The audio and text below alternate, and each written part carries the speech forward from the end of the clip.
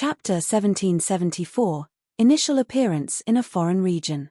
Hellscythe_lucky old cat. Since NPCs were in charge of building the teleportation gate at the central plaza, after Shifeng paid the necessary fees, construction took less than 10 minutes as the pitch-black barrier enveloping the central plaza disappeared.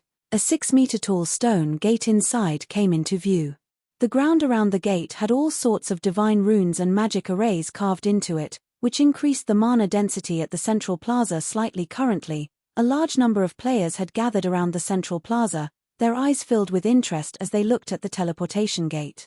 Some adventurer teams couldn't hold back their curiosity and directly teleported to the 3 border fortresses the teleportation gate connected to. When Shifeng's expedition team arrived at the central plaza, it immediately attracted the attention of every player there. Now that Asura had become the master of Coldwind City, no power in Coldwind City dared oppose the adventurer team anymore. Only those seeking to halt their development in Coldwind City would go against Asura. Now, following Shifeng's arrangement, Asura's expedition team started teleporting to the snow ruin in batches. What's Asura trying to do with so many players? Didn't you see that they teleported to the snow ruin?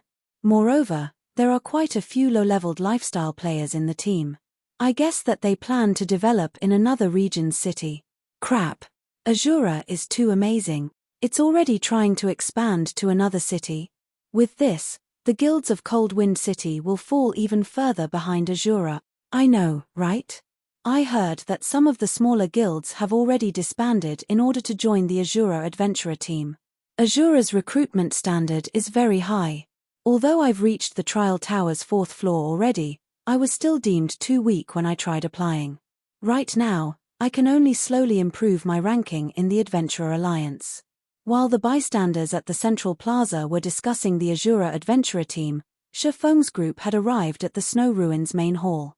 Once everyone was present, Shifeng used the hero's key and teleported 500 players to the other end of the primordial teleportation magic array. As for everyone else, they teleported there using the teleportation entry permit. When everyone opened their eyes again, they had already arrived inside an abandoned shrine. The shrine was so dilapidated that snowy white clouds peeked through the many holes in the roof. Meanwhile, this shrine was located at the other end of the Snow Rift system. Congratulations.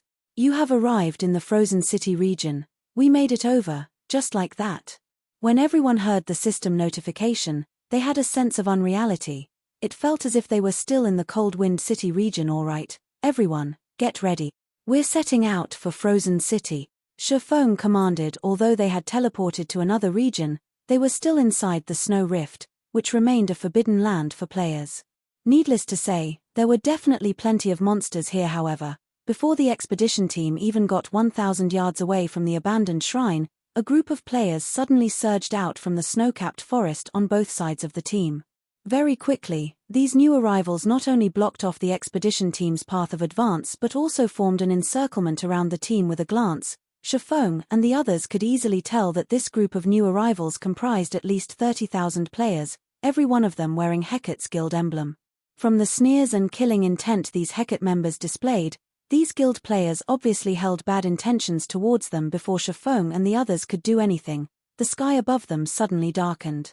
A moment later, everyone in Asura's team gained a debuff that prevented them from using teleportation tools and teleportation skills for 3 hours.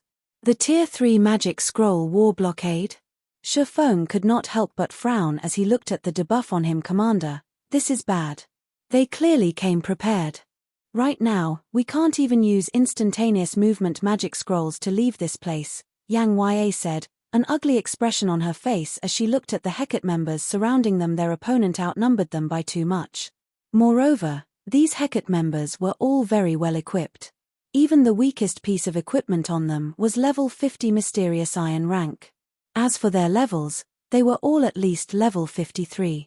Quite a few of them also radiated a chilling aura. These players were evidently experts that had fought on many battlefields. Most likely, they were not the slightest bit weaker than herself and the other Tier 2 experts of Asura.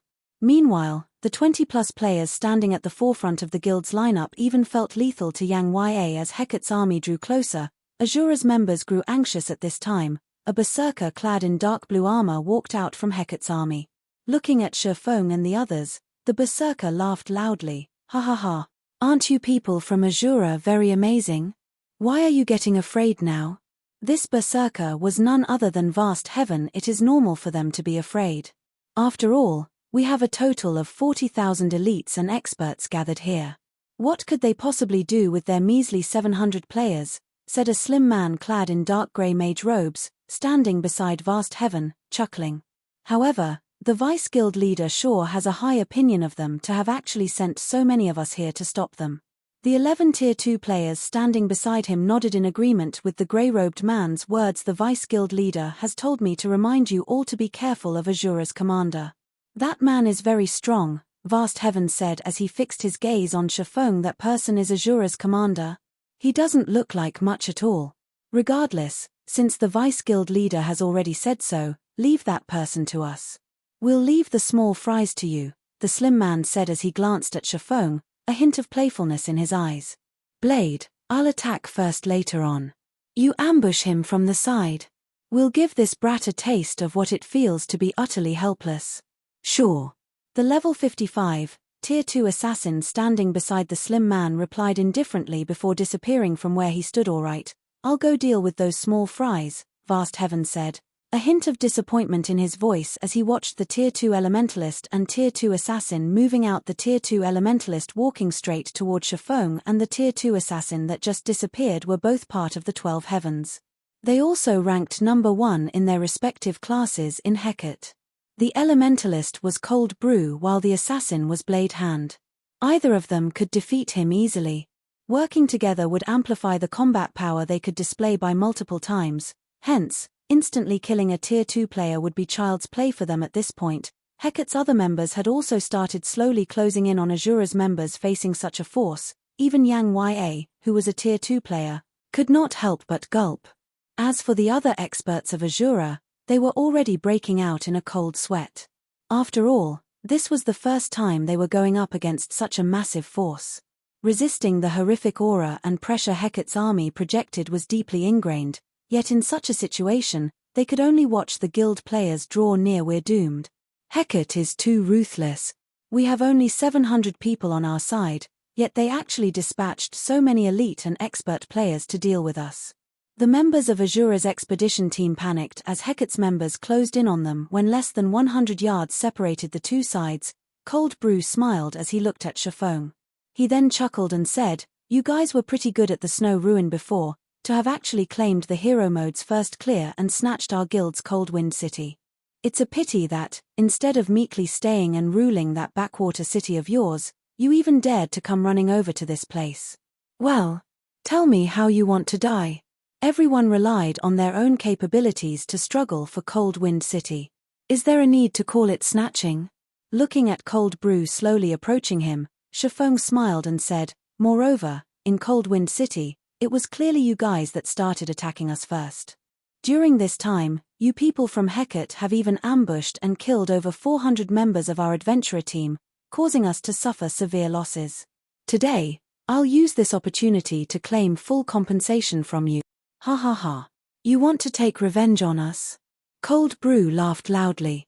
"Our guild had countless enemies. Unfortunately, we annihilated every one of them in the end. How will your Asura adventurer team take revenge on us?" As soon as Cold Brew said so, the large group of experts behind him sprang into action. Like a pack of fierce tigers, they surged towards Asura's members. "Will take revenge like this," Shifeng replied, plucking a scroll and the evil god's eye from his bag. He then unfurled the Tier 3 large-scale destruction magic scroll Purgatory Flames and used the evil god's eye's world power on it. Burn. Purgatory Flames. Chapter 1775, Nightmares Beginning in the Narrow Valley. As Shifeng completed the Tier 3 magic scroll's incantation, 3 crimson magic arrays appeared beneath and circled Shifeng's feet. Immediately after, the ground started to tremble, extending forward and away from Shifeng. Even Hecate's members, who stood over 50 yards away, felt the intense quaking. Damn it. It's a large-scale destruction spell. Everyone, dodge. Cold Brew panicked when he noticed a torrent of mana surge toward Shifeng. However, the magic scroll Shifeng had used had a very short channeling time. By the time Hecate's members had noticed it, The 3 crimson magic arrays formation had completed in the next moment. A gigantic, flaming phoenix, with a wingspan of easily over 100 meters, appeared above Shifeng. The heat the phoenix radiated melted the snow around it. Boom. With a screech, the phoenix flapped its wings once and disappeared, sundering the space it had occupied. In the blink of an eye, the phoenix arrived before Hecate's armor. Seeing the approaching avian, horror flashed on the faces of Hecate's members. At the same time, thoughts of escape flooded their minds. However, compared to the phoenix's speed, Hecate's members were little more than snails. Wherever the phoenix passed, a sea of fire followed. When Vast Heaven, who led the charge against Asura's members, saw the flames, his eyes widened in shock. With a frustrated gaze, he turned towards Shifeng as the fire devoured him, his HP falling to 0 instantly as his body turned to ash. After Vast Heaven disappeared, an item took his place. If these flames even killed a Tier 2 player like Vast Heaven upon contact, Hecate's Tier 1 players didn't have a chance of survival. Agonized screams echoed throughout the valley. Asura. Cold Brew's expression darkened as he glared at the phoenix as it flew past him. Due to the valley's narrow terrain, the single attack had claimed more than 3,000 Hecate members. 4 of the 12 heavens, who weren't adept at protecting themselves, had died as well. The loss Hecate just suffered was egregious. Everyone, charge. Let's teach Hecate's members that if they target our adventurer team, they'll have to pay in blood. Shifeng commanded through the team chat as the phoenix disappeared. Asura will fully compensate you for any losses you suffer today. Against an army of 40,000 elite and expert players, even a 100-man, Tier 2 team would fall. After all, players had limited stamina. Furthermore, Hecate had come prepared for this ambush. The guild had all kinds of magic scrolls and tools for this battle.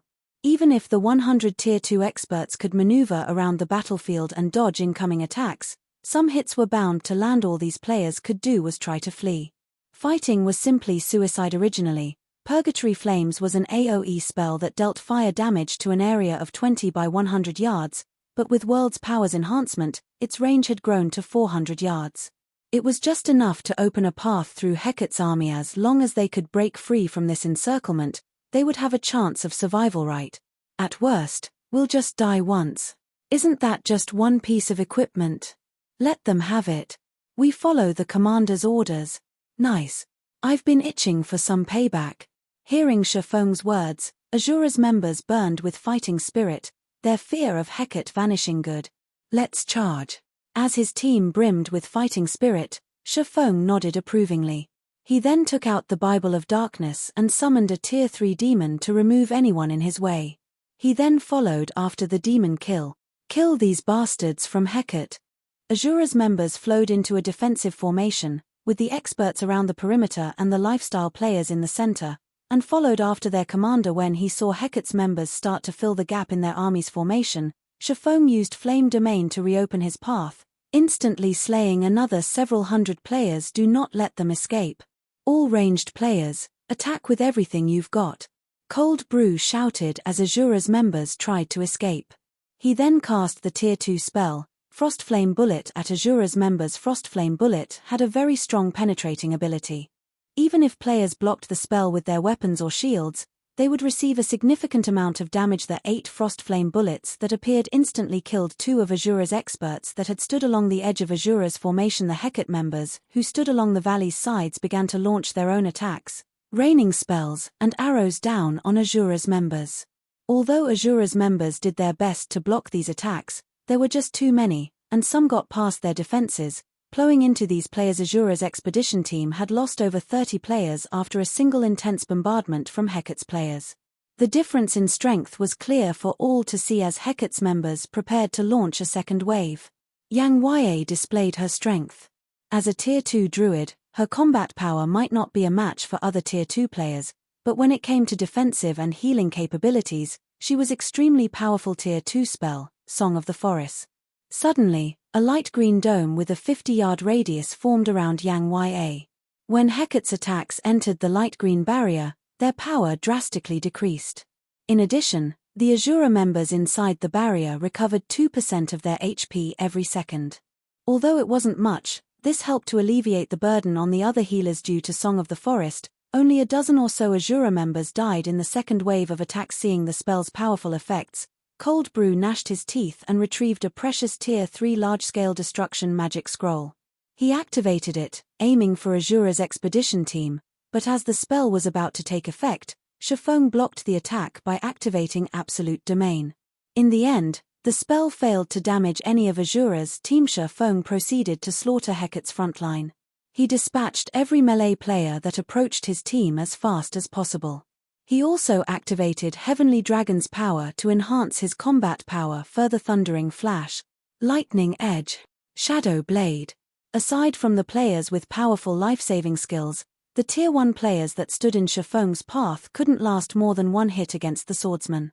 Like the Grim Reaper, Shifeng harvested the lives of Hecate's members, one after another, to ensure that none of Hecate's members could get past him to target his allies. Shifeng abandoned his defense. He focused on killing as many enemies as possible, taking some hits in the process. There was no lack of expert players among the Hecate members who charged at Shifeng, and not only did these experts have incredible aim, but they also had an excellent grasp of timing. While Shifeng focused on carving a path of blood, spells and arrows skillfully flew towards Shifeng's blind spots to strike the swordsman. 387-1, 657-1, 346-2, 046. Seeing the damages above Shifeng's heads, the attacking Hecate members gaped, their eyes nearly falling from their sockets. Impossible. My attack only did a little over 1,000 damage. Is he even human? He received so many attacks, yet his HP has barely moved. Hecate's players were horrified as they watched Shifeng take little to no damage from their ranged allies' attacks as they charged towards Asura's team. Shifeng slew practically every player in his path with a single attack, and expert players were no exception. He easily maneuvered past their defenses, landing direct hits and killing them instantly. Only expert players that had activated a berserk skill had lasted a few more hits. In contrast, their attacks were little more than raindrops to this swordsman. Even after landing several dozen attacks, they had only managed to drop Shifeng's HP to 80%. Meanwhile, Asura's healers only needed a split second to restore Shifeng's HP to full. This was a nightmare. However, things were not looking so good for Asura's members, either. Although Shifeng easily held on, attacks from all sides bombarded his teammates, and they suffered one casualty after another. To make matters worse, more of Hecate's members were drawing near just before Hecate's melee unit reached Asura's members and surrounded them. A gigantic magic array appeared above the battlefield before a powerful force swept down from it. Under this force, Hecate's members felt their bodies grow heavy as their attributes and physiques started to wane. In contrast, Asura's members suddenly felt lighter, a surge of power flooding in their bodies. Even their minds cleared considerably. What's going on? Cold Brew could sense that the battlefield's mana density had increased, boosting Asura's attributes.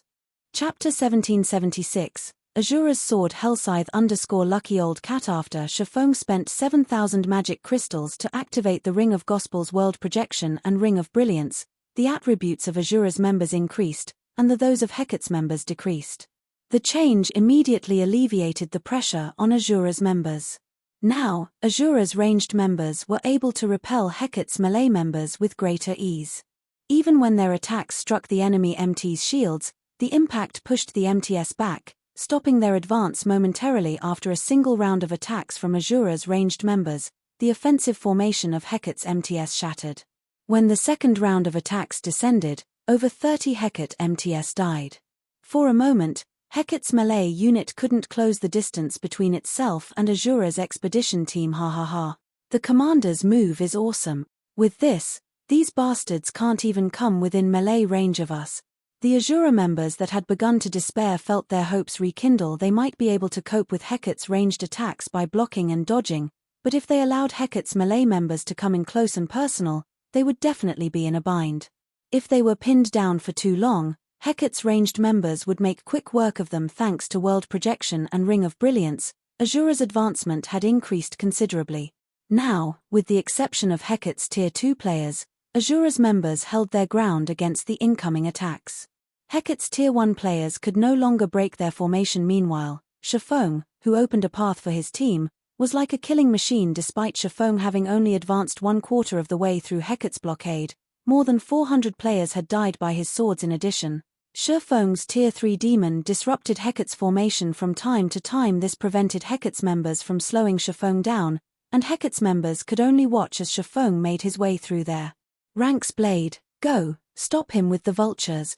We must not let these people get away, Cold Brew said, gnashing his teeth as he watched Shifeng plow through Hecate's army unhindered. Shifeng played a crucial part in this battle. If he hadn't torn a hole in their encirclement, Asura's members wouldn't have had a chance of breaking through. Moreover, too many Hecate members had died at Shifeng's hands. Shifeng left only corpses in his wake. If they did not remove the man from the battle now, they would suffer immense losses. Got it. Blade Hand, who had hidden a short distance away from Asura's expedition team, replied through the team chat. He then led the 6 assassins around him and snuck toward Shifeng. The Vultures was a party of assassins Hecate had specifically nurtured to eliminate important figures in other large guilds. The Vultures had successfully assassinated the upper echelons of super first-rate guilds in the past. When the Vultures were within 30 yards of Shifeng, the 6 assassins each took a magic array scroll from their bags. When they were within 25 yards, they used shadow steps and instantly appeared beside Shifeng. The Vultures moved extremely quickly and simultaneously unfurled the magic array scrolls in their hands. However, Shifeng's response was also swift. He instantly knew what these newcomers intended to do. Immediately, he began brandishing his sword's orbit. Dazzling stars bombarded the 6 assassins, one after another. With both hands occupied, the Vultures couldn't defend themselves.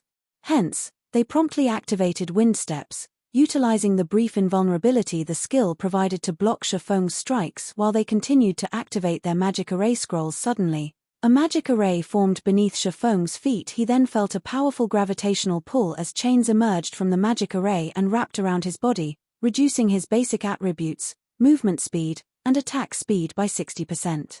Moreover, a magic barrier formed around him, Blade Hand, and the Vultures, sealing them off from the outside world. No attack spells or healing spells would be able to get through this barrier. Die. Blade Hand appeared behind Shifeng, slashing his 2 daggers at the swordsman while he activated his Berserk skill. Similarly, the 6 Vultures activated their Berserk skills and used Absolute Strike, the assassin class's strongest Tier 1 skill since the attacks had been launched from such a close range and Shifeng's attributes and speed had been drastically reduced. He couldn't defend himself in time. As a result, all 7 attacks hit their mark at the same time. Commander. Anxiety and concern overwhelmed Yang Ya as she watched Shifeng take the hits, facing 1 Tier 2 assassin and 6 Tier 1 assassins with activated Berserk skills. Even Shifeng, who had activated Heavenly Dragon's power, would likely fall his finally death. Cold Brew could not help but breathe a sigh of relief when he saw the attacks strike Shifeng. With Shifeng dead, the remaining members of Asura were fish on the chopping block. Moreover, the fact that they had killed Shifeng, the Asura Adventurer Team's commander, more or less justified the large number of casualties they had suffered. However, unlike Cold Brew, the Vultures and Blade Hand, who were inside the magic array, expressed neither joy nor relief. Instead, they stared at Shifeng with grim expressions. This was because their weapons had not struck Shifeng at all. Rather, a translucent barrier enveloping Shifeng's body had stopped their weapons. What a powerful assassination technique. For a moment, even I thought I was dead meat. After glancing at his 7 tense assailants, Shifeng took a look at the void shield he had activated. His void shield had already lost more than 30% of its energy. If he had failed to activate the barrier in time, he definitely would have died. It's only a protective shield. I refuse to believe it can last forever. After recovering from his shock, Blade Hand altered his dagger's trajectory and launched another attack. Similarly, the 6 Vultures launched their own assault. The 7 assassins remained cold and unmoving as they attacked Shifeng's protective shield in a frenzy, disregarding any cost. While inside the magic array, their basic attributes surpassed Shifeng's. They were also faster than the swordsman. Meanwhile, skills that generated protective shields could only absorb a limited amount of damage. As long as they broke through the protective shield, Shifeng would die. All the same daggers and short swords rapidly struck Shifeng's void shield. Dang, dang, dang. Shifeng executed sword's orbit to defend himself, but each time he blocked an attack, his arms would tremble slightly. In terms of strength, he was no match for the 7 assassins. Meanwhile, The assassin's coordination prevented him from blocking all of their attacks. As a result, his Void Shield's energy continued to deplete 60%, 50%, 30%, while Void Shield's energy drained. The expedition team's situation had taken a turn for the worst.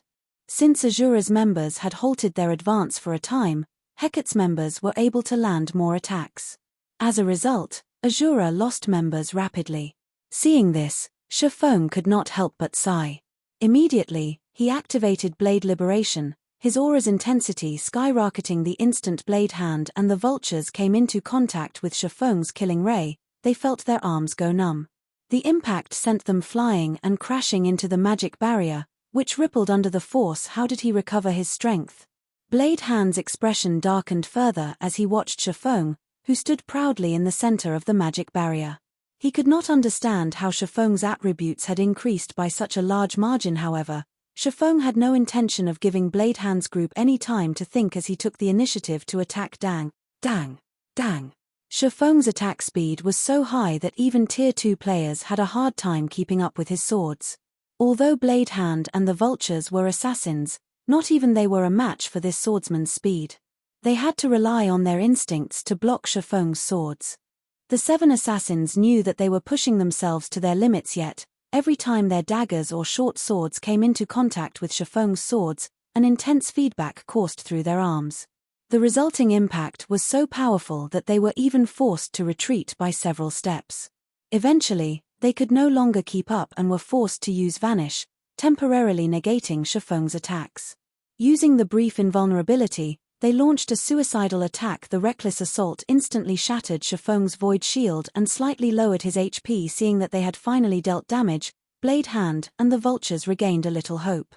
Immediately, the 7 assassins disregarded defense and launched another reckless assault. However, just as their attacks were about to strike Shifeng, their target split into 2 identical copies. Phantom kill. Blade Hand and the vultures were dumbfounded, but since their brief invulnerability was still active, they thrust their blades at the 2 copies. However, with the 7 assassins' attacks divided and the fact that Shifeng had an absurd amount of HP and defense, the assassins failed to kill either of Shifeng's copies. When the 7 assassins' temporary invulnerability ended, Shifeng and his doppelganger simultaneously activated Shadowblade, sending 20 strikes flying at the assassins. There was little space for players to move around inside the magic barrier, and as a result, 5 of the 7 assassins were killed instantly. Shifeng and his doppelganger then executed Purgatory Pentaslash, each bombarding the 2 remaining assassins with 5 slashes. The power of each slash grew stronger than the last, and by the time Shifeng and his doppelganger landed their 5th hit, their opponents were paralyzed suddenly. A streak of blue light cut down Blade Hand and the last vulture. This time, the 2 assassins were powerless. When the streak of light cut through the 2 assassins' leather armor, both were thrown into the magic barrier, staring with widened eyes as they died. They simply could not bring themselves to believe that some commander of a measly adventurer team had turned the tables on Hecate's vultures, who were powerful enough to make the various large guilds tremble with fear. Although Blade Hand wanted to say something, his HP had reached 0. His vision faded to black as his body transformed into a streak of light and disappeared, leaving behind a piece of equipment. Shortly after, the magic barrier around Shifeng shattered and vanished. Chapter 1777, Scourge. Hellscythe_Lucky Old Cat. Along with the magic barrier's disappearance, Hecate's members, who were slowly closing in on Asura's members, could not help being stunned. Everyone in Hecate knew of the vultures. The group was second only to the guild's pride, the 12 Heavens, in terms of strength. When it came to fame, the vultures were far more renowned than the 12 Heavens because the vultures had killed many people in the upper echelons of first-rate guilds before, and even someone in the upper echelon of a super first-rate guild. Moreover, Blade Hand, Hecate's #1 assassin, had even led the assault on Shifeng this time. Yet, after fighting for just a little over 10 seconds, all 7 of the vultures actually got killed as not dead. Even after all that, a hint of fear flashed across Cold Brew's eyes as he watched Shifeng collect the items dropped by Blade Hand and the vultures. Although he had long since known that Shifeng was very strong, he hadn't thought the swordsman was this strong. Gritting his teeth, Cold Brew immediately commanded, "Everyone nearby, listen up. Stop Asura's commander at all cost. He has already used up all his trump cards. We cannot let him get away, no matter what. I will reward 4 pieces of level 50 fine gold equipment or 1 level 50 dark gold weapon to whoever manages to kill him. With such strength, if they allowed Shifeng to develop freely, he would undoubtedly become a scourge on Hecate in the future. Only by killing Shifeng once now and damaging his vigor would they be able to disrupt Shifeng's development. Moreover, it wasn't very easy to hunt down and encircle players out in the field.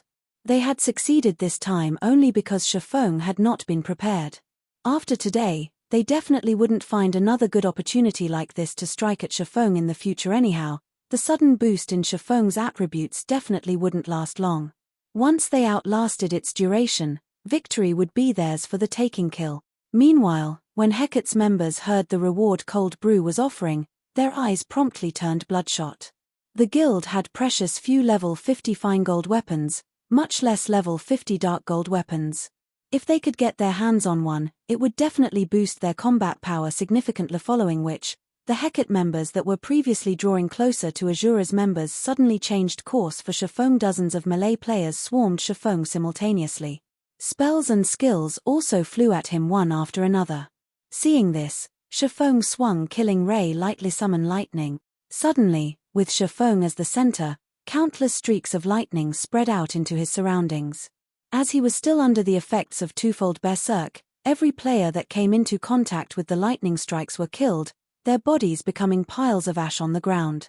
Before the might of this attack, Hecate's members, who were fired up with bloodlust, instantly cooled down, their charge coming to an abrupt halt. Sure enough, there are still too many people.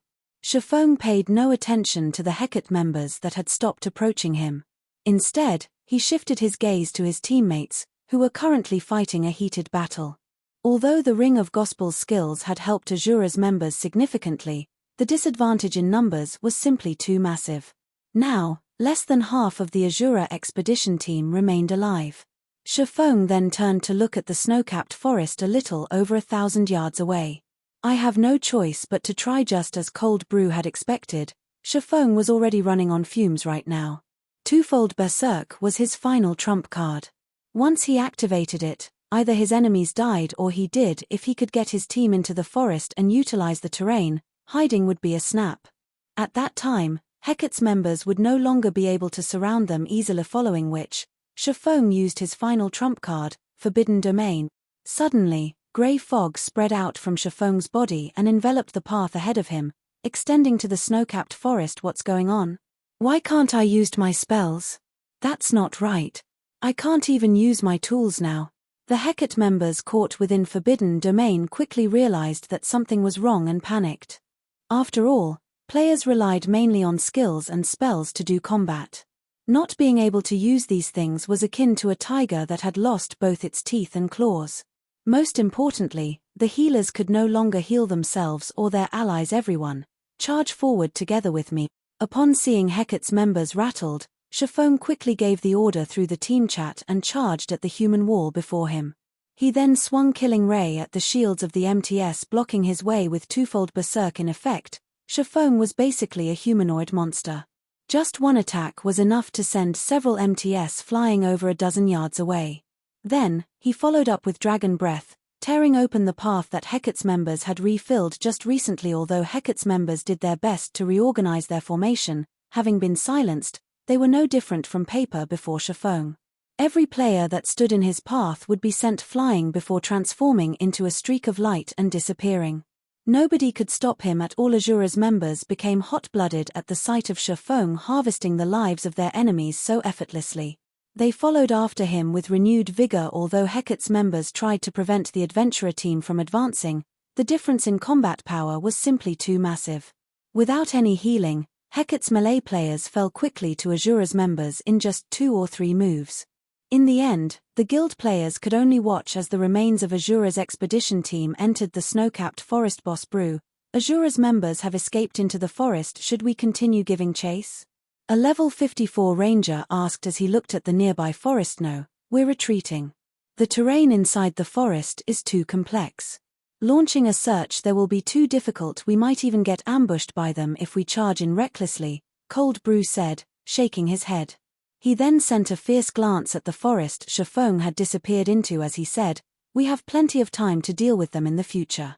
Frozen City isn't a place they can easily survive in, following which, Hecate's members all used their return scrolls and returned to Frozen City. Meanwhile, news of Hecate's failed encirclement soon entered the ears of the various guilds of Frozen City and set off quite a commotion among the upper echelons of these guilds. Many guilds in Frozen City even held emergency meetings over this matter. This Asura adventurer team sure is amazing. It actually managed to make Hecate eat a loss. This adventurer team is quite good. Have someone try to make contact with it. For a time, the various guilds of Frozen City did their best to find out more about the Asura adventurer team.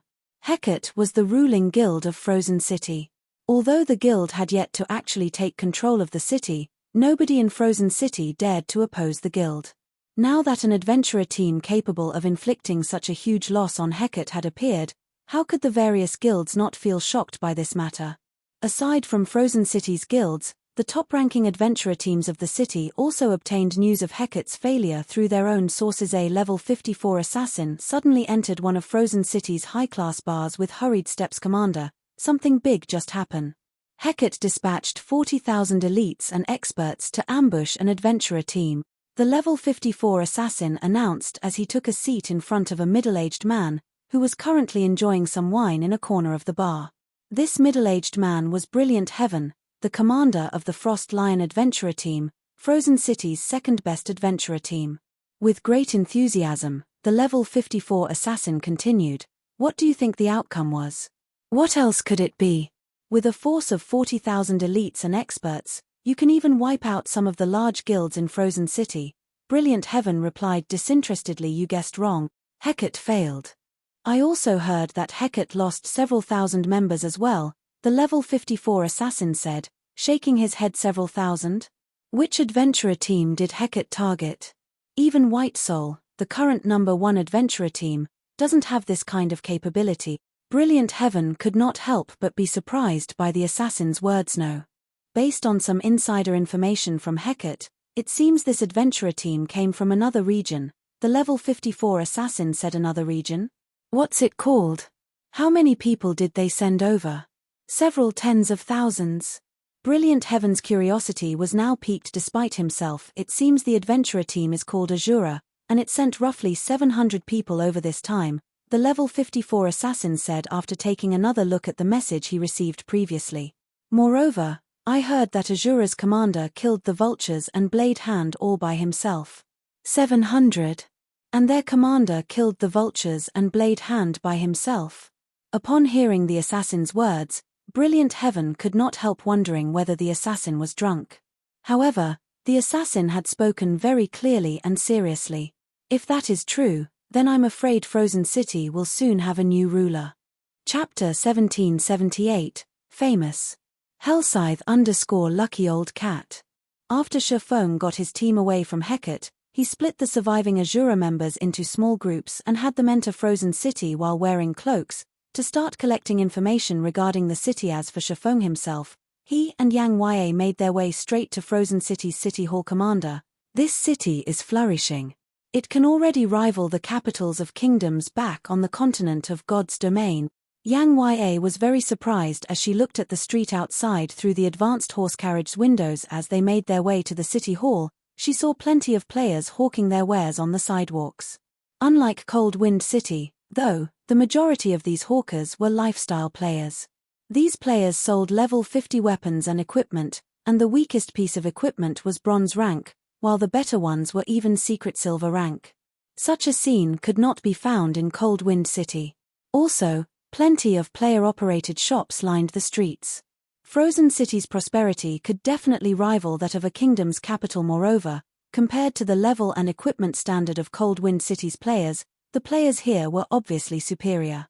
Most of the players on the street were level 52 and were fully geared in level 50 mysterious iron equipment. There were also quite a few level 53 experts sporting multiple pieces of level 50 secret silver equipment. Yang Ye even spotted some independent players in level 50 fine gold equipment. This place is indeed developed. If comparing purely in terms of lifestyle player standards, Frozen City is far superior to the capitals of kingdoms. As Shifeng looked at the lifestyle players on the sidewalks, he discovered that these lifestyle players were not wearing any guild emblems. Despite not being a member of a guild, they were capable of producing level 50 secret silver equipment. The forging standard of the lifestyle players in Frozen City was much higher than that of the lifestyle players on the main continent. For example, inside Starmoon Kingdom, only the lifestyle players of the Candlelight trading firm could produce level 50 secret silver equipment at a feasible cost. By the looks of it, Frozen City should be one of the Ice Crystal World's main cities. Main city? Yang Ye repeated.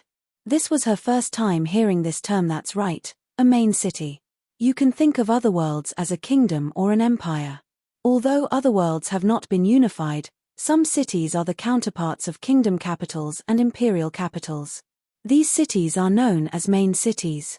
They function as an intersection for neighboring regions. However, other worlds do not have only one main city. Depending on the size of an otherworld, it can have around 3 to 7 main cities.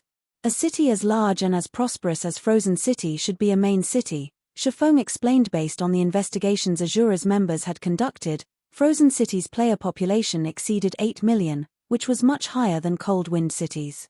In fact, Frozen City's player population exceeded even White River City's slightly, which was simply impossible for an ordinary city. In addition, Frozen City had opened a path to 2 other cities just a little while ago. At the same time, the Frozen City region had multiple maps leading to other regions. All this proved that Frozen City was a main city in the Ice Crystal world. Originally, Shifeng had expected to arrive at an ordinary city similar to Cold Wind City. He had never imagined that he would actually land himself in a main city. This came as a pleasant surprise. The importance of an otherworld main city was much greater than that of a kingdom capital or imperial capital on the continent of God's domain. The reason for this was access. Players in most ordinary cities in otherworlds had to transit a main city in order to travel to other ordinary cities. On the other hand, players on the continent of God's domain could teleport freely between cities belonging to the same kingdom or empire. Moreover, regions housing ordinary cities had access to only one main city. One could travel to other main cities only via the main city they were connected to. Due to these reasons, the main cities of otherworlds were very important. At the same time, the difficulty of taking control of a main city was also much greater. However, once players successfully seized control of a main city, they could monopolize a sizable portion of an otherworld's resources, which also made main cities prime targets for the various large guilds. Now that Shifeng had managed to arrive at Frozen City ahead of the Black Dragon Empire's various large guilds, he had a much better chance of taking control of the city. After riding on the horse carriage for about 20 minutes, Shifeng and Yang Ye arrived at Frozen City's City Hall. Currently, merchant players crowded the main lobby. Some of these merchant players were standing before the front counter and browsing through the shops available for purchase in the city. Others were sitting in the lounge and chatting while waiting for their turn. Did you hear? Hecate ambushed an adventurer team in the Snow Rift just recently. In the end, however, not only did Hecate lose several thousand elite and expert players, but it even let nearly half of the adventurer team get away. Of course, I've heard about it. I also know that the targeted adventurer team is called Asura and that it's an adventurer team that came from Cold Wind City, a city that Hecate is trying to occupy. This Asura adventurer team sure is amazing.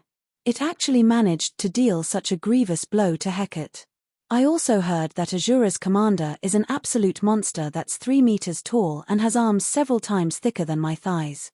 He managed to wipe out the vultures and kill several thousand elite and expert members of Hecate all by himself. Even tier 2 experts are like tofu before him. What a monster. It's no wonder even the vultures got annihilated.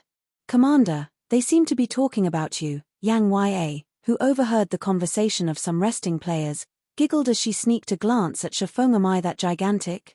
Shifeng could not help being flabbergasted by the conversation of these players. The rumors about him were growing increasingly ridiculous. Hecate's ambush this time had indeed dealt a severe blow to Asura's expedition team. However, Asura had also gained a considerable harvest from the ambush, and this harvest came in the form of free promotion. After all, Hecate had caused quite a commotion when it dispatched an army of 40,000 players to hunt a single adventurer team. The fact that the guild returned in failure only served to garner even more attention from the general populace. At this point, Practically every player in Frozen City had heard about the Asura adventurer team already. After Shifeng arrived on the second-floor hall of the City Hall, he revealed his City Protector title. Lord Protector, how may I be of service to you today? An NPC senior administrator promptly walked over to greet Shifeng. I wish to purchase a plot of land in the city. Shifeng said. All right, these are the available lands in our city right now, the senior administrator said as he took out a map of Frozen City. Green and red markers dotted the map, with the green markers signifying ownerless lands, and the red markers signifying owned lands. Looking at the city map, Shifeng could not help but smile. Sure enough, the lands around that street are still untouched, Shifeng thought as he looked at a section of the city that was all green. Labeled the Old City District, this section was located in the outer area of the city, and it would seem that nobody was interested in purchasing the lands there. After all this time since the launch of God's Domain, the important lands of NPC cities, whether on the main continent of God's Domain or in other worlds, had already been bought by the various guilds. No good locations would be left unclaimed. However, the NPC cities in other worlds were slightly different, particularly the old city districts of the main cities. In other worlds, only main cities had access to other main cities. This was like how teleportation between countries was limited to the capitals. Players needed to travel to the capital in order to teleport to another country. However, the way this access was gained wasn't by opening up a path in a particular map but by activating the air routes between cities. Once the air routes were activated, players could then ride a flying ship from one main city to another. These flying ships would dock at the main city's old city districts, where the main cities would construct an airport. In the past, the various large guilds had been ignorant of this fact. As a result, some merchant players that had gambled their money on the lands of the old city districts ended up making a fortune for themselves. Currently, practically all the lands around the area reserved for the future airport were ownerless. This was a massive business opportunity for Shifeng. Lord Protector, may I know which plot of land you wish to buy? I can also give you a detailed introduction of the lands available here, the senior administrator asked when he saw Shifeng remaining unresponsive for quite some time. No need for introductions. I want every plot of land in this area, Shifeng said as he pointed at the several streets of the old city district. Chapter 1779, Difference Between Cities. Hellscythe_Lucky Old Cat. Everything, the NPC senior administrator couldn't help but ask, flabbergasted.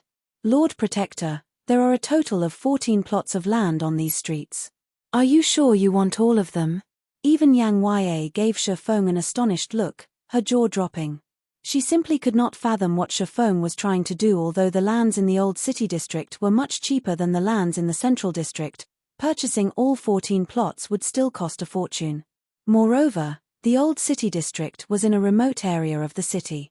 Even now, nobody had bothered to purchase any of those lands. One could easily see just how poor the location was. Just finding a tenant might be impossible. That's right. I want all of them. Shifeng nodded. All right, the total for the 14 plots of land comes to 31,500 gold. After making sure that Shifeng wanted to buy old city district's lands, the senior administrator excitedly calculated the total price and handed Shifeng a list. Examining this list, Shifeng noticed that the cheapest plot cost over 2,000 gold. These lands were slightly more expensive than those in the outskirts of a kingdom's capital city. However, once the air routes between main cities opened to the public, these lands would become dozens of times more valuable. Even if he didn't have a use for these lands, he could rent them out and make a fortune.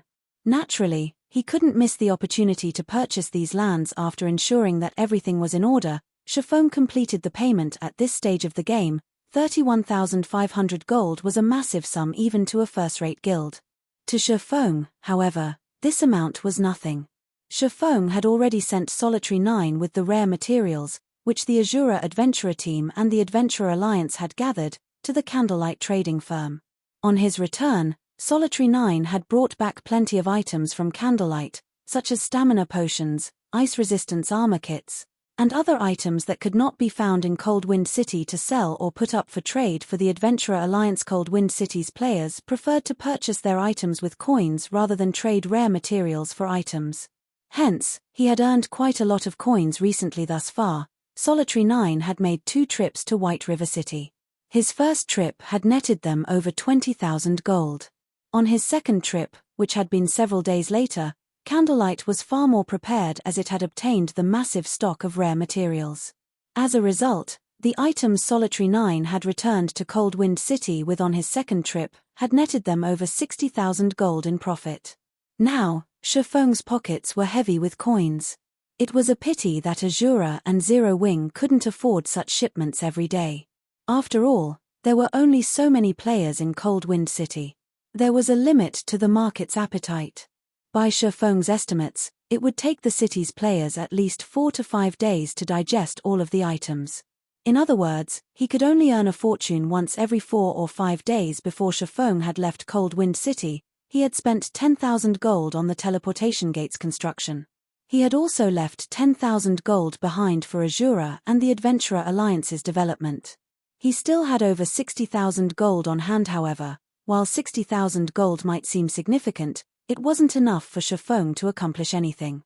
He needed a lot more than this paltry amount. Aside from Coldwind City's development, Shifeng was responsible for the development costs of Zero Wing's branch guild, Ilverwing Town, and the Lost Town in the Boneless Land, all of which required a massive amount of funds. This was especially true for Silverwing Town and the Lost Town.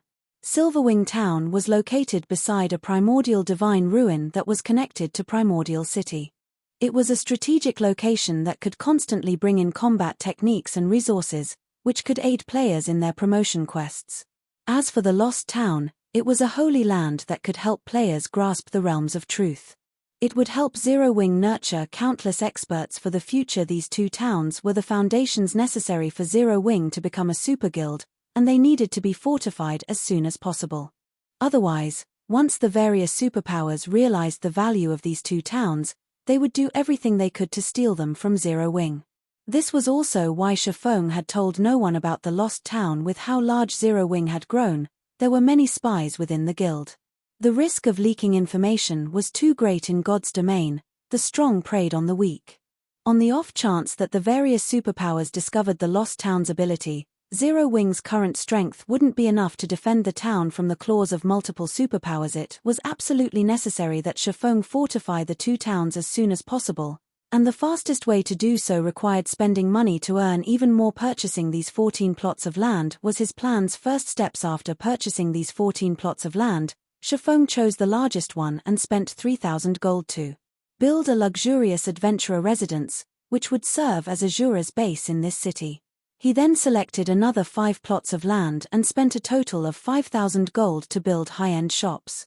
Shifeng intended to use these shops as temporary warehouses. Frozen City had far more residential players than Coldwind City, and the resources these players possessed were doubtlessly superior to those in Coldwind City in both quantity and quality. After making the necessary preparations, Shifeng went on to Frozen City's official forums and published a post as the Asura Adventurer Team's commander. The Adventurer Alliance is currently recruiting in Frozen City. We offer excellent benefits with no restrictions. Strong, capable players can even join the Asura Adventurer Team directly. The moment this post went public, many players that were interested in the Asura Adventurer Team clicked on it out of curiosity. Amazing. Truly amazing. What? We can even purchase level 50 Feingold set equipment. Quick, look. We can actually purchase combat techniques in the Adventurer Alliance. There are also ice resistance gemstones among the exchangeable items. This Asura Adventurer Team is too generous. Does Asura plan to gather strength for a war against Hecate? Is this for real? If it's true, I'll join the Adventurer Alliance right away. Magic light set, here I come. The post Shifeng had uploaded contained information that introduced the Adventurer Alliance's benefits. To attract more players to join, he had even used the magic light set and combat techniques as bait. Of course, not only did items like the magic light set require a large number of Adventurer Alliance points, but they also required a sufficient number of soul-dissolving flowers. Shortly after Shifeng's post went live, the independent players throughout the entire Frozen City went into an uproar. Every one of these independent players rushed toward Asura's residence. Although the majority of them did not have soul-dissolving flowers, they were still curious to find out whether the Asura Adventurer Team's claim was true, wanting to confirm the situation with their own eyes. Before 10 minutes had even passed, over 10,000 independent players had crowded around Asura's residence, seeking to join the Adventurer Alliance. They packed the street outside the residence, forcing Asura's members to step up and maintain order when Frozen City's independent players joined the Adventurer Alliance and saw the exchange list in the main lobby. They were ecstatic. The magic light set was on the list, as promised, and there were actually 3 available. After getting their fill of the magic light set, the independent players in the lobby turned their bloodshot eyes toward the ice resistance gemstones that increased one's ice resistance by 5 points. They immediately began to bid on the gemstones. Frozen City had far more resources than Cold Wind City, especially when it came to magic crystals. This was because Frozen City had an Asura mode regional dungeon in its area. Players could visit the regional dungeon to harvest the magic crystals they needed. Hence, Frozen City's players had slightly more magic crystals in their possession than Cold Wind City's players. Very quickly, the prices for the ice resistance gemstones shot up to 7 magic crystals, with some even reaching 8 magic crystals. Roughly 30 minutes later, the 5,005-point gemstones Chiffon had brought from Cold Wind City had sold out. Frozen City's appetite for the ice resistance gemstones was many times stronger than Cold Wind City's. The sales had also earned Chiffon over 35,700 magic crystals. Realizing that demand for the gemstones was so high here, Chiffon posted 10,000 6-point gemstones for sale as well, with their minimum price set at 7 magic crystals. However, instead of selling batches of 1,000 at a time, as he had before, he only sold the 6-point gemstones in batches of 200 and 300. To Chiffon's surprise, all 3 magic light sets had sold roughly 3 hours after he had established the Adventurer Alliance in Frozen City, netting him 18 soul-dissolving flowers. Despite all of his efforts to collect the soul-dissolving flower in Cold Wind City, he had only collected 6 stalks, yet he had secured 18 stalks only 3 hours after arriving in Frozen City. The difference between the 2 cities was greater than he had imagined. Although the magic light sets had likely been purchased by players from large guilds, potentially adding to these guilds' strength, Chiffon didn't care after all. He had finally secured the 20 soul-dissolving flowers after Chiffon withdrew the 18 soul-dissolving flowers from Asura's warehouse. He nearly lost himself to his excitement and clicked to remove the curse on the Philosopher's Hand. Fortunately, he managed to suppress his elation and found a private room in the residence. Only after ensuring that he was alone did he retrieve the crystalline hand from his bag system. It has been detected that you have 20 soul-dissolving flowers. Do you wish to remove the curse on the Philosopher's Hand? Seeing the system notification, Chiffon clicked accept without hesitation. Chapter 1780, Initial Unsealing of a Legendary Item. Hellscythe _ Lucky Old Cat. The instant Chiffon chose to remove the curse, the crystalline, skeletal hand released a purplish gold glow that lit up the entire room. The mana density in the room also started to rise at a rapid rate. Amazing. So, this is the power of the Philosopher's Hand. Chiffon was unprecedentedly calm as a white mist surrounded him. Shortly after, the mist-turned mana gradually took liquid form. A globe of liquid mana then formed before Chiffon. A moment later, a scene began to play in the mana globe. The footage showed a world enveloped in fire. The world's sky was covered in dense, dark clouds, and from time to time, a tower of flame would rise into the sky. Meanwhile, white flames danced on flowing, white-hot magma in this world's center. The flames were so hot that they even distorted space around them. However, Chiffon could faintly see a gigantic gate in the center of the white-hot flames. In addition, a massive, crimson figure paced inside the flames. The figure wielded a trident that seemed to be the ruler of the surrounding flames. After 1 minute of the footage, it disappeared. The room gradually returned to its original state, and the Philosopher's Hand quietly hovered before Chiffon. However, the item was now decorated in carved, divine runes. The Philosopher's Hand's attributes had also undergone significant changes. Cursed Philosopher's Hand, legendary rank item. As the creator of the Philosopher's Hand failed to complete his wish before death, the creator's soul had attached itself to the Philosopher's Hand and cursed it to lose all of its power. As soul-dissolving flowers had been used on the Philosopher's Hand, the creator's soul had received soul guidance. As a result, the curse has been weakened slightly. Additional skill dash. Philosopher's Soul offers players guidance for 1 hour when crafting items. Cooldown, 3 hours. What an amazing skill. I've only partially removed the curse, yet the Philosopher's Hand has gained such a heaven-defying skill. It's no wonder why it had been known as an alchemy treasure. Shifeng was astonished when he saw the updated attribute panel. Most likely, the effects of Philosopher's Soul could rival even the value of a meditation potion. However, the materials needed to produce the meditation potion were incomparably valuable, and the potion itself was impossible to mass-produce. Philosopher's Soul, on the other hand, was a skill that could be used indefinitely. Although the skill could only be used to help lifestyle players craft items, not to learn combat techniques like the meditation potion, it was still a precious resource. If the public discovered this skill, guilds throughout the game would hunt Shifeng down to steal it. In God's Domain, players had to invent items, which involved a process of trial and error to become lifestyle masters. It would take a very long time for a lifestyle player to reach the master rank. However, if one had some guidance, inventing an item would become easier. This would help lifestyle players, who were just a small step away from becoming a master, cross the final threshold. After just partially dissolving the curse on the Philosopher's Hand, it offered such a powerful skill. It was no wonder why Kingdom's Sword had developed its trading firm to the forefront of the Dark Knight Empire within a short time. After all, lifestyle masters were the core competitive power of a trading firm. This outcome made Shifeng even more eager to complete this epic ranked main storyline quest and obtain the complete Philosopher's Hand. However, the World Forest's location is a big problem.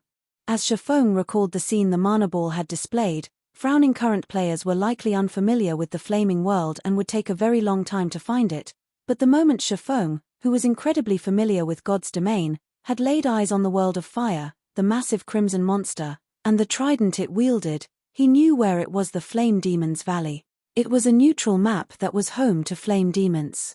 The gigantic monster in the recording was, in fact, the Flame Demon King, the Flame Demon's Valley's final boss. As the Flame Demon's Valley was rich in magic crystals and sourcefire ore, it had been highly contested over by the various large guilds in the past.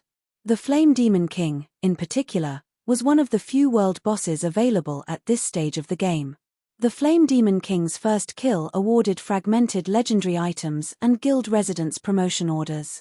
As a result, God's Domain's various superpowers had dispatched large armies to raid it. Unfortunately, every guild that had tried to raid the world boss had returned in failure. The Flame Demon King had only been level 83 back then. The various superpowers expedition team members had, on average, been over level 80. The expedition teams also consisted of tier 2 players, yet they hadn't been powerful enough to stand against the Flame Demon King's strength. Every expedition team had been annihilated. Only after players had reached level 100 and obtained their tier 3 classes did they finally defeat the Flame Demon King. Meanwhile, the main reason that level 80 plus players had failed to defeat the Demon King was the Flame Demon's Valley's intense environment. The area the Flame Demon King occupied was so hot that players would rapidly lose HP even in full fire resistance equipment and with advanced fire resistance potions. When a team battled the Flame Demon King, the team's healers constantly had to heal every member of their team.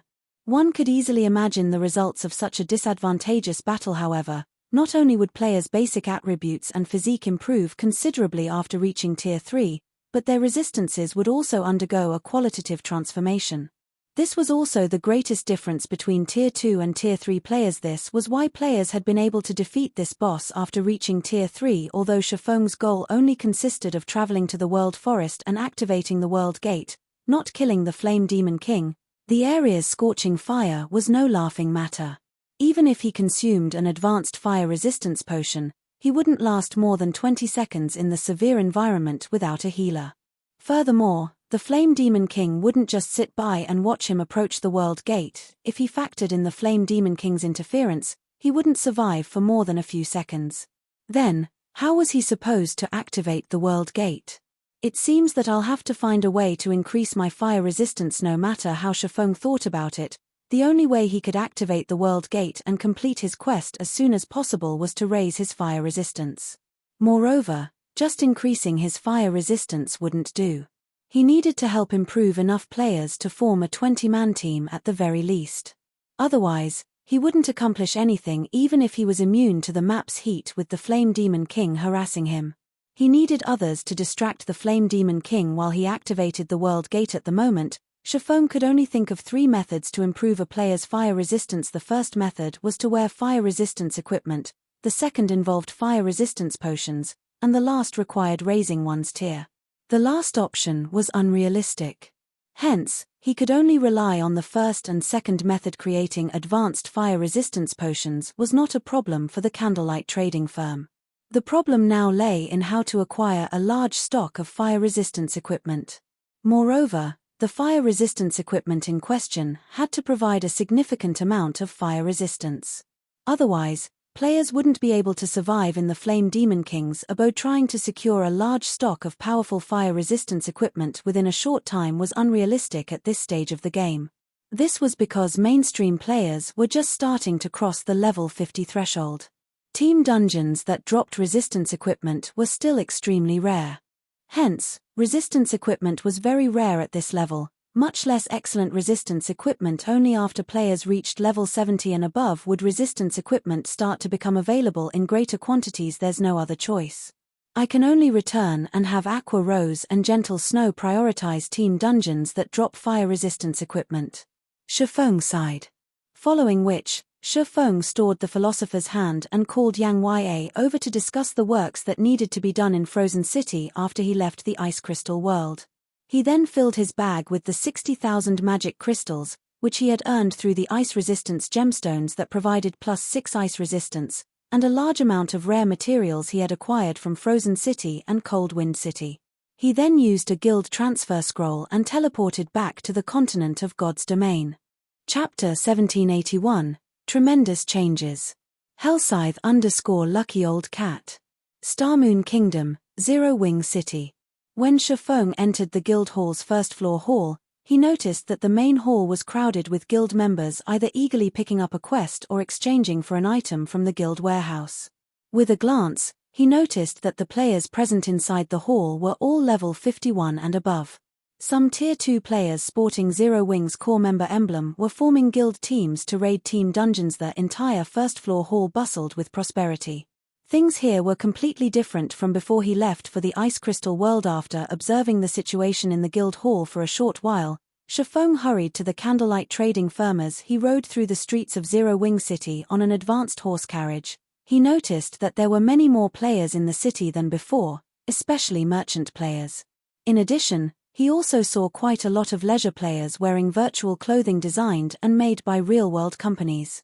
It was obvious that players had started treating Zero Wing City as a place where they could enjoy life. Aside from merchant players and leisure players, there was also a marked increase in expert players in the city. Just within his field of vision alone right now, Shifeng already spotted several dozen level 53 and above expert players and even 2 extremely rare Tier 2 players. This was a situation that could not be found even in Frozen City. However, the greatest change to Zero Wing City was the horse carriages on the streets. Convoys of carriages frequently drove past Shifeng. These convoys mostly belonged to NPC merchant caravans, the presence of which also represented the prosperity of a city. And the more there were of such caravans inside a city, the more prosperous a city was. After Zero Wing City's prosperity reached a certain degree, so long as the city met certain safety requirements, it could get promoted from a basic city to an intermediate city. In Shifeng's opinion, Zero Wing City's promotion was imminent. If a guild wished to promote its basic city to an intermediate city, the city needed sufficient popularity.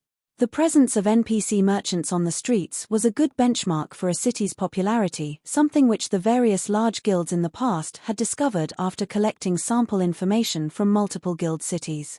Normally, when half of the merchant caravans present in the city were made up of advanced transport carriages, a basic city already possessed sufficient popularity to become an intermediate city. Meanwhile, roughly 1/3 of the merchant-owned carriages present inside Zero Wing City were advanced transport carriages.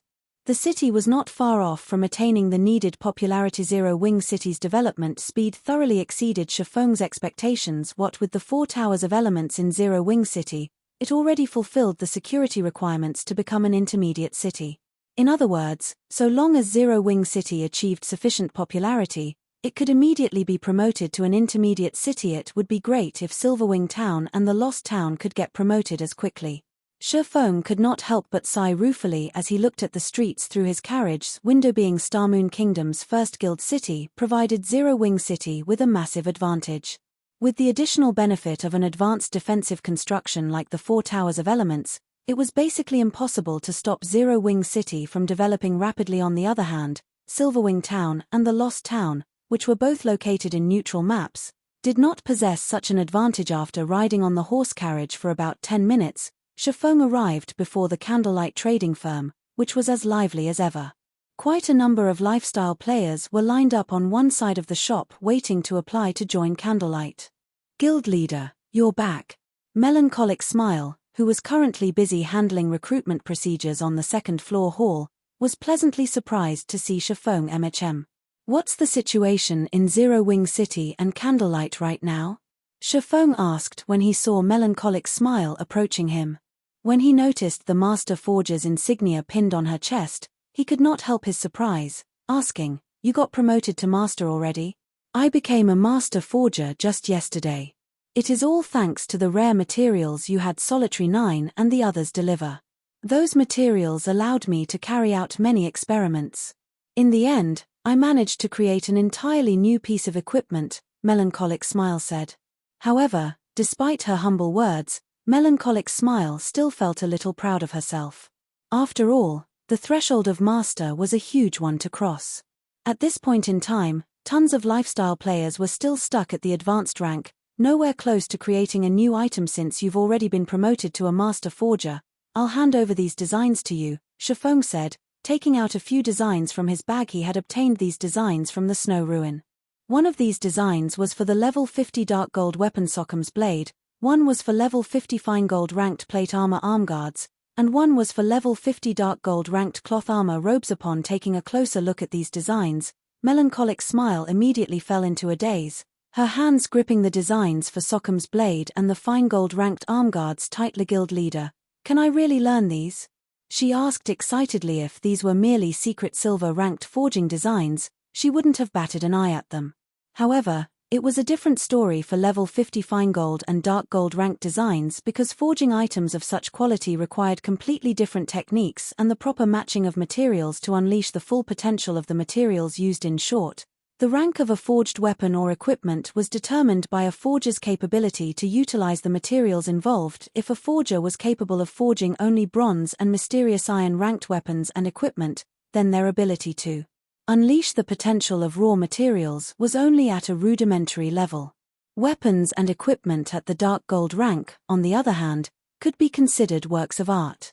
At this rank, the matching of materials was practically at a perfect level. Meanwhile, if players wished to create such works of art of their own, they needed to keep learning level 50 plus Fine Gold and Dark Gold ranked forging designs. However, designs of such rank were extremely rare and difficult to obtain.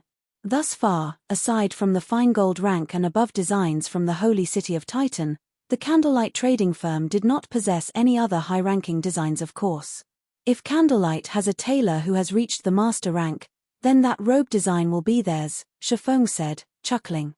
This situation made him realize that, aside from various rare materials, he could also get high-ranking designs for lifestyle players from the Ice Crystal world.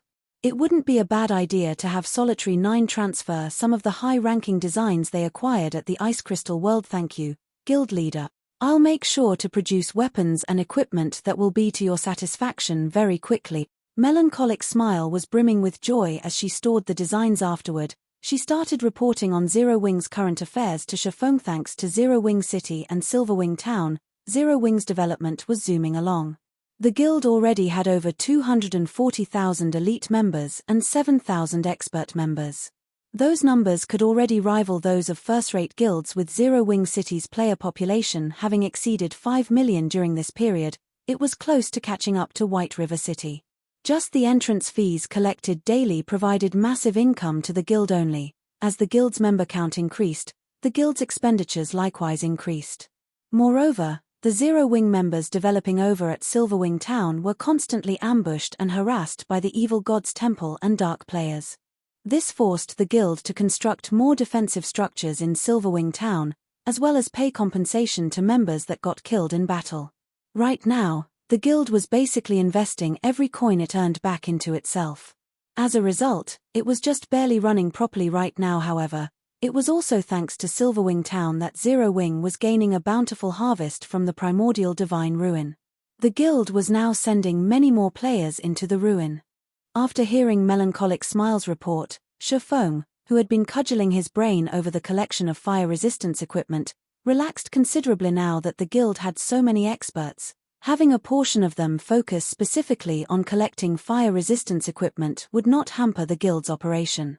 At the very least, it would not affect the main force's development. As for funding, that was not a problem at all.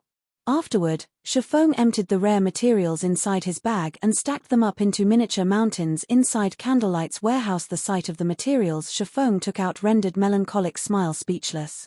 The amount of materials greatly exceeded the total amount that Solitary Nine's group had brought over in 2 trips. With so many rare materials, they could earn a fortune just by selling the materials directly. If they turned these materials into products and sold them, they would earn even more. After all, many of these materials were suitable for producing level 50 weapons and equipment at the secret silver rank and above.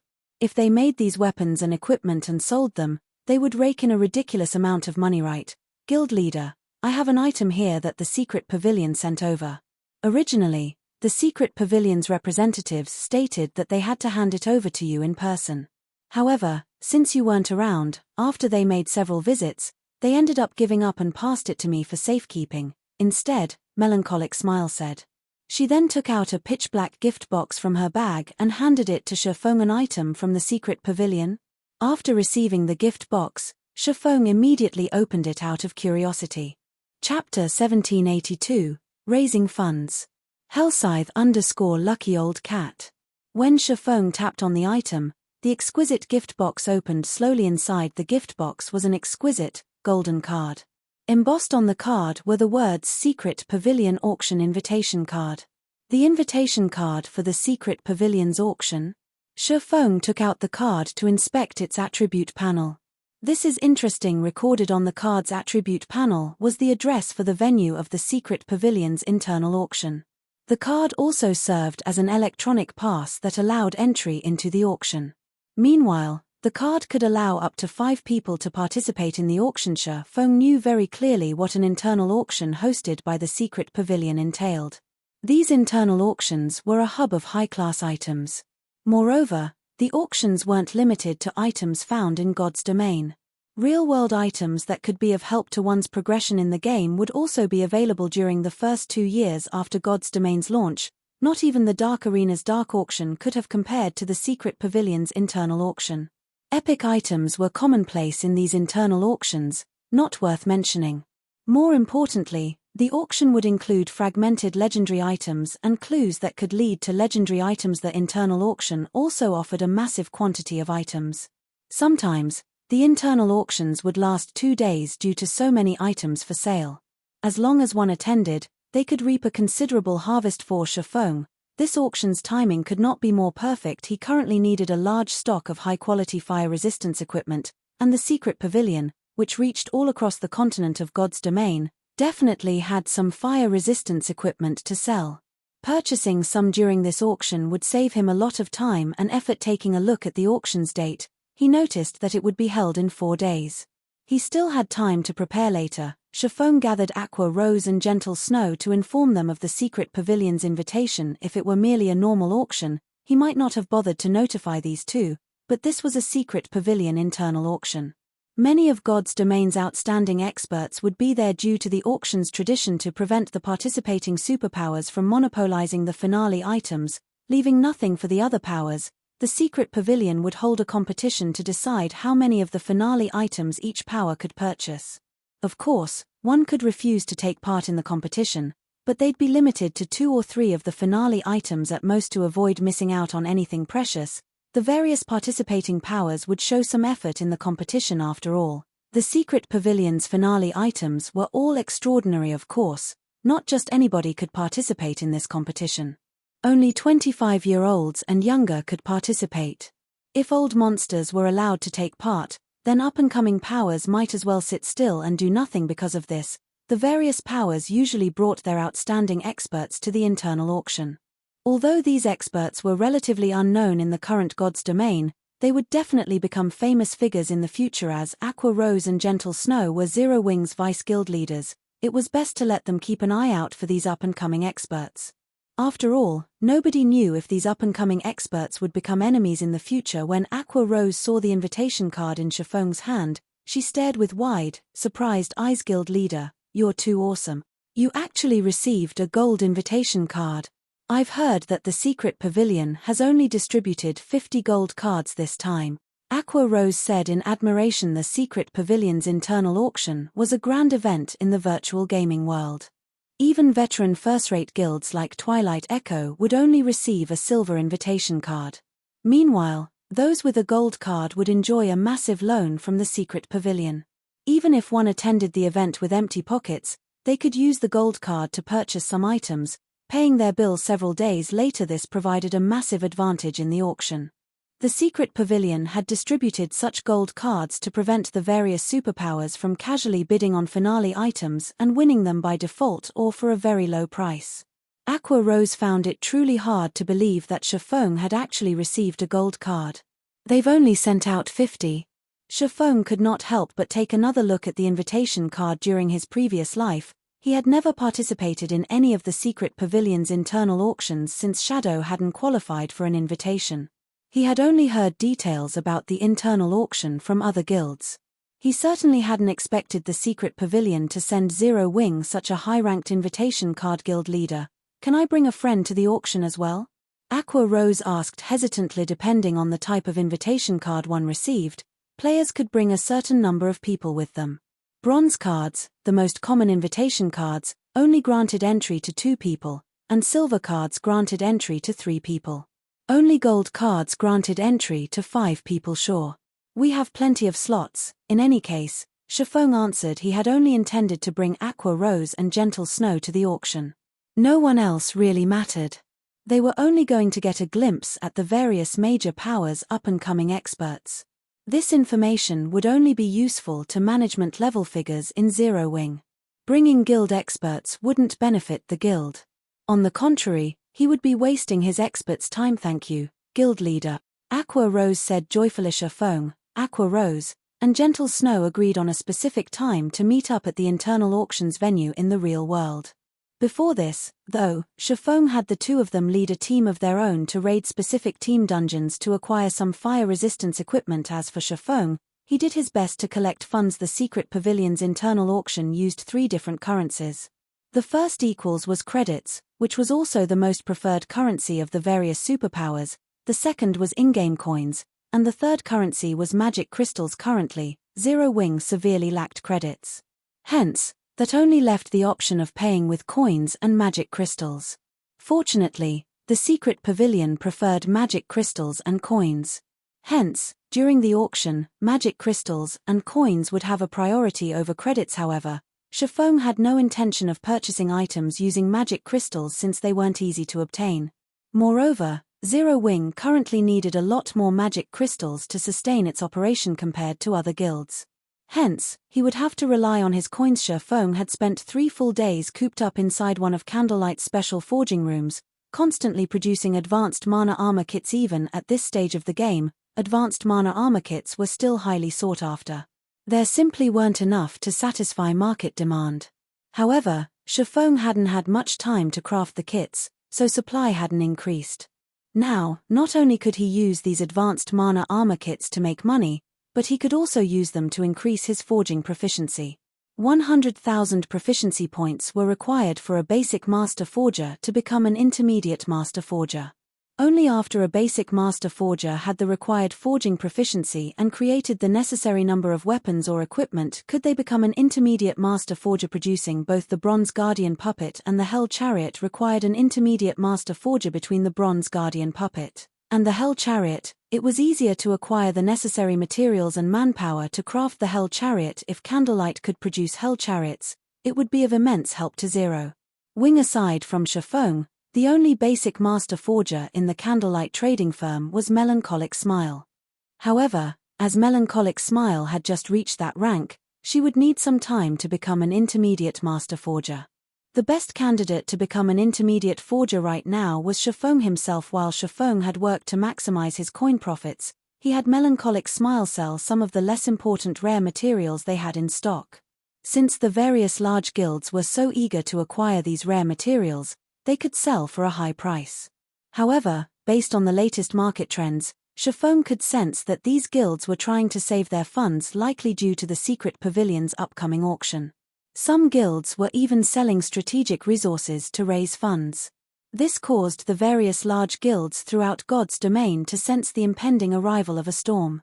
Only small guilds and powers remained ignorant about the situation. Some minor powers even felt lucky that they had been able to purchase quite a few items they normally couldn't find. After the advanced mana armor kits and rare materials had sold, Chiffon had earned over 80,000 gold. Including some of the coins Zero Wing City and Stone Forest Town generated, Chiffon had a total of 124,000 gold coins in his bag. This was definitely enough to inspire, or in any first-rate guild, this should be enough. After taking a look at the time, Chiffon chose to log out and head to the Secret Pavilion's internal auction. Chapter 1783, Secret Pavilion Auction. Hellscythe _ Lucky Old Cat. Tianyuan City, Secret Pavilion Branch. The branch headquarters was a 181-story tall building that stood in the city's business district. The area the building occupied could fit a stadium that could accommodate 100,000 people. It was one of the most iconic buildings in the entire city.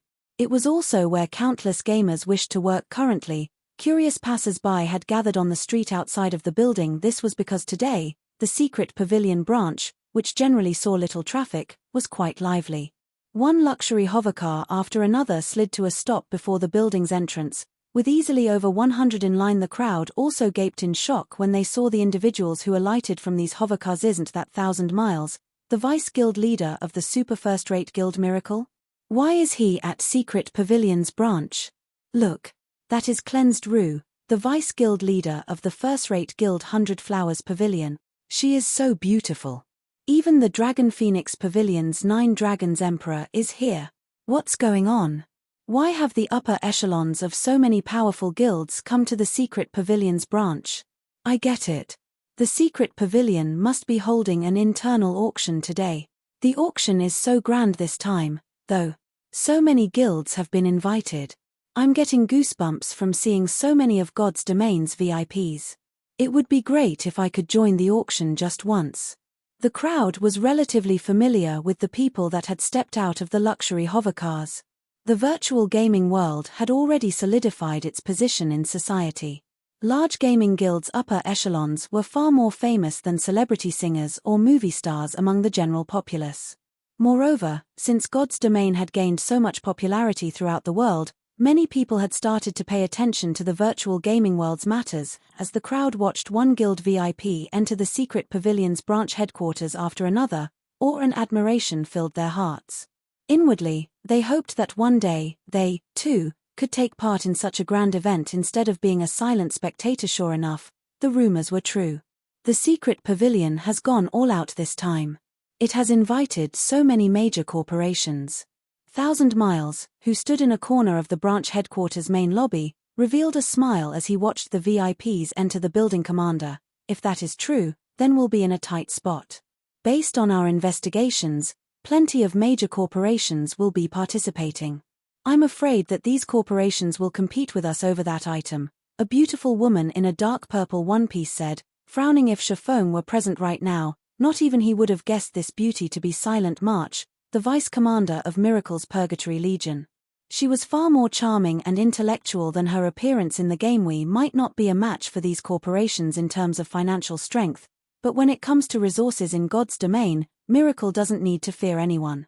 They won't necessarily win that item, 1,000 Miles said, smiling as he eyed the dozen or so corporation representatives conversing in the lobby. This internal auction was indeed much grander than before. Usually, major corporations that weren't related to the virtual gaming world didn't make an appearance. Not even the dark auction could lure these representatives. While the various VIPs in the brilliant lobby chatted, a group of 5 entered the building. The group consisted of 4 women and 1 man, and compared to the other participants, the man appeared average at best. Nobody would bat an eye at him if he walked past. However, 2 of the women beside him immediately attracted a lot of attention. One of these women radiated a cold, sacred feeling, her body akin to perfection itself. As for the other woman, she was radiant with an exquisite form. These women's smiles were so charming that others were unconsciously attracted. These women were none other than Gentle Snow and Aqua Rose, both appearing as they did in God's domain. However, when Shifeng actually met the two in person, he had been slightly surprised. Although there were many great beauties in the lobby, they were no match for Gentle Snow and Aqua Rose. As for the other two women in Shifeng's group, one was his assistant, Liang Jing, while the other was Aqua Rose's so-called friend. In reality, though, this woman was Aqua Rose's elder cousin, and she looked quite similar to Aqua Rose. Although this female cousin wasn't quite as beautiful as Aqua Rose, she radiated a mature, wise feeling. There are so many guilds here, Aqua Rose quietly exclaimed. After a brief glance at the people in the lobby, she noticed that many were celebrities in God's domain. There are also quite a few corporate representatives. The secret pavilion's capabilities are quite impressive, Gentle Snow added, a hint of admiration in her eyes as she surveyed the room. Although some auctions in God's domain could attract a few major corporations, these auctions definitely weren't as successful as the secret pavilion's internal auction. After watching the room for a moment, Gentle Snow had noticed 6 major corporations that were frequently on the news. Countless large guilds wanted to partner with these major corporations. Unfortunately, none of these guilds had gained these corporations' interest. On the contrary, these major corporations had annexed quite a few large guilds in God's domain, developing their own guilds rapidly. Compared to Aqua Rose and Gentle Snow, though, Liang Jing, who stood behind Shifeng, was utterly baffled. She simply could not understand what was going on, even wondering if she were dreaming. Just this morning, Shifeng had her accompany him on the earliest flight to Qianyuan City. Then she had met Aqua Rose and Gentle Snow, surprised by their appearances. She had never actually expected Shifeng to know such stunning women. She had worked as the head secretary of Big Dipper's chairman Xiao for 3 years now, and she had seen many VIPs before. Based on Gentle Snow and Aqua Rose's temperaments, she recognized that the women were far from ordinary. However, after arriving at the secret pavilion's branch headquarters, she was beyond astonished. Although she rarely paid attention to matters regarding the virtual gaming world, she knew a lot about the various major companies and corporations around the world. This was especially true for corporations. She had spotted the representatives of over a dozen major corporations since she had entered the building.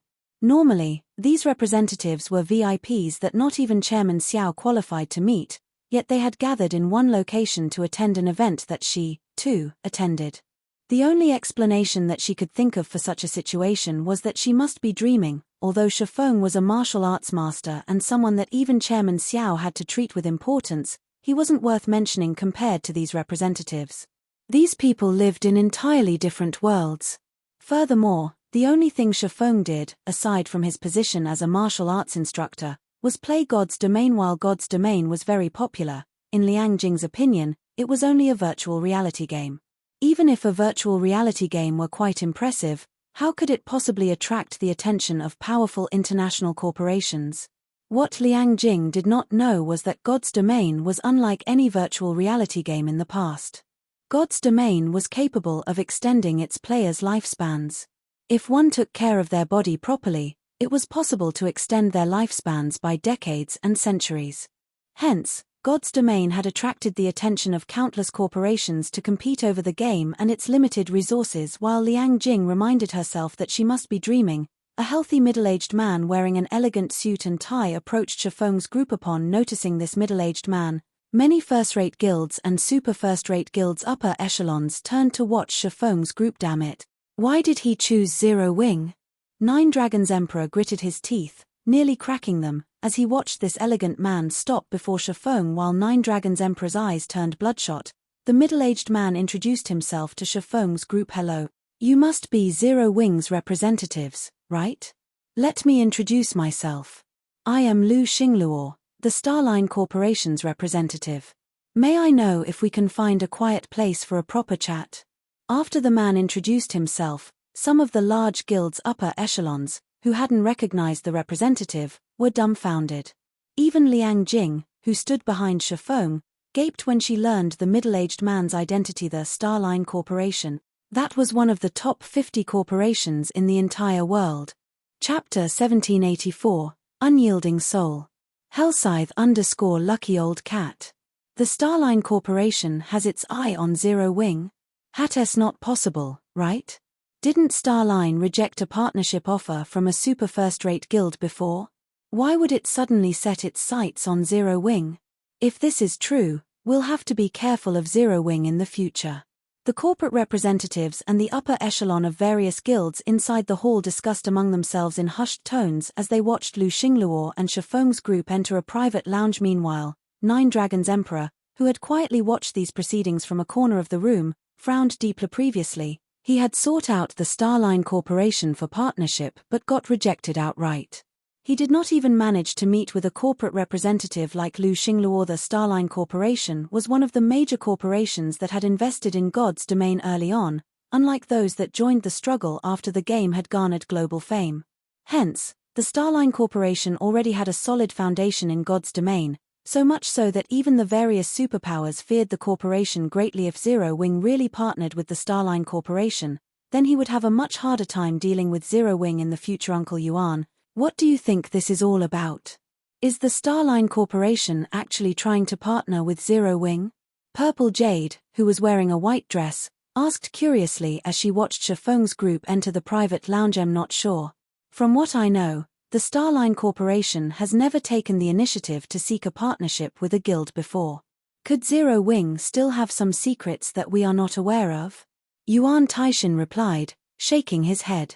He was also very confused by this situation. In fact, even the secret Pavilion wanted to collaborate with the Starline Corporation, which held a large amount of energy resources, especially the extremely rare high-level energy. If the secret Pavilion could get its hands on sufficient high-level energy, it would be able to nurture many more experts than before. This was also the reason why many super first-rate guilds and super guilds sought a partnership with the Starline Corporation. Inside the spacious private lounge, both sides were currently seated on leather sofas and observing each other. At this moment, Shifeng was honestly surprised that the famous Starline Corporation would approach Zero Wing. As for Liang Jing, she was already close to fainting after the silence persisted for a while. Lu Xingluo shifted his gaze to Aqua Rose's cousin, revealing a playful smile as he said, Miss Mu Lingshaw, your unyielding soul really is tenacious. Do you think that, just because you managed to worm your way into the secret pavilion's internal auction this time, you'll be able to obtain that thing and avoid defeat? Due to Lu Xingluo's words, the atmosphere inside the room suddenly became tense. Meanwhile, Shifeng and Gentle Snow automatically turned to look at Aqua Rose's cousin, who had remained silent all this time. She's someone from Unyielding Soul? Gentle Snow blinked repeatedly, her heart full of surprise as she looked at Mu Lingshaw. Unyielding Soul was a veteran super first-rate guild.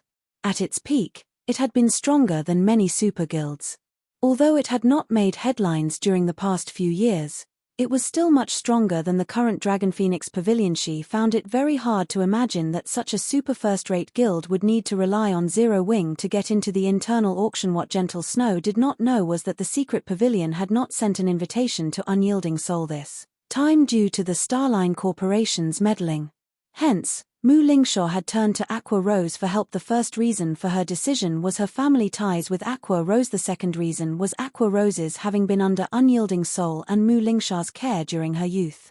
Hence, the two of them could be considered best friends. As well as for getting Twilight Echo's help, that first-rate guild had refused to share any of its participation slots with Mu Lingshaw when she asked. Just when Aqua Rose was feeling troubled by Mu Lingshaw's request for help, Shifeng happened to reveal that he had received an invitation, a golden invitation card at that.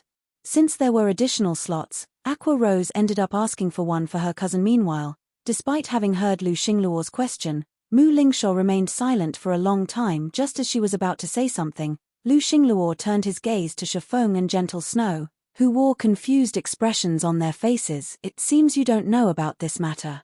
Fine, then. I'll treat this as Zero Wing being ignorant and overlook your transgressions. Afterward, just notify the secret pavilion security and have them escort Miss Mu out of the building. In compensation for your wasting a participation slot, I'll send you 1 million credits later, Lu Xingluo said. He then sent one last glance at Mu Lingshaw before standing up to leave. At Lu Xingluo's words, Mu Lingshaw fell into despair. In the secret pavilion's internal auction, nobody had the authority to meddle with the people brought along by other invited persons. Only the invited persons themselves were allowed to send away their companions. The Starline Corporation possessed massive influence both in the game and in the real world, as proven by the fact that the secret pavilion had not sent an invitation to Unyielding Soul this time. If even an entity as powerful as the secret pavilion had shrunk back because of the Starline Corporation, there was no need to mention what kind of response a minor existence like Zero Wing would make. Meanwhile, Aqua Rose, who was sitting beside Chiffon, also turned pale at this turn of events. She had never thought that their actions would get discovered. Mu Lingshaw was her best friend. However, Aqua Rose also owed Zero Wing a huge debt of gratitude. Caught in a dilemma, she was at a loss as to what to do. Just when Lu Xingluo's party made for the lounge door, a voice suddenly rang out inside the room. 1 million credits. Chief Lu Shaw is generous. Unfortunately, Zero Wing can't accept this generosity. Since there aren't any other matters to discuss, we'll be taking our leave first. Although these words were spoken with a calm tone, they deeply ingrained themselves in the minds of everyone present. Aqua Rose, Mu Lingshaw, and Liang Jing instinctively turned to Chiffon, the originator of these words. Meanwhile, Gentle Snow revealed a bitter smile as she helplessly shook her head, her expression conveying that she had expected this outcome. However, although Gentle Snow had a troubled look on her face, her eyes shone with joy and excitement. After all, it was because of this attitude of Chiffon's that she had chosen to join Zero Wing back then. Despite Zero Wing having grown considerably, Chiffon remained the same as before. He did not change his principles just because he now had more responsibilities on his plate. Although Chiffon's decision would bring no small amount of trouble to the guild, she still strongly supported this decision. Guild leader Aqua Rose was greatly moved as she looked at Chiffon, who currently wore a calm and indifferent expression. Meanwhile, Liang Jing's mouth was hanging wide open. Although she did not understand what exactly was going on here, she knew very clearly just how frightening the Starline Corporation was. If Chiffon were to blatantly defy Lu Xingluo, Starline's representative, he would definitely incur a disaster. Moreover, it would be a disaster that could drive even Chairman Xiao to despair. Lu Xingluo, who had just arrived at the door, suddenly stopped. Thinking he had misheard, he turned around and looked at Chiffon, who had just gotten up from the sofa, and asked, "Does this mean you are rejecting my goodwill?" Although Lu Xingluo had spoken in a very bland and calm tone, the air inside the room seemed to have frozen when he was done speaking, the atmosphere becoming somewhat stifling. The pressure he exerted with his words even made Liang Jing shudder. Lu Xingluo was only an ordinary person. However, behind him was a monumental existence. If he wanted to, he could easily crush a company like the Big Dipper Group at any time. I have taken your kindness to heart. However, Zero Wing does not need an outsider to tell it what it should or should not do, Chiffon replied coldly. After he was done speaking, he led Aqua Rose and the others out of the private lounge. A short moment later, only Lu Xingluo and the tall man standing beside him remained inside the private lounge. Guild leader, do you need us to take action? The tall man asked quietly. No. This is the secret pavilion's territory.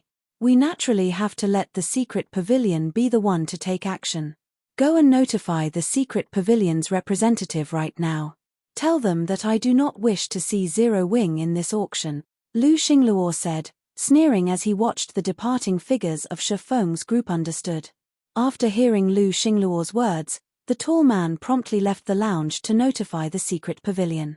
Chapter 1785, Gold VIP. Hellscythe_Lucky Old Cat. Inside the top floor hall. When Chiffon's group exited the private lounge, it immediately attracted the attention of the various major powers present. They're out so soon. Could they be done negotiating already?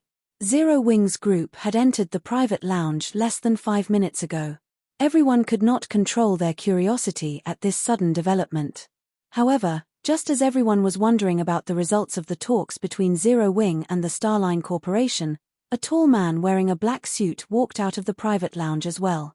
When this tall man exited the lounge, he sent a sneer at Chiffon's group before heading for Yuan Taishan, who was entertaining the representatives of the various major powers present. What's going on? Did the negotiations fail? Everyone in the room was familiar with this tall man. After all, he was Lu Xingluo's bodyguard, who also served as his aide. Meanwhile, the bodyguard's expression was not what one would make after a successful negotiation, no matter how they looked at it. Rather, it seemed more like he was ridiculing Zero Wing's group. Walking beside Chiffon, Aqua Rose noticed Lu Xingluo's bodyguard's direction, and her complexion darkened. Are they planning on using the secret pavilion to deal with us? Aqua Rose could not help frowning in worry as she watched the bodyguard getting increasingly closer to Unyielding. The Starline Corporation had already relied on its influence to stop the secret pavilion from sending an invitation to Unyielding Soul, a super first-rate guild. Getting the secret pavilion to remove Zero Wing from the auction would be even easier. If Zero Wing were to miss out on this internal auction, it would suffer a massive loss. No need to panic. Let's see how things develop first, Shifeng said calmly as he looked at Lu Xingluo's bodyguard. If it really isn't possible, then we'll just leave. While it was indeed true that the items auctioned by the secret pavilion were extraordinary, Zero Wing was not so desperate that it would collapse just because it couldn't get them at this time. Mu Lingshaw walked up to Shifeng. Thank you. Because of my problem, I have caused Zero Wing to provoke the Starline Corporation. I'd like to use a plot of land in Dark Knight City as compensation. The land is under my name and is located near the city's central district. Mu Lingshaw thanked Shifeng sincerely. When faced with the threats and pressure of the Starline Corporation, few would be willing to help Unyielding Soul. After all, even Twilight Echo, a veteran first-rate guild that had close ties with Unyielding Soul, had yielded to Starline's tyranny. Nonetheless, Zero Wing, a guild that had practically no relations with Unyielding Soul, had actually stood up to Starline for Unyielding Soul. Upon hearing Mu Lingshaw's words, Aqua Rose and Gentle Snow turned involuntarily to look at her in surprise. They had never thought that Mu Lingshaw would use a valuable plot of land located within the Dark Knight Empire's imperial capital as a token of gratitude. Nowadays, major corporations and companies around the world were investing in God's domain, boosting the prices of lands in major NPC cities as a result, especially in kingdom capitals and imperial capitals. A plot of land without high potential would still sell for a fortune. As for those with high potential, even if one offered tens of thousands of gold to purchase such a land, nobody would be willing to sell. Shifeng found it difficult to refuse such compensation. The Dark Knight Empire's imperial capital had a player population of over 10 million. If he could set up the Candlelight trading firm on this plot of land, the trading firm would gain access to all these players. At that time, Candlelight's income would definitely increase by a significant margin. Hence, Shifeng ended up accepting Mu Lingshaw's offer. Meanwhile, over at Yuan Tixin's location, Lu Xingluo's bodyguard had arrived before Yuan Tixin and relayed his employer's words to him. Upon receiving this unreasonable demand, Yuan Tixin fell silent. He simply could not figure out just what Zero Wing had done to anger Lu Xingluo this much. I hope that the secret pavilion can make a decision soon. The Starline Corporation dislikes having to wait, Lu Xingluo's bodyguard said in an indifferent tone. In his opinion, there was no need to consider this decision at all. The Starline Corporation was entirely out of Zero Wing's league. It would be in the secret pavilion's best interests to go along with the Starline Corporation's demands and remove Zero Wing from the auction. The nearby people who overheard the bodyguard's words were momentarily dumbfounded. They had never thought that Zero Wing would be so bold as to actually provoke the Starline Corporation. Zero Wing really is overestimating itself to go against the Starline Corporation. When Nine Dragons Emperor received this piece of news, he could not help but laugh. Previously, he thought that Zero Wing would obtain the Starline Corporation's support. If that had happened, he would most likely be doomed. After all, Phoenix Rain would have indirectly gained a powerful helper in the fight to become the Great Pavilion Master. However, now that Zero Wing had provoked the Starline Corporation, not only did this outcome not provide Phoenix Rain with the slightest bit of help, but it would also become a huge hindrance to her becoming the Great Pavilion Master. After all, the Guild Elders would have to take the Starline Corporation into account when considering Phoenix Rain for the position. Meanwhile, when the various major powers attending the auction received news about this matter, they were similarly shocked. Zero Wing's foolishness had thoroughly exceeded their imagination. The guild had actually provoked the Starline Corporation for some unknown outsider. The Starline Corporation was in possession of plenty of high-level energy, which many superpowers had tried to purchase to no avail. Now that Zero Wing had become a thorn in the corporation's side, many superpowers would probably gun for Zero Wing to curry favor with Starline. At that time, even if they failed to establish a partnership with the corporation, they should still be able to purchase some high-level energy to strengthen their own guilds. Damn it. The secret pavilion will most likely earn the Starline Corporation's favor. Zero Wing sure is pitiful. Despite this being the guild's first time at one of the secret pavilion's internal auctions, it is already going to get chased off before it can even take part in the actual auction. The representatives of the various superpowers looked at Shi Feng's group with pity in their eyes. Uncle Yuan? Purple Jade was dying of curiosity as she looked at Yuan Taishan, who had remained silent all this time. Yuan Taishan was the host for this auction. All matters relating to this secret pavilion branch were currently under his management. In normal times, the secret pavilion would definitely remove Zero Wing from the premises without hesitation, to curry favor with the Starline Corporation. After all, there was simply no comparison between the two. What is it? I'm just asking to have Zero Wing's people removed from the auction venue. Is this a difficult matter for you to accomplish? Lu Xingluo's bodyguard demanded in irritation as he looked at the unresponsive Yuan Tianxin. It is indeed very difficult, as I do not have this authority. Although I am the host for the auction this time, Zero Wing is just like the Starline Corporation and is a VIP invited with a gold card, Yuan Taishan explained after taking a deep breath. Chapter 1786, Book of Undying. Hellscythe_Lucky Old Cat. Zero Wing received a gold card? Zero Wing's group does include 5 people. It's actually true. The various major powers, who perked up to listen in on the conversation between Yuan Tianxin and Lu Xingluo's bodyguard, couldn't help their surprise upon hearing this revelation. When the secret pavilion hosted an internal auction, it would only send 50 golden invitation cards. These gold cards would only be given to powers the secret pavilion acknowledged. The various representatives hadn't paid much attention to the number of people in Zero Wing's group. It was rare to see the powers with a gold card use all 5 of their slots. They generally only brought 2 or 3 people. Hence, the major powers that attended the secret pavilion's internal auction had stopped paying attention to how many attendees a particular power had with it. They were all quite familiar with the powers that qualified for a gold card, and even if some people arrived as a group of 5, it was likely that 2 friendly powers had decided to attend together. However, most of the eavesdropping powers were more surprised to learn that the Starline Corporation wanted Zero Wing removed than they were to learn that the secret pavilion had invited the guild as a gold VIP. So what if Zero Wing received a gold invitation? Lu Xingluo's bodyguard asked nonchalantly. Although he was Lu Xingluo's bodyguard, he was also an expert in God's domain. He knew a significant amount about the game. Had the Starline Corporation not dissuaded the secret pavilion from sending an invitation to Unyielding Soul, the guild would have received a gold card, treated like a gold VIP, yet due to the corporation's interference, hadn't the secret pavilion failed to send the super first-rate guild an invitation? Is that so? Yuan Taishan responded with a tinge of anger in his voice. The secret pavilion will not rescind an invitation from any of its guests, regardless of if they are bronze or silver VIPs, unless they have made a mistake. If you have nothing else, please wait in the banquet hall quietly. The auction will begin soon. Not inviting someone to the auction and removing an invited person from the auction were 2 entirely different things. If word got out that the secret pavilion had removed Zero Wing from the auction at the Starline Corporation's request, who would dare do business with the secret pavilion in the future? Although the high-level energy in the Starline Corporation's possession was indeed tempting, the secret pavilion did not necessarily need the Starline Corporation to acquire high-level energy. There were still plenty of major corporations that had the resource. Lu Xingluo's bodyguard was furious. He had never expected the secret pavilion to show the Starline Corporation so little respect. As he thought about correcting this insult, he locked eyes with Yuan Tianxin's 2 bodyguards, whose auras were no weaker than his.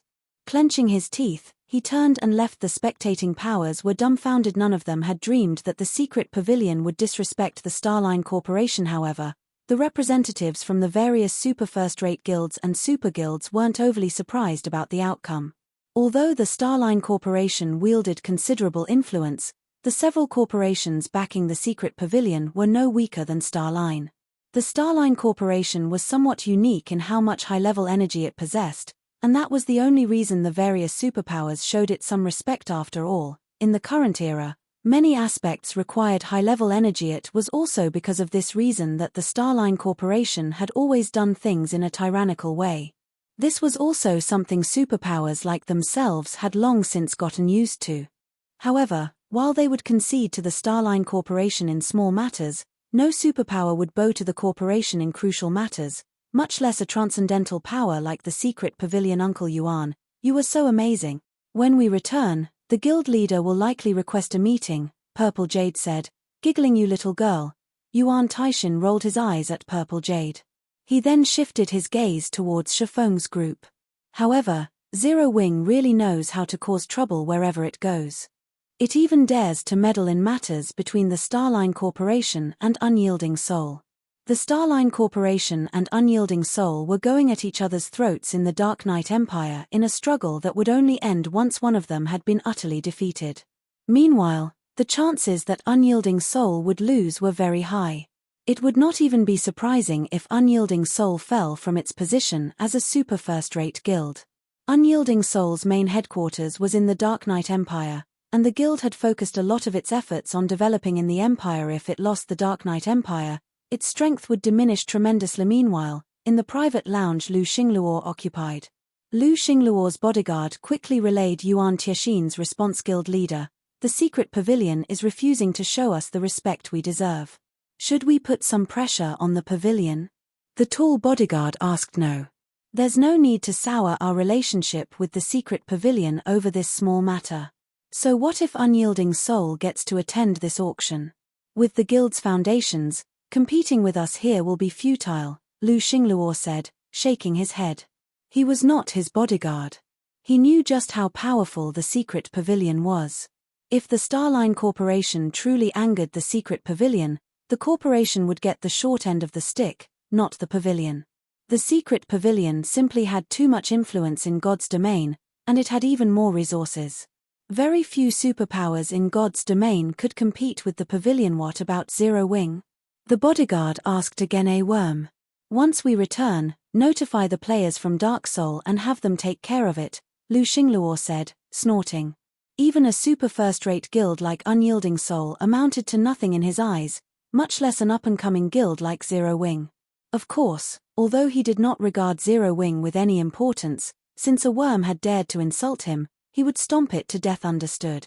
The bodyguard sneered. Had Zero Wing obediently accepted their goodwill, it would have received at least 1 million credits, but now that Lu Xingluo wanted to mobilize Dark Soul, it wouldn't be long until the guild was obliterated from God's domain. Meanwhile, in the banquet hall, the previously dull atmosphere had livened considerably after the drama between the Starline Corporation and Zero Wing. After everyone chatted for a while longer, some staff members came and notified the guests about the start of the auction. The representatives then made their way towards the venue the secret pavilion had prepared. Compared to the auction venues in God's domain, the secret pavilion's venue wasn't worth mentioning. The venue could, at most, house around 3,000 people. That was a fraction of the auction venues in God's domain, which could easily house tens of thousands of people. However, nobody looked down on the small venue. The most insignificant of the guests were representatives from first-rate guilds.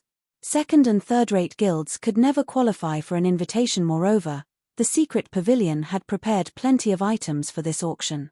As the first internal auction since God's domain had launched, the secret pavilion had over 2,000 items for sale, and none of these items could be purchased in the game.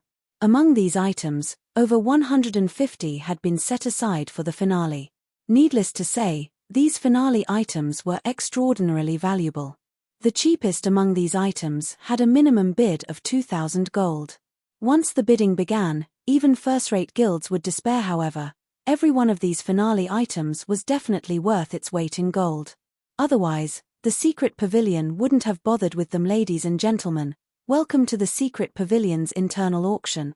As always, items will go to the highest bidder. This time, though, we will give priority to bids involving God's domain's magic crystals and coins, Yuan Taishin explained after stepping onto the main stage. Without further ado, let us begin the auction and welcome our first item for the day. When Yuan Taishin finished speaking, the image of a thick tome appeared on the virtual display above him. Several words graced the tome's cover in large text, and based on the footage, it was clear that the tome passively gathered mana around it. The tome certainly wasn't an ordinary item. The item instantly grasped the crowd's attention. The Book of Undying. Shifeng could not help his shock when he saw the image. Why is this thing here? Chapter 1787, Tome of Astronomical Value.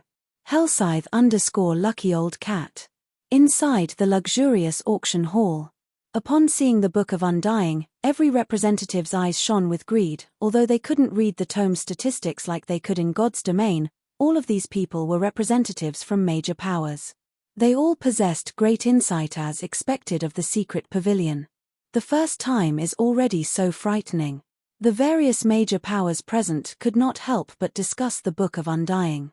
When Yuan-Taishin saw the crowd before him stir, he was immensely satisfied. This had been the reaction he had aimed for when he chose the Book of Undying as the first item. I believe that you all recognize the rarity of this Book of Undying. For the buyer's benefit, I won't share the specifics of this tome's attributes. I will only give a general summary. This tome is a dark gold ranked item. Even so, it is a super rare item that can resurrect the dead. This item will halve the death penalty for players it resurrects. It can also be used on NPCs. I believe you can recognize its value, Yuan-Taishin explained after hearing the item's introduction. Everyone in the venue became even more passionate to acquire the Book of Undying. The various superpowers representatives, in particular, felt their blood pressure rise considerably. The Book of Undying's ability to resurrect players was subpar at best. After all, there were plenty of tools and skills in God's domain that had the ability to alleviate the death penalty players suffered. However, it was an entirely different story if the Book of Undying could resurrect NPCs. The Book of Undying was especially valuable to superpowers that possessed powerful personal guards. Although there were other means to resurrect a personal guard, these means were not easy to accomplish. Moreover, the price one had to pay to use these means was astronomical. Hence, superpowers generally avoided risking their personal guards. However, as the Book of Undying was a dark gold item, not a one-time use item, it could be used indefinitely. In other words, with this item, one could freely resurrect their personal guards. They would not have to worry about their personal guards dying by accident. The Book of Undying was far more valuable than some ordinary epic item. I won't waste your time. The starting price is 1,000 gold, with each increment being no less than 50 gold. In addition, credit bids will not be accepted. Yuan-Taishin shouted 1,500 gold, 2,000 gold, 2,500 gold. The price quickly soared to 5,000 gold, and the various major powers were surprised by how fast the price had risen. The bidding even troubled first-rate guilds. Although their guilds earned quite a bit of wealth every day, their daily operations required a lot of coins and resources. In preparation for the auction today, the various major powers had raised a significant amount of funding, but even so, these first-rate guilds had only prepared around 30 to 40,000 gold. They couldn't possibly throw all their money at a single item. Moreover, all of the attending powers had specific targets in mind. They all wanted to win the items that their guilds needed most. 8,000 gold. 9 Dragons Emperor, who sat in one of the second-floor rooms, increased the price by 3,000 gold, immediately silencing the various major powers in the first-floor hall. While the various powers could afford to raise the bid further, on the off chance that they won the tome, they'd have trouble winning the items they truly wanted. 10,000 gold. However, a few seconds after the 8,000 gold bid went up, Shifeng, who occupied room number 8, raised it. Who placed that bid? You can buy epic equipment with that kind of money. It seems Zero Wing is the bidder.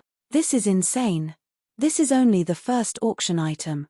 The major powers in the first-floor hall could not help but turn to look at Shifeng's room, astonished by the man's generosity. What they didn't know, however, was that Shifeng understood more about the Book of Undying than its current owner. He knew exactly how valuable the item was on its own. The Book of Undying was only worth around 10,000 gold, roughly as much as an epic weapon. While the Book of Undying was capable of resurrecting NPCs, it wasn't capable of resurrecting all NPCs. The secret pavilion had failed to mention this bit of crucial information. At the end of the day, the Book of Undying for auction was only a dark gold item. Although the skill it possessed was heaven-defying, there was a limit to the skill's effects. At dark gold rank, the Book of Undying could only resurrect Tier 2 NPCs and players. It wouldn't be effective on Tier 3 and above existences. Otherwise, it wouldn't just be a dark gold item. This had been why the secret pavilion had been willing to part with the tome, putting it up for auction. The various major powers had likely guessed the tome's limitations. As well, which explained why they weren't enthusiastic to purchase the item. If the Book of Undying were an epic item, the various superpowers would likely bid like madmen. No one would have been surprised to see the tome's price climb to 5 times more than its current bid. However, even though the Book of Undying was only dark gold rank, the fact that it was available was a pleasant surprise for Shifeng. Although the tome wouldn't help him resurrect Tier 3 NPCs and above, it was enough for Shifeng's uses right now. At the very least, he could involve Anna and Kite in combat without worrying about them dying. After Shifeng had raised the bid for the Book of Undying to 10,000 gold, Nine Dragons Emperor gave up on the item. For him, the Book of Undying was a collector's item of sorts. Paying more for it wouldn't be worthwhile. 10,000 gold going once, 10,000 gold going twice. However, just when Yuan Taishan was about to finalize the sale, a new bid appeared: 12,000 gold. Many people turned to the bidder in astonishment. Meanwhile, the person who had placed this new bid was none other than the Starline Corporation's Lu Xingluo. 13,000 gold. Shifeng raised the bid once more. This surprised everyone further. They never thought that Shifeng would be so desperate for the Book of Undying. That was 13,000 gold they were talking about. With that kind of money, he could purchase a valuable plot of land in any capital. 13,500 gold. 14,000 gold. 14,500 gold. Whenever Shifeng placed a new bid, Lu Xingluo quickly added another 500 gold. When the price rose to 20,000 gold, the various major powers were utterly dumbfounded. Paying 20,000 gold for a dark gold item was ridiculous. It'd be far more beneficial to build a town with this money. 24,000 gold.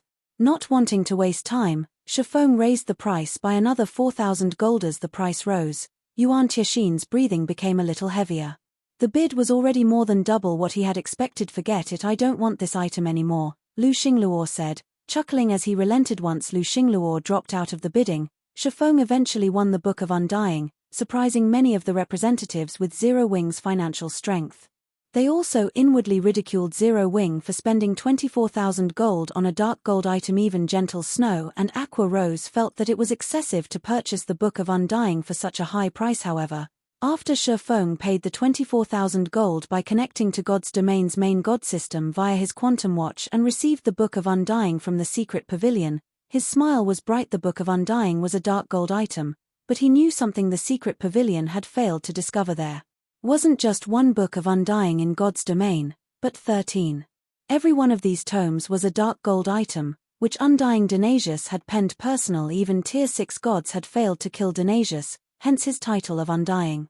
In the end, an ancient god had sealed Dionysius away. Meanwhile, the 13 books of Undying contained all of Dionysius's power, and there were rumors stating that Undying Dionysius had recorded a method of self-resurrection in his books. How could these tomes, written by such a powerful existence, be just ordinary dark gold items? The books of Undying were powerful in the fact that they could be merged. When one combined 2 copies of the Book of Undying, its ability would improve. Only after merging all 13 books of Undying could one display the tome's true power. As for the complete book's rank, no one had known even 10 years after God's Domain's launch. However, most people guessed that it would be a legendary item. This was because only 10 copies had ever been found, and the strongest Book of Undying had only absorbed 2 other copies, reaching epic rank. As an epic item, the Book of Undying could resurrect Tier 3 NPCs. Now that a Book of Undying had appeared before him, it wouldn't do him any harm to start collecting the tomes now. On the off chance that he found 3 copies one day, he could upgrade the tome to epic rank, and it would be of great help to him. Once the Book of Undying's auction had concluded, Yuan Taishan proceeded to introduce other auction items. However, none of the following items were nearly as valuable as that first tome. Moreover, representatives could pay for the following items with credits. Shifeng had to admit that the secret pavilion offered a large variety of items, including 20+ pieces of level 50 fine gold equipment and 50+ level 50 secret silver equipment pieces that increased fire resistance. In the end, Shifeng had spent over 7,300 gold to acquire all of them. If not for Lu Xingluo's interference, raising the price from time to time, he could have easily purchased this equipment for only 4,000 gold. By the time the ordinary items had sold, more than a day had passed. The secret pavilion then hosted a friendly competition to determine how many finale items each of the various powers could purchase. This friendly competition also gave everyone a glimpse of the various superpowers up-and-coming experts. Finally, we'll start the bidding for our first finale item of the day, Yuan Taishan announced, chuckling as he glanced at the second-floor rooms. I believe that many of you are familiar with this next item. On cue, several images appeared on the display above the stage. When these images had appeared, a commotion tore through the attentive crowd. Even the representatives in the second-floor rooms stared with bloodshot eyes when Mu Lingshaw, who sat beside Aqua Rose, saw these images. Her fists balled as excitement lit up her face. She simply couldn't keep her calm. Chapter 1788, Grade 1. Hellscythe_Lucky Old Cat. When the images appeared above the main stage, the representatives of super first-rate guilds and super guilds in the second-floor rooms became restless. They promptly relayed what they were seeing back to their respective guild leaders. Guild leader, those rumors were true. The secret pavilion really has that thing.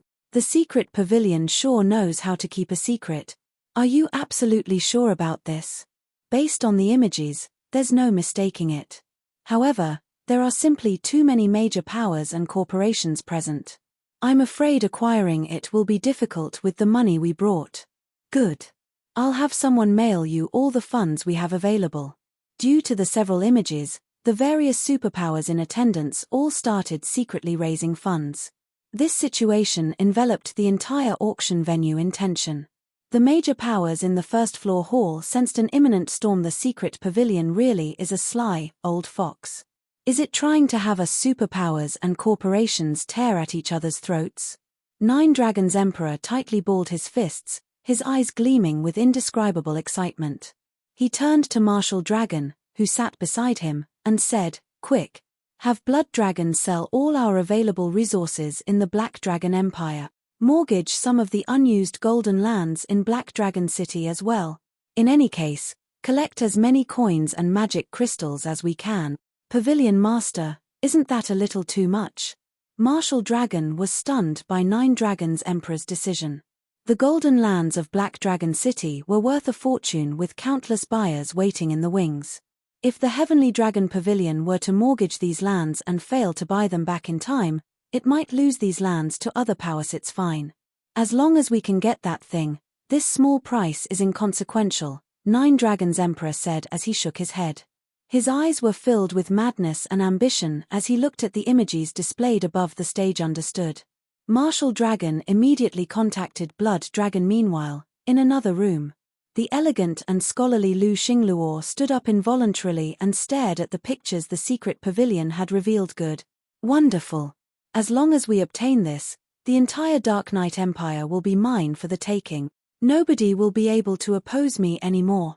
Lu Xingluo laughed. Congratulations, guild leader. At that time, both Crimson Emperor and Unyielding Soul will meet their end. Zhong Langcheng, Lu Xingluo's bodyguard, exclaimed in excitement. How is the fundraising I tasked you with coming along? Lu Xingluo asked, turning around. Guild leader, rest assured. Our funds are all here now, Zhong Langcheng replied, smiling. Meanwhile, in the room occupied by Zero Wing, the sight of the first finale item, the secret pavilion, was auctioning set Shifeng's heart racing. The secret pavilion actually dares auction something like this? He exclaimed in astonishment. At this moment, he understood why the Starline Corporation had done its best to prevent Unyielding Soul from taking part in this auction. If it were him, he would have done the same. He also understood why Mu Lingshaw was willing to part with a plot of high-potential land in the Dark Knight Empire's imperial capital just so that she could participate in this internal auction. The reason for this was the thing the secret pavilion was trying to sell.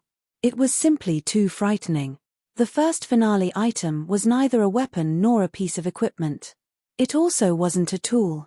Instead, it was the management rights to an Orvane. If it were any ordinary Orvane, most likely, even the first-rate guilds present wouldn't bother bidding for it. If it were a manatite vein that could produce small amounts of magic crystals, then it would tempt even superpowers to go all out. Meanwhile, above a manatite vein would be an energy vein that produced energy ore. The discovery of an energy vein would definitely trigger a war among super guilds. However, manatite veins and energy veins, or veins capable of tempting even superpowers to take action, were considered only Grade 2 Orvanes in God's domain. The Orvane the secret pavilion had just revealed was a Grade 1 Orvane, a magic crystal vein. Based on the pictures shown, although the magic crystal vein the secret pavilion discovered was not a rich one, its value was still beyond that of a rich manatite vein or a rich energy vein. This magic crystal vein would supply enough magic crystals to sustain the daily operations of 2 super guilds and still have excess to spare. The surplus was because magic crystals were just the main product of a magic crystal vein. The byproducts of a magic crystal vein were also worth a fortune. One such example was magic silver, one of the top-ranking ores in God's domain in terms of hardness. It was considered a super rare material. When used in forging weapons and equipment, the final product would be unbreakable. This special property meant that even if the durability of the item with magic silver reached 0, the weapon or equipment would not become useless. Although its attributes would decrease by a significant margin, it could still be used due to this special property. An ingot of magic silver could sell for roughly 20 gold on the market. Any that appeared at such a price would be purchased almost instantly. While the occupants of the second-floor rooms were going crazy over the revealed images, Yuan Taishin swept a glance at the various private rooms. Smiling, he said, "Everyone has now seen the item in question. If you are not familiar with it, you may find the relevant information in the libraries of kingdoms or empires. However, I believe that everyone present knows its value. The auction for this first finale item will be very simple. Same as always, it will go to the highest bidder. However, the secret pavilion will not be accepting credits for this sale. The winner of this auction will receive a 40% share in this magic crystal vein. In other words, the winner will receive 40% of this vein's harvest." Everyone might not know what 40% of the harvest entails. I won't go into the specifics, but suffice to say, 40% of this vein's harvest is definitely more than what you can get from an entire energy vein. Moreover, the byproducts of this magic crystal vein are all highly sought-after materials that can help elevate a guild's lifestyle players to a whole new level. However, before we start this auction, the secret pavilion also has to state one thing clearly. The winner of this auction will have to station a large number of experts and elites at the vein for the long run, and the number cannot be fewer than 100,000. If you are incapable of fulfilling this condition, winning the auction would be pointless. If nobody has any problems, then let us begin the auction for today's first finale item. The minimum bid will be 100,000 gold, and each increment must not be lower than 1,000 gold or 2,000 magic crystal. Upon hearing Yuan Tieshin's words, the lively auction venue suddenly fell deathly silent. The upper echelon of the various first-rate guilds seated in the first-floor hall could not help but gape. Any thoughts in the first-floor hall of competing for the mana crystal vein immediately vanished. The long-term requirement of having a 100,000-man army guarding the vein aside, just the starting price was already enough to make every first-rate guild in attendance give up 100,000 gold. Although these first-rate guilds understood that this was a very normal price, actually hearing it coming out of Yuan Tieshin's mouth still shocked them. In preparation for this auction, these guilds had gone through plenty of trouble just to collect around 30,000 gold. Yet, now, it was revealed that they were far from qualified to bid on this magic crystal vein. The powers that could rival first-rate guilds were also silent. They finally understood just how wide a gap there was between themselves and the various superpowers, who lived in an entirely different world. They weren't even eligible to take part in this auction. All they could do was play the role of a spectator. Chapter 1789, Crazy Struggle. Hellscythe_lucky old cat. 100,000 gold. Shi Feng smiled bitterly as he shook his head. In reality, he, too, was very tempted by the magic crystal vein. However, despite all his efforts, he had managed to raise only a little over 124,000 gold.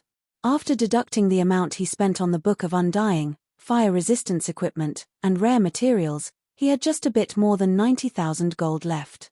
He didn't have the slightest chance of winning the upcoming auction, as the various major powers in the first-floor hall were marveling over the magic crystal vein's high price. The occupants of the second-floor rooms started calling out bids, one after another. 100,000 gold. 110,000 gold. 120,000 gold.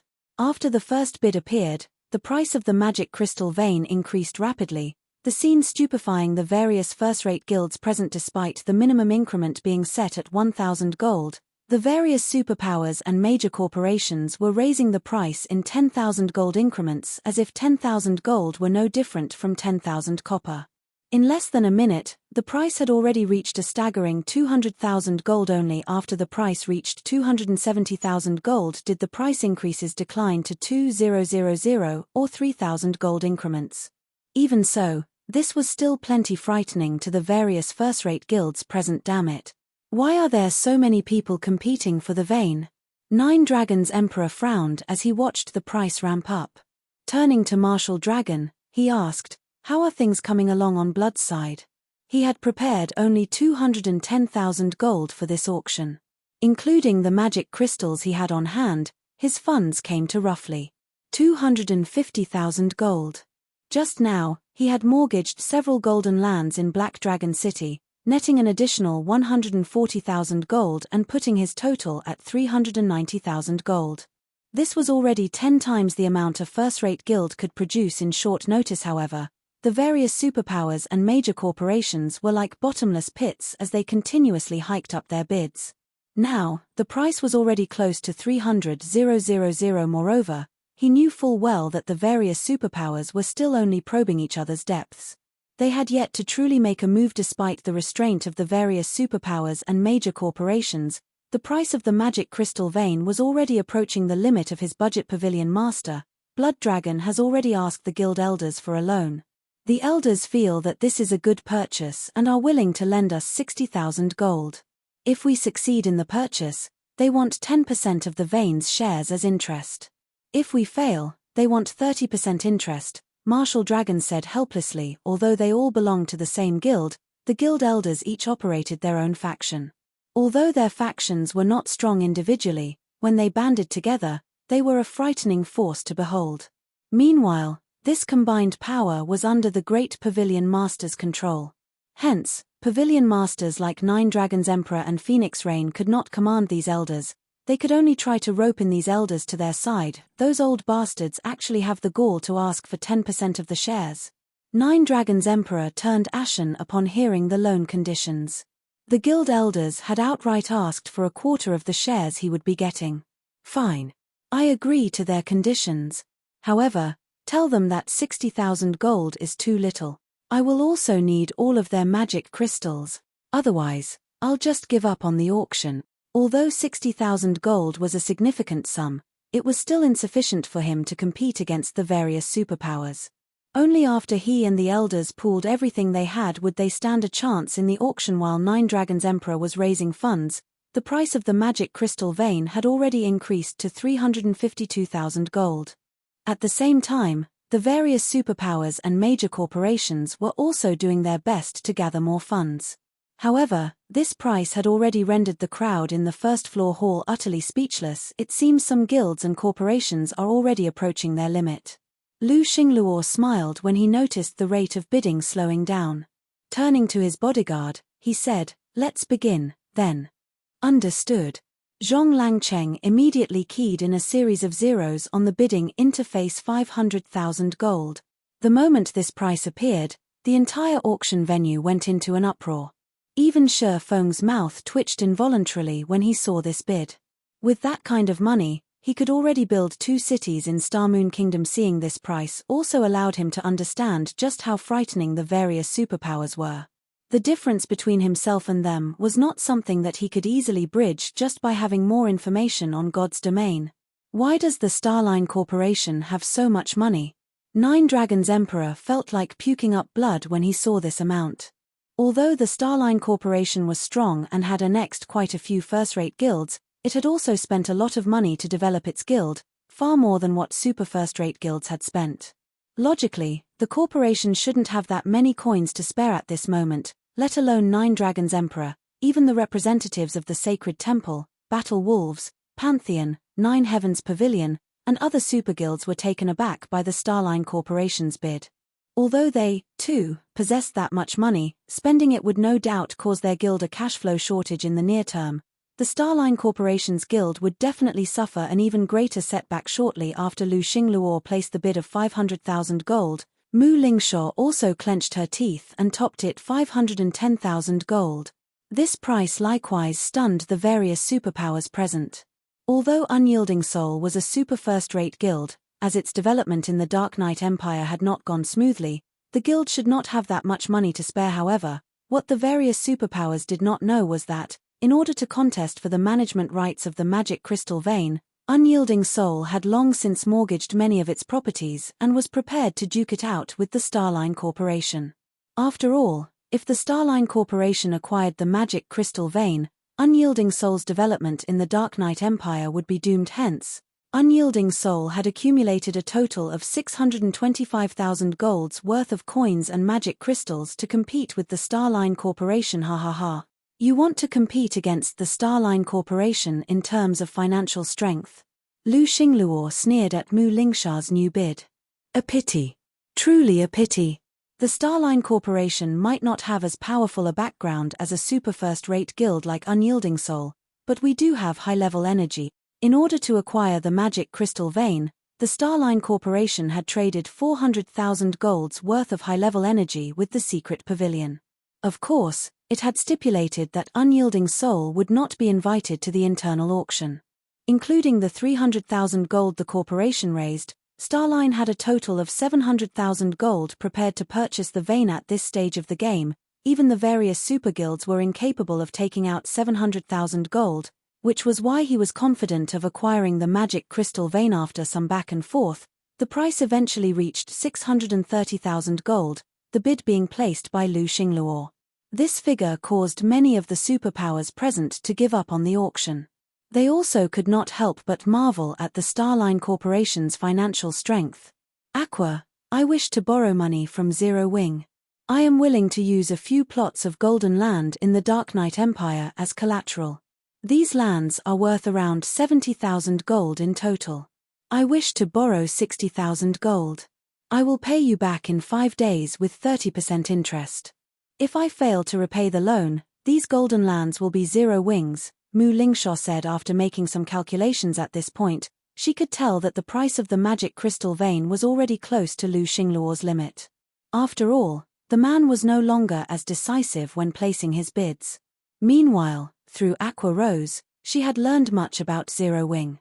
Hence, she knew that Zero Wing had prepared quite a lot of funds for the auction this time, several times more than the average first-rate guild, in fact. Hence, it should be possible for Zero Wing to lend her 60,000 gold. If she had these 60,000 gold coins, she would have a greater chance of winning against Lu Xingluo. This Aqua Rose was slightly troubled as she turned to look at Shifeng, unsure whether she should agree to this request or not. Miss Mu, how about this? I can lend you 100,000 golds worth of funds. However, Zero Wing does not need any collateral or the 30% interest. We only want to borrow some manpower from Unyielding Soul. What do you think of this proposal? Shifeng suggested. Although he had thought of using this opportunity to acquire some of the magic crystal veins shares, the percentage of shares he could obtain in the end would most likely not amount to much.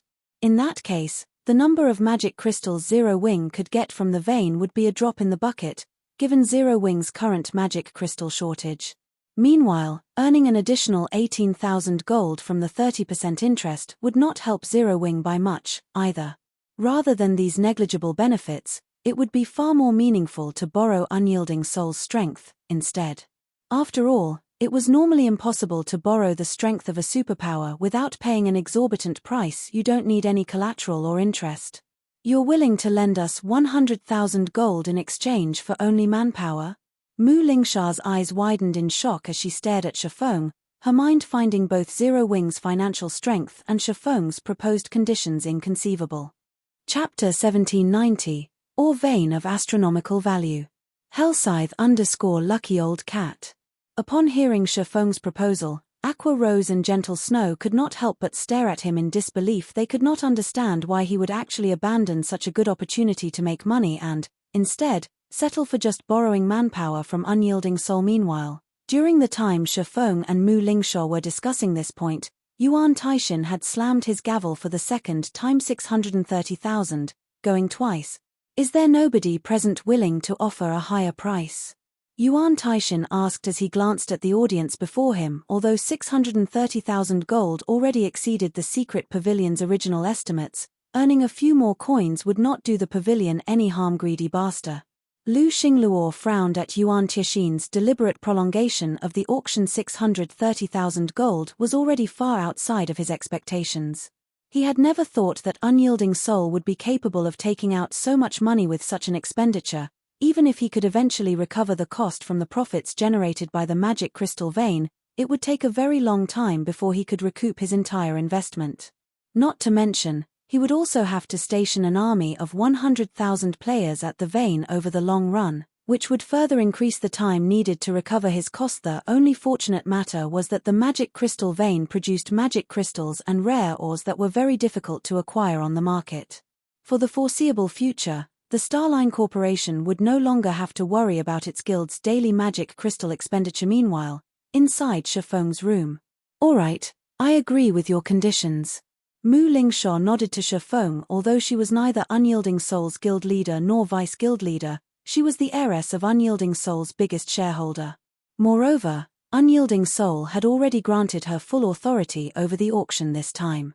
If it was only getting some of Unyielding Soul's members to help Zero Wing with a task, she could easily approve this matter with her authority. "All right, I'll write up a contract. You should place a bid first." Shifeng smiled when he heard Mu Lingshaw's reply. With the help of a super first-rate guild like Unyielding Soul, he could proceed smoothly with the next step of his plans. Compared to what he stood to gain through this help, making a few thousand coins of profit was not worth mentioning whatsoever. Since both sides had come to an agreement, Mu Lingshaw hurriedly placed a new bid. 632,000 gold. Mu Lingshaw shouted the secret pavilion's internal auction was different from the auctions held in God's domain, where players had to have enough currency in their pockets to place their bids. The secret pavilion did not bother verifying how much the bidders had. It would be fine so long as the buyer could pay for their purchase afterward. The silent auction venue immediately livened once again with Mu Lingshaw's bid. "How does Unyielding Soul still have money?" Lu Xingluo's gaze turned chilling as he glared at Mu Lingshaw's room. He had thought that the auction for the magic crystal vein was already over, never imagining that Mu Lingshaw still hadn't given up hope. He immediately placed a new bid to thoroughly suppress her. 640,000 gold. 642,000 gold. 650,000 gold. 652,000 gold. A heated struggle between Lu Xingluo and Mu Lingshaw broke out, the price reaching 672,000 gold in short order. This situation shocked the various superpowers present. These superpowers were fully aware of the financial strength of their rivals. Even if some of them were superior to others, the disparity was not that much. However, the wealth the Starline Corporation and Unyielding Soul were displaying had already exceeded the liquid assets a superpower should wield. This was no longer a competition of liquidity. This was basically an all-out struggle between two superpowers. "This is impossible. Unyielding Soul can't possibly have this much money," Lu Xingluo said as he looked at Mu Lingshaw's room. Just then, he happened to catch sight of Mu Lingshaw signing some kind of contract with Shifeng. "Damn it! That little bug dares to lend money to Unyielding Soul." At this moment, even a fool could tell that Zero Wing had lent Unyielding Soul a lot of coins, hence, Super First-Rate Guild was able to persist in this auction. "Mu Lingshaw, do you think you can win against the Starline Corporation just because you borrowed some money from a little bug?" Lu Xingluo placed another bid. 700,000 gold. Although Zero Wing had lent coins to Unyielding Soul, how much could an up-and-coming guild that could rival first-rate guilds possibly have? It would already be plenty amazing if Zero Wing had even 70,000 or 80,000 gold. If Lu Xingluo included the amount of money Zero Wing spent earlier, he estimated that the guild would be able to lend around 50,000 gold, at most, to Mu Lingshaw. Previously, she had also stopped placing bids after the price reached 630,000 gold, which meant that her personal limit was 630,000 gold. Including the 50,000 gold from Zero Wing, she would have only around 680,000 gold in total. With his bid of 700,000 gold, he would definitely triumph over Mu Lingshaw. The people inside the auction venue gasped upon hearing Lu Xingluo's bid. If he were to spend so much money to acquire the magic crystal vein, he would have to wait for 3 months or so just to recoup his costs. However, 700,000 gold at this stage of the game was definitely more valuable than 700,000 gold 3 months later. After all, Coins and magic crystals were constantly depreciating in value in God's domain. Of course, the purchase also wasn't without benefits. With the magic crystal vein, Lu Xingluo would convert 700,000 gold into magic crystals and various rare ores. In the long term, it was still more beneficial to have the magic crystal vein than not to have it. However, before Yuan Taishan could even hammer his gavel once, Mu Lingshaw made another bid: 710,000 gold. Are you kidding me? How does Unyielding Soul have so much money? The people present were dumbfounded at Mu Lingshaw's bid. Logically, the increment in price should taper off as the auction approached its end. Yet, now, Mu Lingshaw had actually raised the size of her increment to 10,000 gold. Impossible. Lu Xingluo could not help but turn to look at Shifeng, confusion written on his face. How can a new guild like his possibly have so much money? Guild leader, what should we do? We only have a little over 703,000 gold left. We don't have any more money to continue bidding, Zhong Langcheng said anxiously. Good. Very good.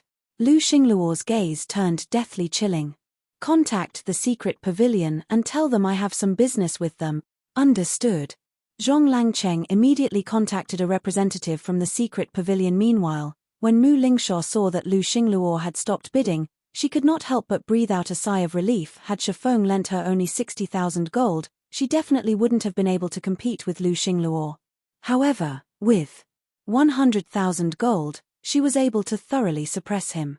Moreover, during the time she was competing with Lu Xingluo, as she worried that she wouldn't have enough funds, she had someone in her guild mortgage several plots of golden land in Dark Knight City and gained another 60,000 gold. The coins would be transferred later to her God's Domain account. Seeing that nobody was bidding, Yuan Taishan very quickly slammed his gavel once, saying, 710,000, going once.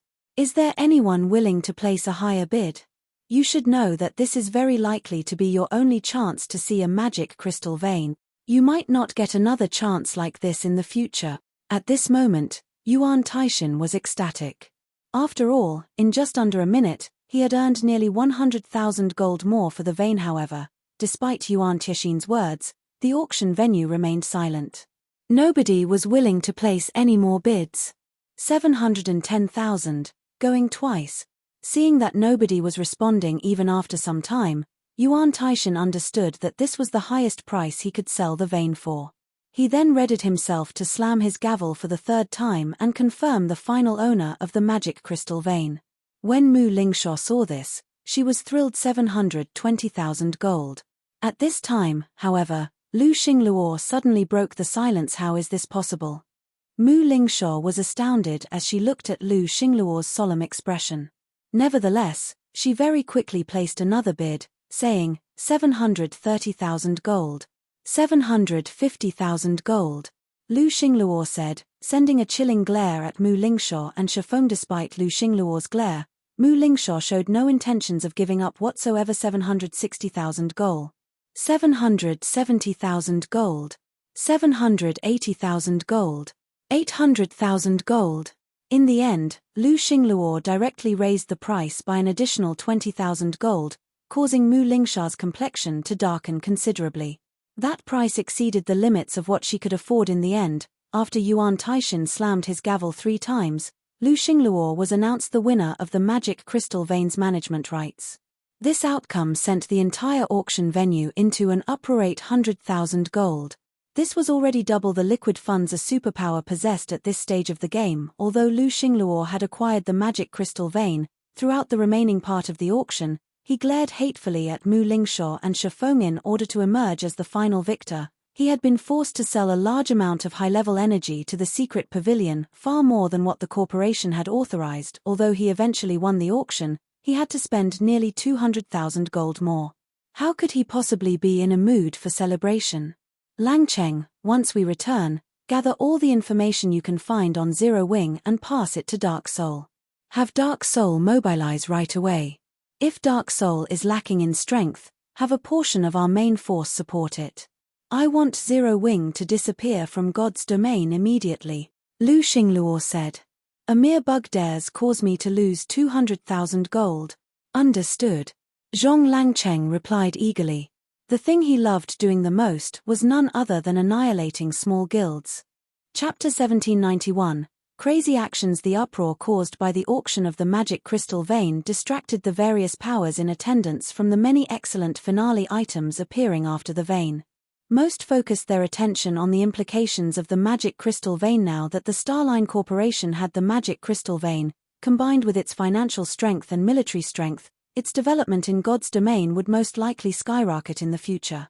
Particularly, when it came to magic crystals, the Starline Corporation would have a massive advantage over everyone else. Now that Starline has obtained the magic crystal vein, the Dark Knight Empire will probably belong to Starline from now on. Crimson Emperor and Unyielding Soul sure are pitiful. The two of them going all out was what allowed Starline to annex two former super first-rate guilds in one go. Without the sudden influx of experts and veteran players, Starline wouldn't have developed so quickly and become capable of rivaling Crimson Emperor and Unyielding Soul. Now that Starline has acquired a magic crystal vein as well, it'll be able to nurture more experts through the Divine Colosseum. That's right. Most likely, it won't be long before Crimson Emperor and Unyielding Soul get chased out of the Dark Knight Empire. Unyielding Soul is truly unfortunate. It was just a little bit short of acquiring the magic crystal vein. It really makes you wonder where the Starline Corporation managed to get so much money from. Everyone secretly discussed the matter between the Starline Corporation and Unyielding Soul. The auction of the magic crystal vein had determined the future of the Dark Knight Empire. This situation also prompted some first-rate guilds, which had been developing in the Dark Knight Empire all this time, to draft alternate plans. Meanwhile, inside Zero Wing's private room. After this auction, Gentle Snow and Aqua Rose gained newfound recognition of the financial strength of major corporations compared to the major corporations. The amount of money Zero Wing possessed was not worth mentioning whatsoever. They also realized just how far Zero Wing was from becoming a superpower in God's domain. The guild was already severely lacking just in the aspect of financial strength, so this is the Starline Corporation's strength. Mu Lingshaw could not help a bitter smile when she saw Lu Xingluo acquiring the magic crystal vein. Despite all her efforts, she still lost in the end. Fortunately, she did not suffer a total loss in this auction. At the very least, she had forced Starline to spend a large portion of its wealth. With this, Starline would not have the funds to develop rapidly within the short term. Following which, Mu Lingshaw turned to look at Shifeng and said, "Thank you for your help. As per our agreement, I will have Unyielding Soul help you out once." That's just wonderful. In reality, the thing I need Unyielding Soul's help with is very simple. I need you to lend me 60 Tier 2 experts to raid a team dungeon. I believe that with Unyielding Soul's strength, that should be doable, Shifeng said, directly revealing the task he wanted Unyielding Soul's help for. Currently, expert players in God's domain had already reached level 53 and level 54. The number of experts that had gone to attempt their Tier 2 promotions was also very high. At this stage of the game, most first-rate guilds already had a dozen or so Tier 2 experts in their ranks, with some having even more than 20.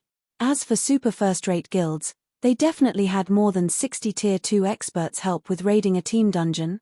Mu Lingshaw was slightly surprised by Shifeng's request.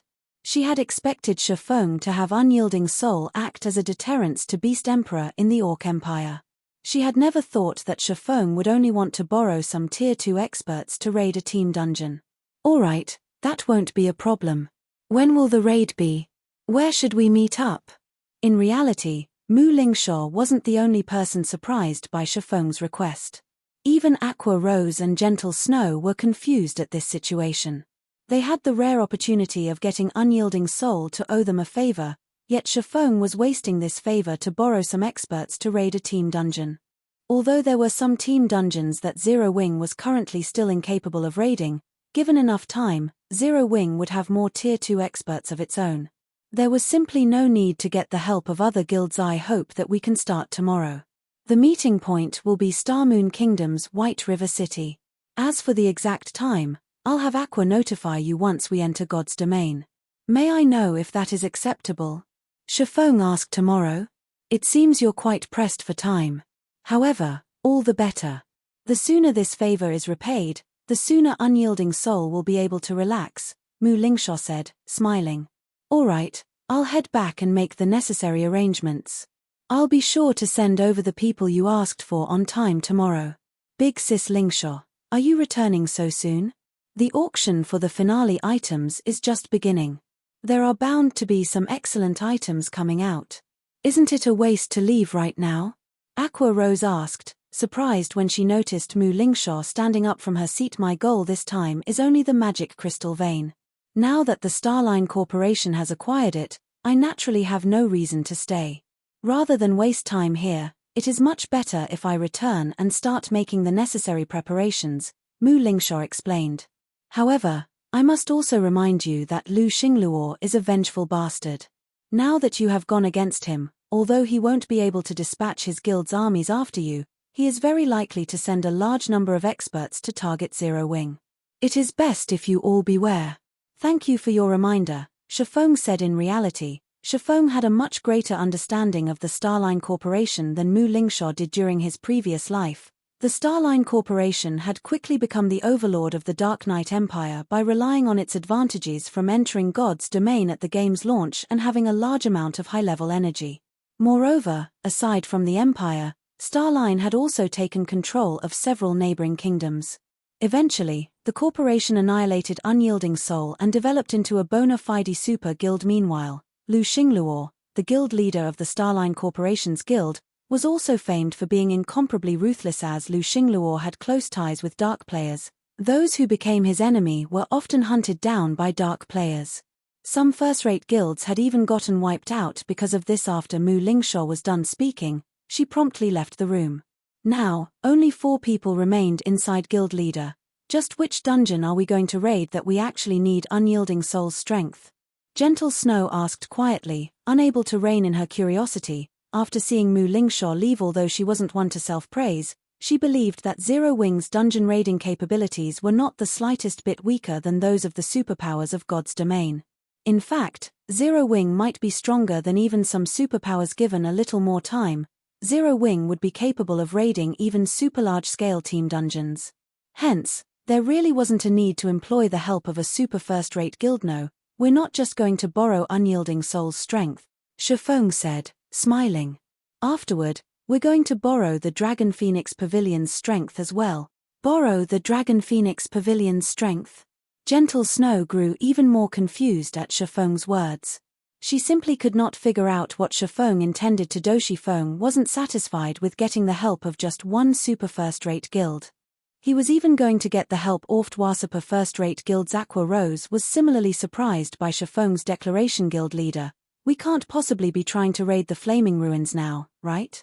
A hint of shock flashed across Aqua Rose's eyes as she suddenly thought of a possibility. No matter how she tried, the only team dungeon that she could think of that would necessitate the help of Unyielding Soul and the Dragon Phoenix Pavilion would be Star Moon Kingdom's Flaming Ruins, a level 50 super large-scale team dungeon. Up to now, nobody in the game had managed to acquire the first clear of even a level 50, 100-man hard mode team dungeon.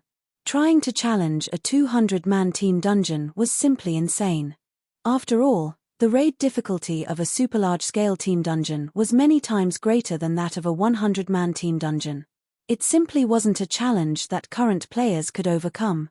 Moreover, the final loot one would get from the 2 dungeons was mostly of the same quality. Rather than waste time raiding a super large-scale team dungeon, it was much better to raid a large-scale team dungeon. Of course not, Shifeng said, shaking his head. Our goal is the neutral map Eclipse Gate's super large-scale team dungeon, Eclipse Throne. Meanwhile, during the time the secret pavilion was holding its internal auction, things were very lively over at Dark Soul's residence in Light Shadow City, a dark city in the Dark Knight Empire.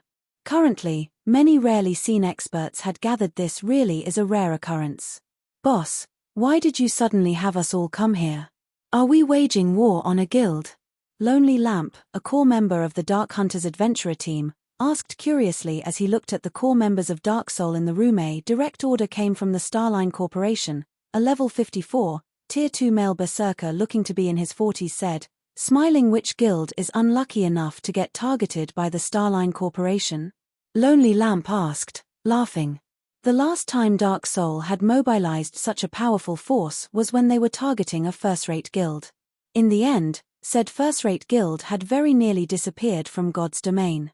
Fortunately, though, the first-rate guild managed to pack up and leave the Dark Knight Empire in time. Rubbing his beard, the Tier 2 Berserker thought back to the message he received a while ago before replying. It seems it's a guild called Zero Wing. Chapter 1792. Upgrading a Magic Weapon. Hellscythe_Lucky Old Cat. We're targeting Zero Wing? Lonely Lamp could not help his surprise when he heard the Tier 2 Berserker's words. Could it be Starmoon Kingdom's Zero Wing? That's right. Looking at Lonely Lamp curiously, the Tier 2 Berserker asked, "Is there a problem?" No. Lonely Lamp shook his head, his complexion darkening slightly. He had never thought that the various adventurer teams belonging to Dark Soul had actually been gathered this time to deal with Zero Wing. This is interesting, a soldierly man seated before Lonely Lamp said, his lips curling up slightly. Originally, I was planning to take care of this Zero Wing sometime in the future. Now, it seems that won't be necessary. Commander Shark, does Dark Hunters have some kind of grudge against Zero Wing? A beautiful, womanly lady wearing dark blue robes asked, a faint smile on her face. We crossed paths when carrying out a client's commission. Although we managed to complete the commission, our side suffered quite a loss as well, the soldierly man named Black Shark replied, a cold glint flashing in his eyes. To be able to make your Dark Hunters eat a loss, Zero Wing must be quite capable. It's no wonder the Alliance Master has gathered us here today, the beautiful lady said.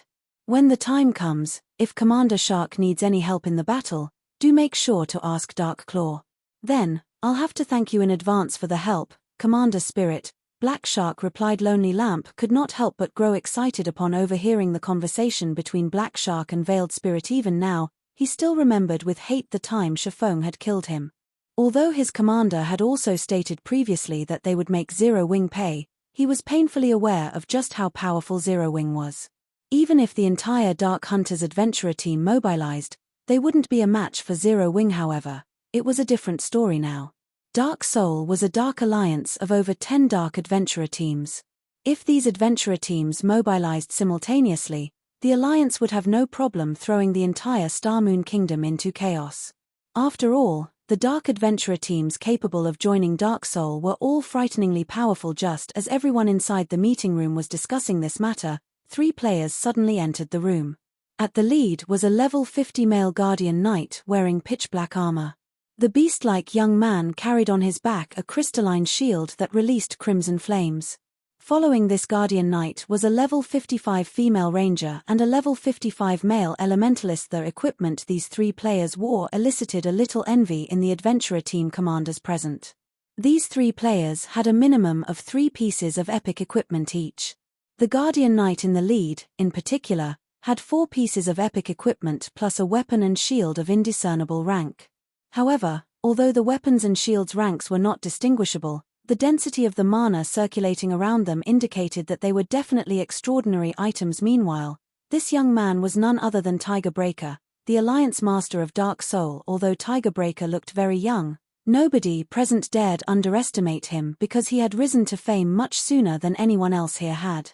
He was actually already over 45 and had once inspired fear and helplessness even in super first-rate guilds. This man was also why the various dark adventurer teams present were willing to join an alliance like Dark Soul. I assume you all have been notified of the reason you are gathered here, Tiger Breaker said after taking his seat. The Starline Corporation's intent is to have us annihilate Zero Wing as soon as possible. Rest assured, the remuneration provided is very bountiful. Like usual, whoever contributes more will get more. According to the data we collected, Zero Wing has the strength of a first-rate guild. As for our plan of annihilation, we'll go about it like always and target Zero Wing's core combatants and upper echelon first. Whatever loot you get from your kills will belong to you. If there are no problems, we'll move out now. Tiger Breaker's words immediately filled everyone present with enthusiasm. They had been eagerly awaiting such a large-scale campaign for a long time now. This was their motivation for joining Dark Soul, to begin with. While their respective adventurer teams might have great difficulty annihilating a large guild all by themselves, doing so would be a walk in the park. If over a dozen of them worked together every time their alliance received a mission to annihilate a guild, they made a fortune for themselves.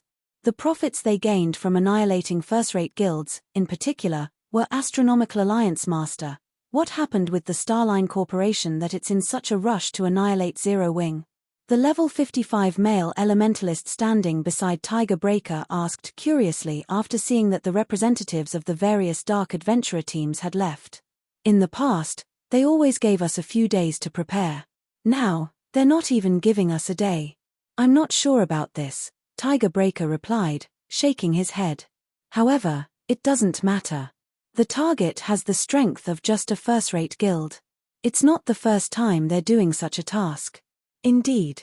With the current strength of the various adventurer teams, every one of them can easily mess up a first-rate guild all by themselves. If they work together, even the top-ranking first-rate guilds will suffer, the male elementalist said, chuckling. Right, after they're done with this mission, our next target will most likely be Unyielding Soul. Make sure you get the necessary preparations done. Even though Unyielding Soul has fallen behind the times, it is still a super first-rate guild. It won't be an easy opponent, Tiger Breaker said. Alliance Master, rest assured, as long as that batch of resources arrives, we'll be able to nurture a large group of experts very quickly, the Elementalist said confidently. Starmoon Kingdom, White River City. After the secret pavilion's auction, Shifeng immediately returned to the Greenwater Villa and logged back into God's domain.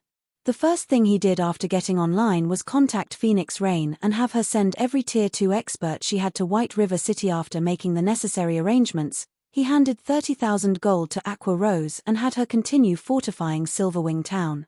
He then took out another 30,000 gold and secretly fortified the Lost Town. Next, he gathered the rare materials he brought over from the Ice Crystal World and 19 lifestyle players at the Candlelight Trading Firm. Finally, he used the Holy City's emblem and brought the 19 lifestyle players to the Holy City of Titan. At this point, the Abyssal Blade was still just a level 45 magic weapon. Although the Abyssal Blade remained very powerful, it was severely mismatched for his current level. Compared to Killing Ray, the Abyssal Blade was no different from baggage to him. Meanwhile, the Eclipse Throne was a level 50 super large-scale team dungeon in the Eclipse Gate, a neutral map. Its difficulty was much greater than even that of the level 50 super large-scale team dungeons in Kingdoms and Empires, not to mention the special environment inside the Eclipse Throne. He would have to increase his combat power further if he wanted to improve his chances of successfully raiding the dungeon. Hence, Shifeng planned on forging level 50 weapons in Titan City in order to upgrade the Abyssal Blade in the outside world. Level 50 fine gold and dark gold weapon designs were very rare. In Titan City, however, so long as one had sufficient status, one could use magic crystals to exchange for all kinds of weapon production designs. However, only the player that exchanged for these designs could learn them. At the same time, the weapons produced using the designs obtained in Titan City were slightly weaker than average weapons of the same rank to Shifeng. However, this weakness did not matter at all. After all, the weapons he produced would be sacrificed to the Abyssal Blade. What kind of attributes those weapons possessed was not important. After arriving at Titan City's Forging Association, he spent 3,000 and 6,000 magic crystals to purchase level 50 fine gold and dark gold weapon forging designs, respectively. He then rented a special forging room and set to work in order to increase his production success rate. Shifeng even utilized the Philosopher's Hand's power. After working away for over half a day, he finally ended up with 100 level 50 fine gold weapons and 30 level 50 dark gold weapons. He had used nearly 80% of the materials he had prepared for this occasion. I can finally upgrade it. After taking a good look at the pile of weapons stacked on the table before him, Shifeng unsheathed the Abyssal Blade. Devour. Chapter 1793, Black Dragon appears. Hellscythe _ Lucky Old Cat. Inside the blazing hot special forging room. After Shifeng chose to upgrade the Abyssal Blade, he felt space inside the room freeze. Pitch black divine runes lit up the silver sword before him, and the black dragon coiled around the hilt opened its eyes abruptly. As if the ornament had gained life, the black dragon let loose a deafening roar. The dragon's roar made the room tremble so violently that Shifeng even thought it might collapse. Following which, a terrifying aura saturated that was so powerful that Shifeng felt his body grow multitudes heavier.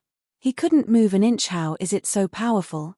Shifeng stared at the hovering Abyssal Blade, afraid. The weapon's current aura was many times stronger than it had been during the previous upgrades. If not for the magic arrays that reinforced the special forging room, He had no doubt that the roar would have crumbled the room. The dragon's roar hadn't only affected the special forging room Shifeng occupied. Candlelight's lifestyle players, who practiced forging techniques in their own rooms, heard the deafening announcement and felt the world quake.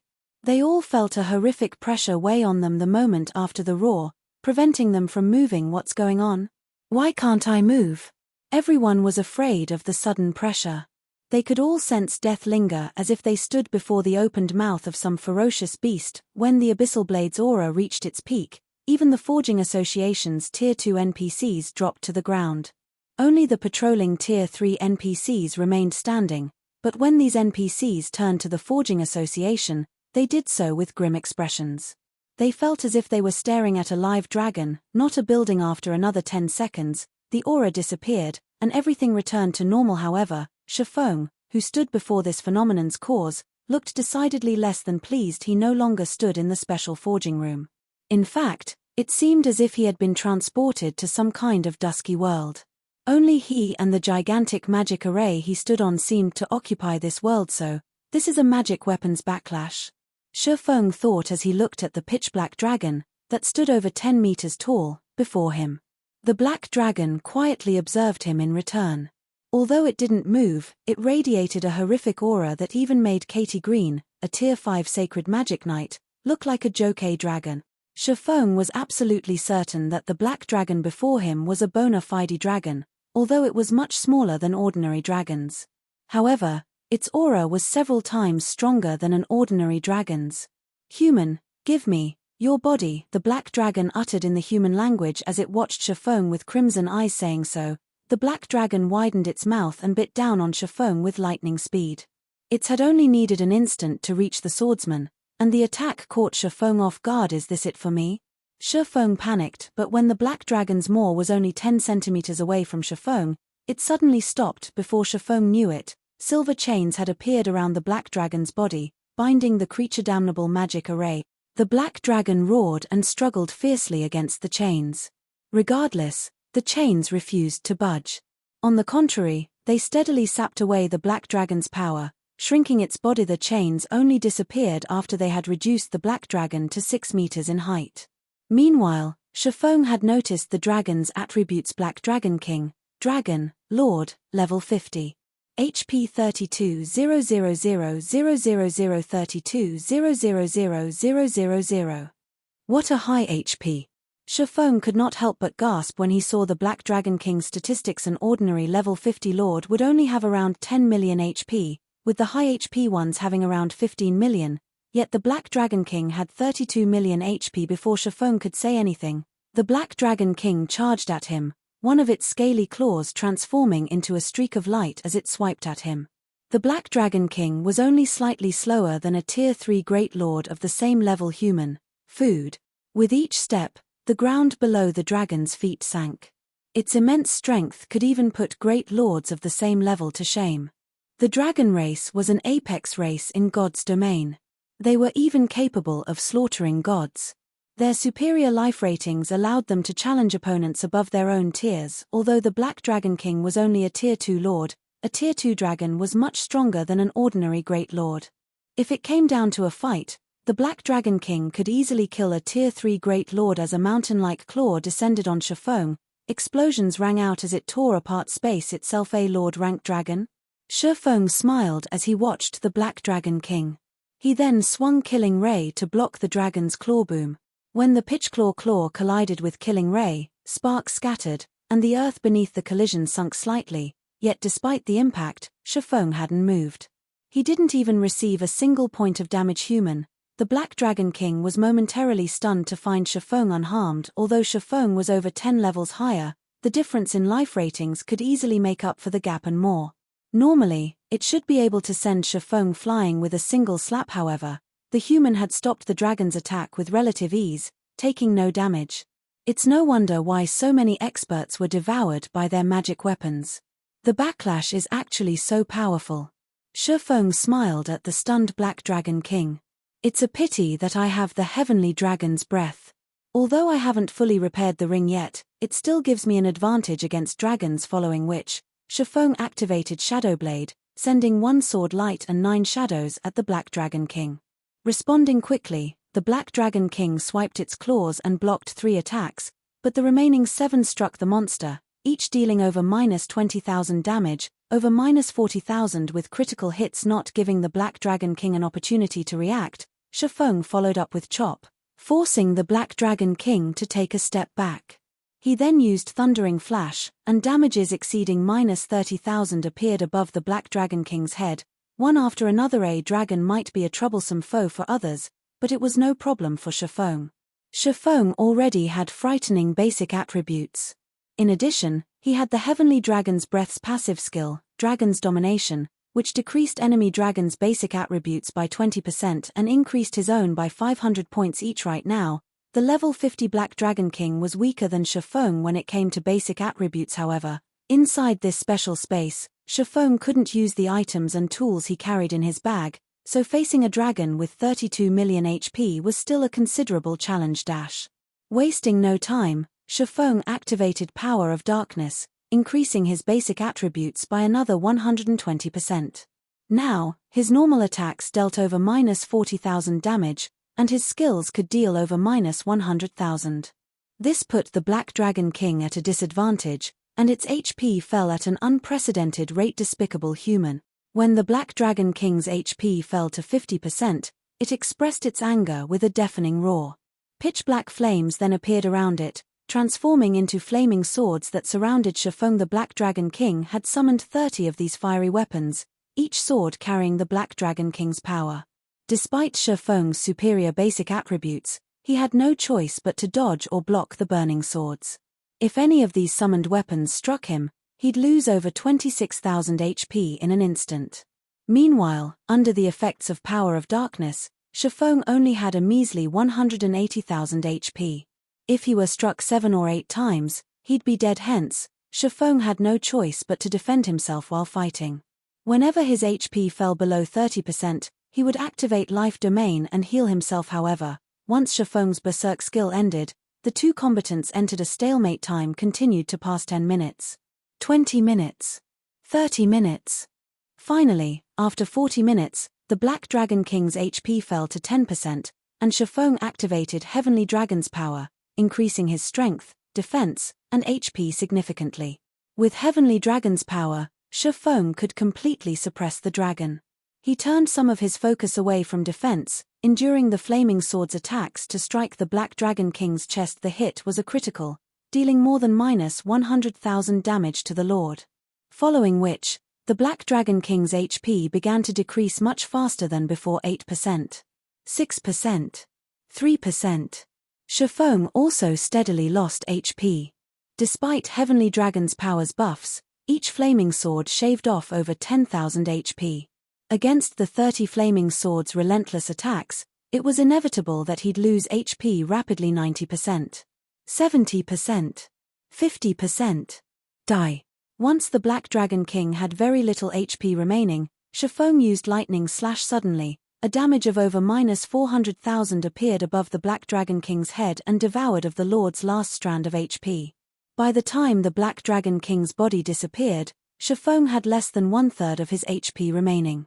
Chapter 1794, Dragon Soul. Hellscythe _ Lucky Old Cat. I finally won. Shifeng could not help but breathe a sigh of relief as he watched the Black Dragon King's body fade away. A dragon's strength was simply too high. If Heavenly Dragon's Power hadn't suppressed the monster while boosting Shifeng's basic attributes, the battle might have ended differently. Fortunately, the Black Dragon King had only been a level 50 lord, the same level that Shifeng was trying to upgrade the Abyssal Blade to. Had the Black Dragon King been the same level as Shifeng, the battle would have definitely been far more difficult. With this knowledge, Shifeng would have to be more careful during future upgrades. Without preparing for such a battle, upgrading the Abyssal Blade would be extremely dangerous. Once the Black Dragon King was gone, the gigantic magic array under Shifeng's feet compressed, transforming into a new Abyssal Blade. The new Abyssal Blade was a fully silver sword with pitch-black divine runes etched on the blade. Grey mist circled the weapon, and it gave off a chilling aura. This is the newly upgraded Abyssal Blade. When Shifeng gripped the new Abyssal Blade, he could clearly feel the sword pulsate. It felt as if the sword had become an extension of his body. What truly surprised Shifeng, however, was the new information in the weapons attribute panel. Abyssal Blade, one-handed sword, magic weapon.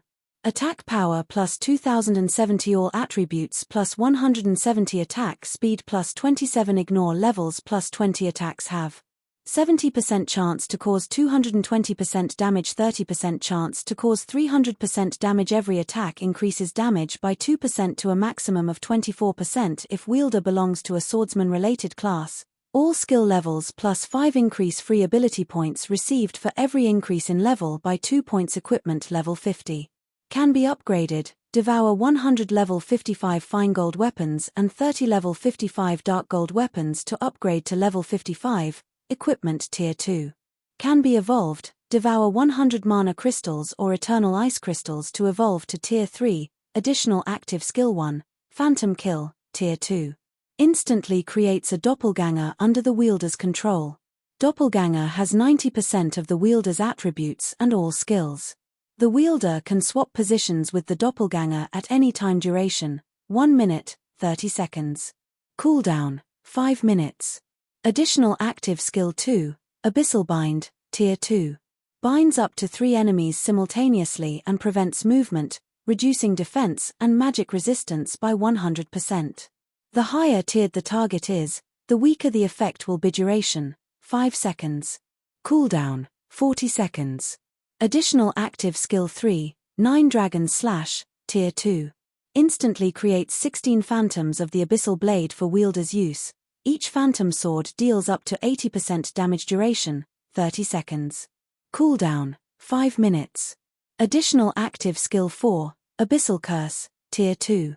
Prevents all targets within a radius of 50 yards from moving or attacking for 6 seconds and reduces their attributes by 20% for 10 minutes. Effect doubles if there is only one target in range. Cooldown, 20 minutes. Additional active skill 5, Dragon Soul, tier 2. Grants a doppelganger a dragon soul, transforming it into a black dragon. The transformed doppelganger will have the same life rating as a black dragon. Duration, 3 minutes. Cooldown, 48 hours. Additional passive skill, Abyssal Will. Improves wielder's physique depending on the surrounding mana density. The higher the mana density, the greater the improvement. Additional profound inheritance, Black Emperor, tier 2. When activated, every critical hit will accumulate 1 stack of death aura.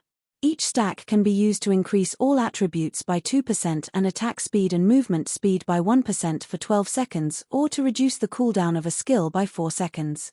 Maximum of 30 stacks of death aura. Duration, 10 minutes.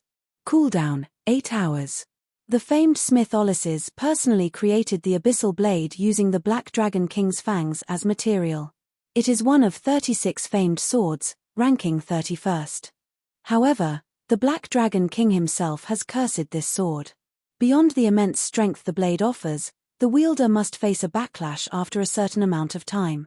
However, after Jack had remodeled the Abyssal Blade with a star crystal, the strength of the backlash has been reduced greatly.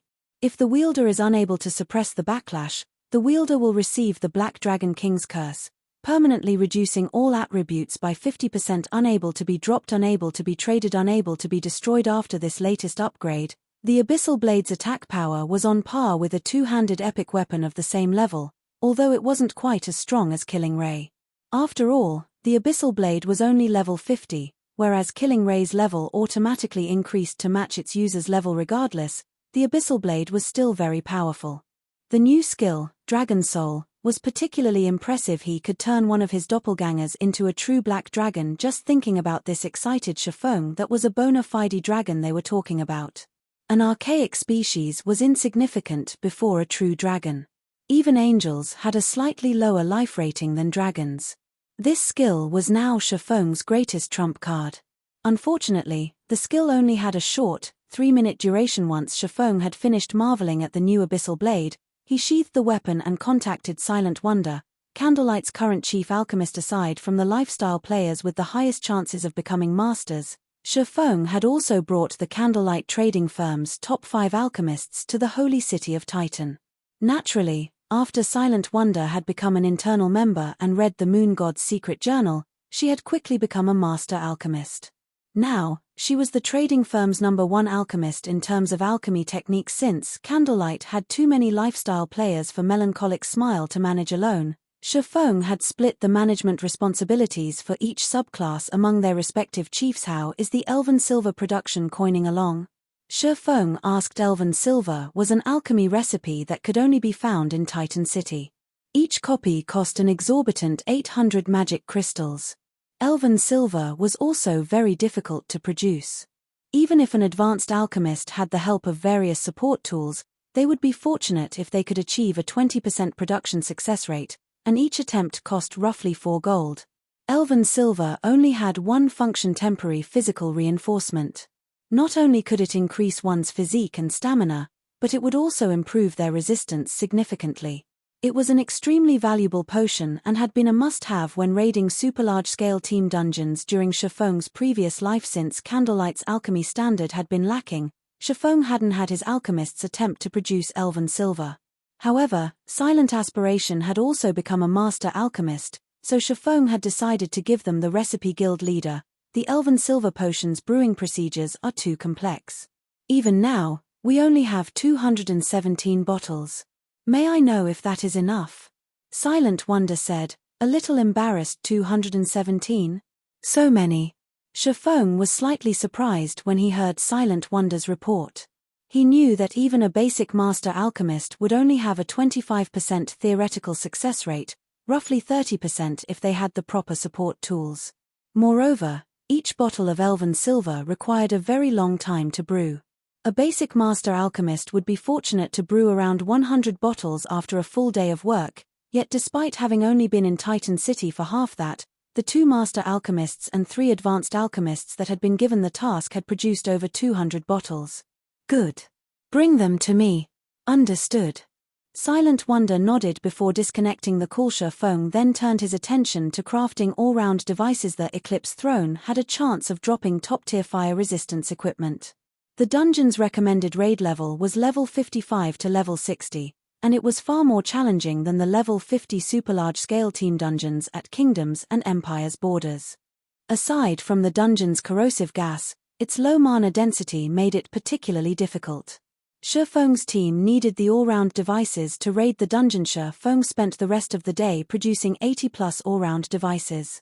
Including the all-round devices he had made some time ago, he had more than enough to outfit a team of 200 players. Time is almost up. They should have arrived in White River City by now. Shifeng smiled as he took a look at the time. Before he had realized it, a new day had arrived in God's domain. There were less than 20 minutes remaining before the agreed meeting time. Immediately, Shifeng took out a return scroll for White River City. After activating the scroll, his body transformed into a streak of light and left the special forging room. Chapter 1795, Gathering of Heroes. Hellscythe_Lucky Old Cat. Starmoon Kingdom, Zero Wings residence in White River City. Silence dominated the crowded guild hall due to the group of the guild's main force members resting in the lobby. The lowest leveled player among this group was level 54, tier 2, and the weakest equipment they wore was level 50 fine gold rank. The players who led the group even wore multiple pieces of epic equipment. These people were none other than Fire Dance, Cola, Shadow Sword, Blackie, Turtle Dove, Yi Wumian, Violet Cloud, Minor Wind, and Flying Shadow. Most of these players had been in the guild since its founding and had participated in countless guild wars and expeditions alongside Zero Wings. Guild leader Zero Wing had already become the #1 guild in Starmoon Kingdom both in terms of financial power and strength. Countless players in the kingdom studied Fire Dance and the others' battle videos. Unknowingly, they had become idols in Starmoon Kingdom. Flaming Rose Fire Dance, Tyrant Bear Cola. Why have all of these celebrities gathered here? Is our guild about to embark on some important operation? They're too cool. When can I become a core member and join their ranks? Our guild has recruited a lot of new members recently. As a result, the requirements to become a core member have become stricter. In other guilds, you can become a core member as long as you reach the Trial Tower's 5th floor and have enough GCPs. In Zero Wing, however, I've heard that you need to reach the Trial Tower's 6th floor at minimum. I've heard the same, but even if you become a core member, It's very difficult to get recruited for the guild's main force right now. Even the main force's weakest member can reach the 6th floor's late stage and has a grasp of at least 2 basic combat techniques. If you want to become a party leader, you'll need to reach the 7th floor's middle stage or higher and grasp at least 3 basic combat techniques and 1 advanced combat technique. The guild members inside the guild hall were ecstatic when they saw Fire Dance and the others. This was especially true for the new recruits. Many of Zero Wing's new recruits had only decided to join Zero Wing because of experts like Fire Dance and her companions. Suddenly, shrieks echoed throughout the hall. A man in his 30s had entered the hall, carrying 2 long swords at his waist. Arcs of blue electricity danced around one of the weapons, while a grey mist surrounded the other. Ambient mana collected around the man passively, and he radiated an aura so powerful that those around him unconsciously stepped aside. This middle-aged man was none other than Shifeng's Black Flame Persona guild leader. The guild leader has arrived. It's really the guild leader. His aura is so powerful. He is so much stronger than the battle videos make him out to be. When the guild members saw Shifeng, excitement and reverence filled their eyes. Black Flame was a living legend in Star Moon Kingdom and was responsible for many miracles, never suffering defeat. Just the name Black Flame made expert players in Star Moon Kingdom shudder. In response to the exclamations, Shifeng could only offer a troubled smile as he approached Fire Dance and her team guild leader. All 85 Tier 2 players we have right now are present. We can set out right away, Aqua Rose said as Shifeng walked over to the group. Shifeng examined the main force members that had stood to greet him. The group included the experts from the Black Dragon Empire branch that Gentle Snow managed. Even Yulan, who managed Zero Wing City's daily affairs, was here. Silent Blade, Yu Zipping, who had recently been promoted to Tier 2, was also present. Some of these players had been incredibly famous during his previous life. In this life, however, these people had gathered in the guild he had created. Not even a first-rate guild could field 85 Tier 2 players at this stage of the game. Zero Wing had only nurtured so many thanks to the primordial soul Shifeng had acquired from Primordial City. Good. Let's move out, Shifeng said, nodding. He then led the group toward the agreed meeting point in White River City. Shifeng and the 85 Tier 2 players left Zero Wing's residence on their mounts. The players on the street gasped when they saw Shifeng's group. These Zero Wing players were, after all, quite eye-catching. Their mounts alone were terrifying, with the weakest at mysterious iron rank. Meanwhile, the players' statistics were simply horrific. When Shifeng's group had taken to the street, the various powers in White River City began to panic. They all feared that Zero Wing had targeted them. White River City Airport. Due to the appearance of the Eclipse Gate, the airport had become one of the most popular hubs in White River City, especially for the city's various guilds and adventurer teams. Not only was the Eclipse Gate a high-resource map, but the map also produced plenty of rare herbs and ores. There was also the precious energy essence, which could be used to nurture guild mounts. The Eclipse Gate was undoubtedly the best option to grind and earn money for players who didn't want to travel to the Distant or Empire. Currently, the players from the Dragon Phoenix Pavilion and Unyielding Soul had gathered in the airport's rest area. These 2 guilds' presence made the other players in the rest area nervous, feeling a great pressure weigh on them. The teams were frightening, with each made up of around 60 Tier 2 players. Players recognized these guild members as Tier 2 players due to the Tier 2 class insignias that only Tier 2 classes received. This insignia could only be acquired by completing a very difficult quest, and not only was it proof of one's strength, but it also increased skill and spell effects by 10%. Big Sis Rain, Zero Wing is amazing. They actually borrowed so many experts from Unyielding Soul. Even Unyielding Soul's first vice guild leader, Unyielding Heart, has made an appearance. Blue Phoenix exclaimed, looking at the middle-aged man some distance away. The man was slim and wore a set of dark blue sacred armor with a pure white cloak thrown over his shoulders. Unyielding Heart had been well known in the virtual gaming world for many years now. He had been responsible for various miracles in previous virtual reality games.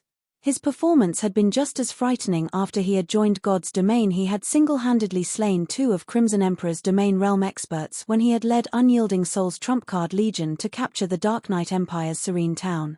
His success had allowed Unyielding Soul to gain an upper hand, surpassing Crimson Emperor's development in the Dark Knight Empire. Blue Phoenix found it truly hard to imagine that an important figure like Unyielding Heart would actually help Zero Wing. Unyielding Soul should have some internal arrangement with Zero Wing, Phoenix Rain said as she glanced at Unyielding Heart. Honestly, his arrival had surprised her, as well. Even if Unyielding Soul had some kind of business with Zero Wing, it shouldn't have been easy for Zero Wing to acquire Unyielding Heart's assistance. After all, the position of First Vice Guild Leader came with a lot of responsibilities, and Unyielding Soul's situation in the Dark Knight Empire wasn't looking good. Logically, Unyielding Heart should not have the leisure to work for another guild. On the other side, Unyielding Soul's members were just as surprised to see the Dragon Phoenix Pavilion's members in the airport. Vice Guild Leader, that woman over there seems to be Pavilion Master Phoenix Rain from the Dragon Phoenix Pavilion. A level 54, Tier 2 male cleric whispered to Unyielding Heart. Moreover, the genius Blue Phoenix is here. It seems Zero Wing isn't as simple as we thought. Indeed. Although rumors have mentioned that the Dragon Phoenix Pavilion has a good relationship with Zero Wing, I didn't expect the Pavilion to dispatch one of its Pavilion Masters for a request for help. It seems their relationship runs much deeper than the rumors make it out, Unyielding Heart said, frowning slightly as he considered the matter. He had come here with very little expectations of Zero Wing. He had only joined the expedition due to Mu Lingsha's request, but he had never dreamed that Zero Wing could even acquire the assistance of God's Domain's famous demon queen, Phoenix Rain. Currently, Phoenix Rain held the most sway among the two Pavilion Masters in the Dragon Phoenix Pavilion. She also had the strongest chance of becoming the next great Pavilion Master. Phoenix Rain's presence in a foreign area alone was enough to cause a commotion nowadays. If the public realized that she was here to help Zero Wing, it would cause a sensation that would sweep across God's Domain. While the Dragon Phoenix Pavilion and Unyielding Soul discussed each other, excited cries reached them from outside of the airport. Many players in the lobby ran over immediately to take a look. A short moment later, a group of players entered the airport's main lobby. All of these players were at least level 54, with some at level 56. Their equipment was just as impressive. At this stage of the game, level 50 fine-gold equipment was even extremely rare in the various superpowers, yet such equipment was the weakest that could be found on these 80-plus players.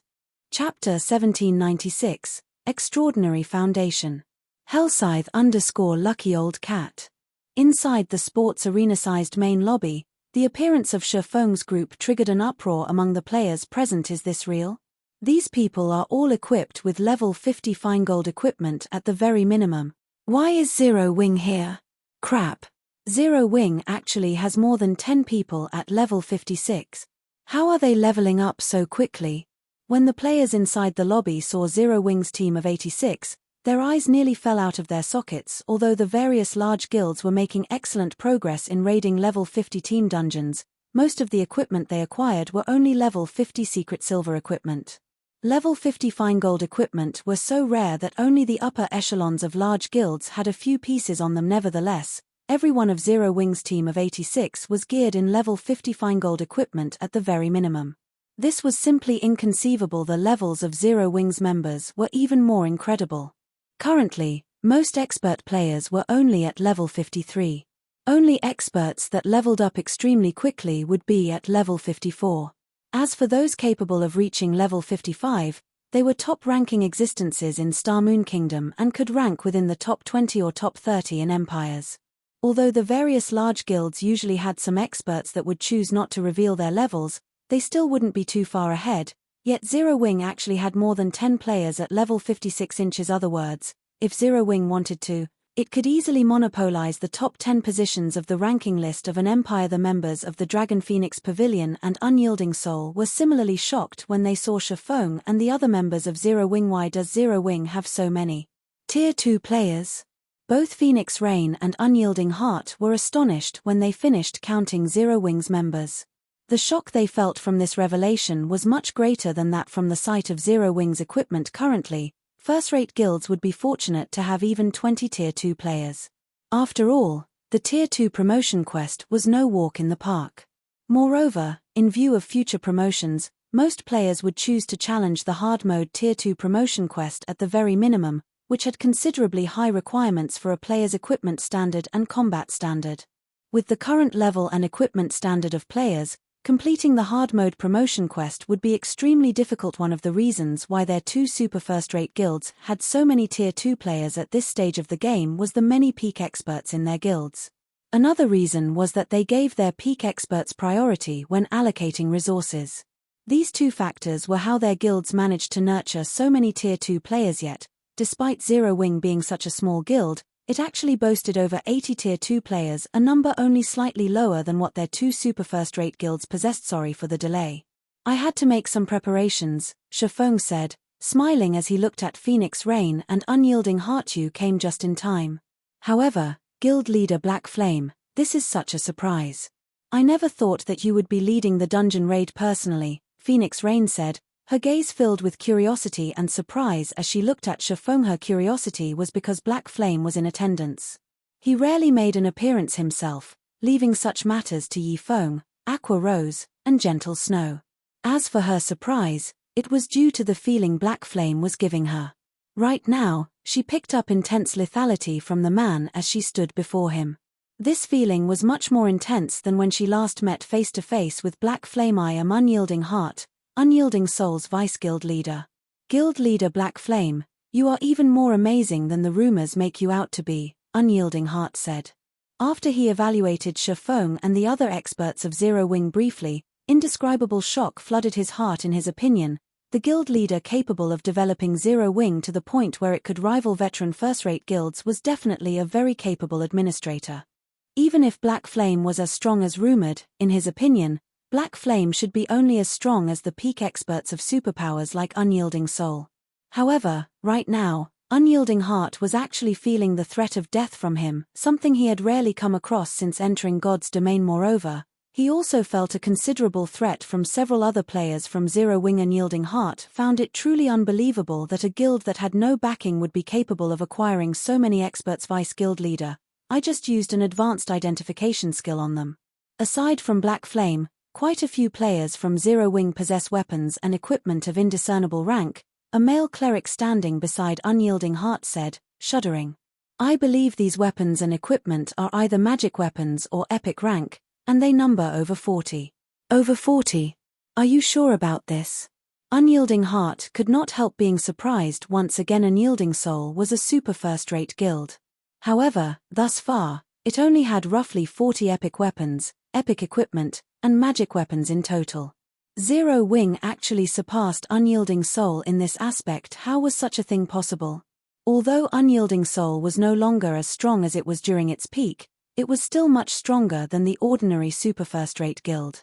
At the very least, it was still slightly stronger than the current Dragon Phoenix Pavilion, which, according to its investigations, only had around 30 epic weapons, epic equipment, and magic weapons. Even if the Pavilion managed to hide some, it would be a miracle if the Pavilion had 35 of such items. I'm absolutely sure of it, the male cleric said, a bitter smile forming on his face. He, too, had hoped that he had seen wrong or was hallucinating. However, he had already checked this information multiple times using his advanced identification skill. Not to mention, he could not read a single piece of information from Black Flame. All he got was a bunch of unknown when observing the man, a fact that he did not reveal when he looked at Black Flame. He even suspected that his identification skill was malfunctioning. However, when he tried inspecting Unyielding Heart's equipment, his skill worked as normal. He also refrained from saying that, Black Flame aside, Fire Dance, Aqua Rose, Gentle Snow, Cola, Turtle Dove, and Violet Cloud actually possessed more unidentifiable items than Unyielding Heart. When looking at Fire Dance and the others, Cycling Light even got the impression that the team he was looking at right now was the main force of a superpower rather than one of a first-rate guild. Is Zero Wing really just at the standard of a first-rate guild? Cycling Light muttered to himself. In reality, Cycling Light wasn't the only one having such thoughts. Unyielding Heart did as well. Setting aside other factors, the combat power of Zero Wing's main force was already on the level of super first-rate guilds. Guild Leader Black Flame, may I know which super large-scale team dungeon you have called us here to raid? Is it the Flaming Ruins or Silent Castle? Phoenix Rain asked curiously. If we know which dungeon we're raiding, we'll be able to plan ahead. In Starmoon Kingdom, there were only 2 level 50 super large-scale team dungeons that were relatively easy to raid, the Flaming Ruins and Silent Castle. Among super large-scale team dungeons, These 2 dungeons could be considered basic dungeons. All the others were of the intermediate difficulty. Raiding an intermediate super large-scale team dungeon before even raiding these basic dungeons would be tough. Meanwhile, raiding super large-scale team dungeons required players to switch to equipment that was more suitable to the environment inside the dungeon. Only, as Zero Wing had refused to reveal its target dungeon all this time, her side was not able to make any proper preparations. Now that they were about to set off to their target dungeon, she naturally had to ask, raiding a super large-scale team dungeon? Unyielding Heart could not help his surprise as he looked at Shifeng. He felt that Zero Wing was a little too crazy currently. The various superpowers were still trying to raid large-scale team dungeons. As for raiding super large-scale team dungeons, they did not even bother with such thoughts, as they all felt that the returns were not worth the cost. After all, although the difficulty of a super large-scale team dungeon was much greater than that of a large-scale team dungeon, the quality of the loot one could acquire from both types of dungeons was mostly the same. Yet, while the various superpowers had not even managed to obtain the first clear of a level 50 large-scale team dungeon, Zero Wing actually wanted to raid a level 50 super large-scale team dungeon. No, neither of those 2 dungeons are our target, Shifeng said, shaking his head.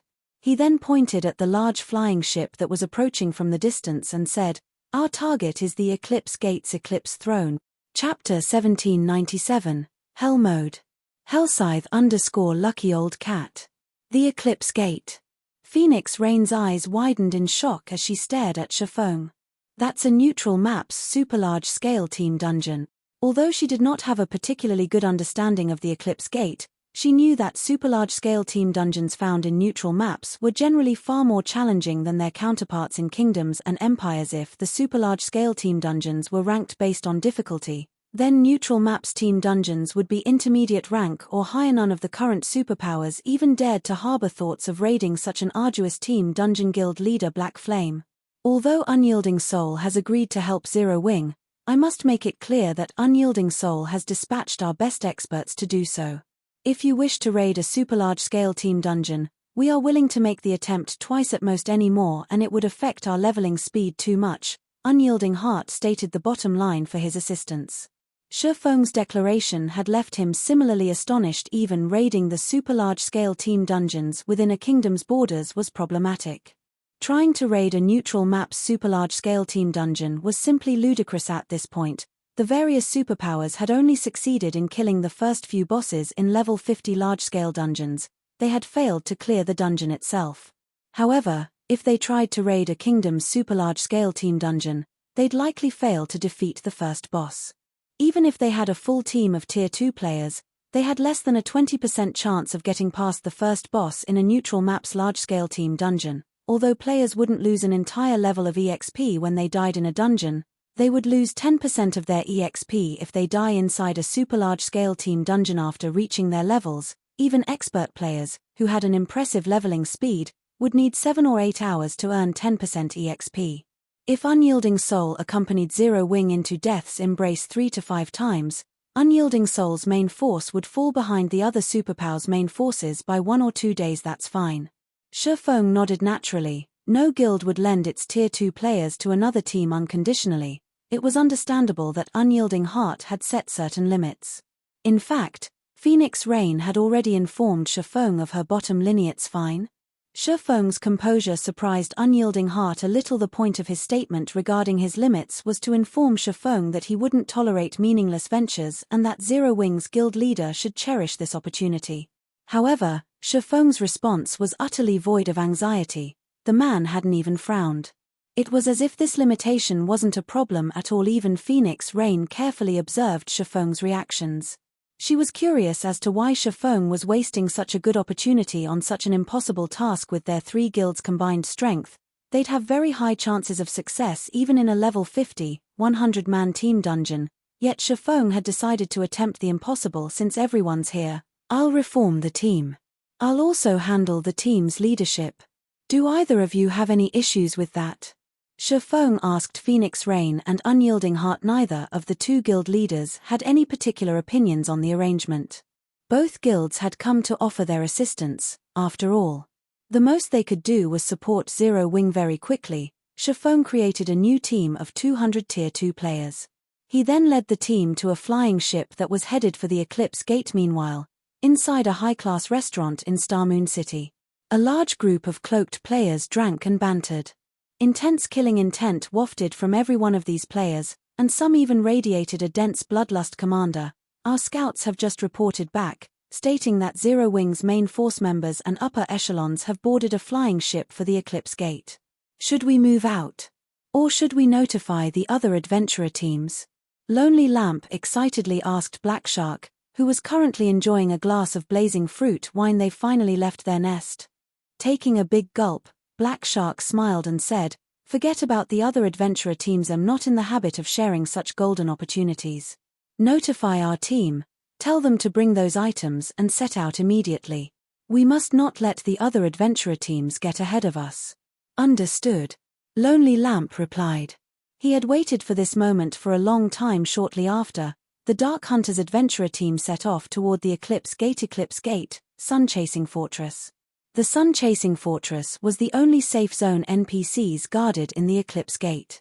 A large number of flying ships docked in the fortress each day, and since the fortress was a hub for multiple kingdoms' forces, the Sun-Chasing Fortress's player population was even higher than a kingdom's capital. When Shifeng's team exited the airport, they were greeted by the sight of players hawking their wares and forming teams by the street. The fortress was no less lively than Starmoon Kingdom's Starmoon City. However, although the Sun-Chasing Fortress was very popular, the various large guilds weren't particularly fond of this place since players couldn't purchase lands in an NPC fortress.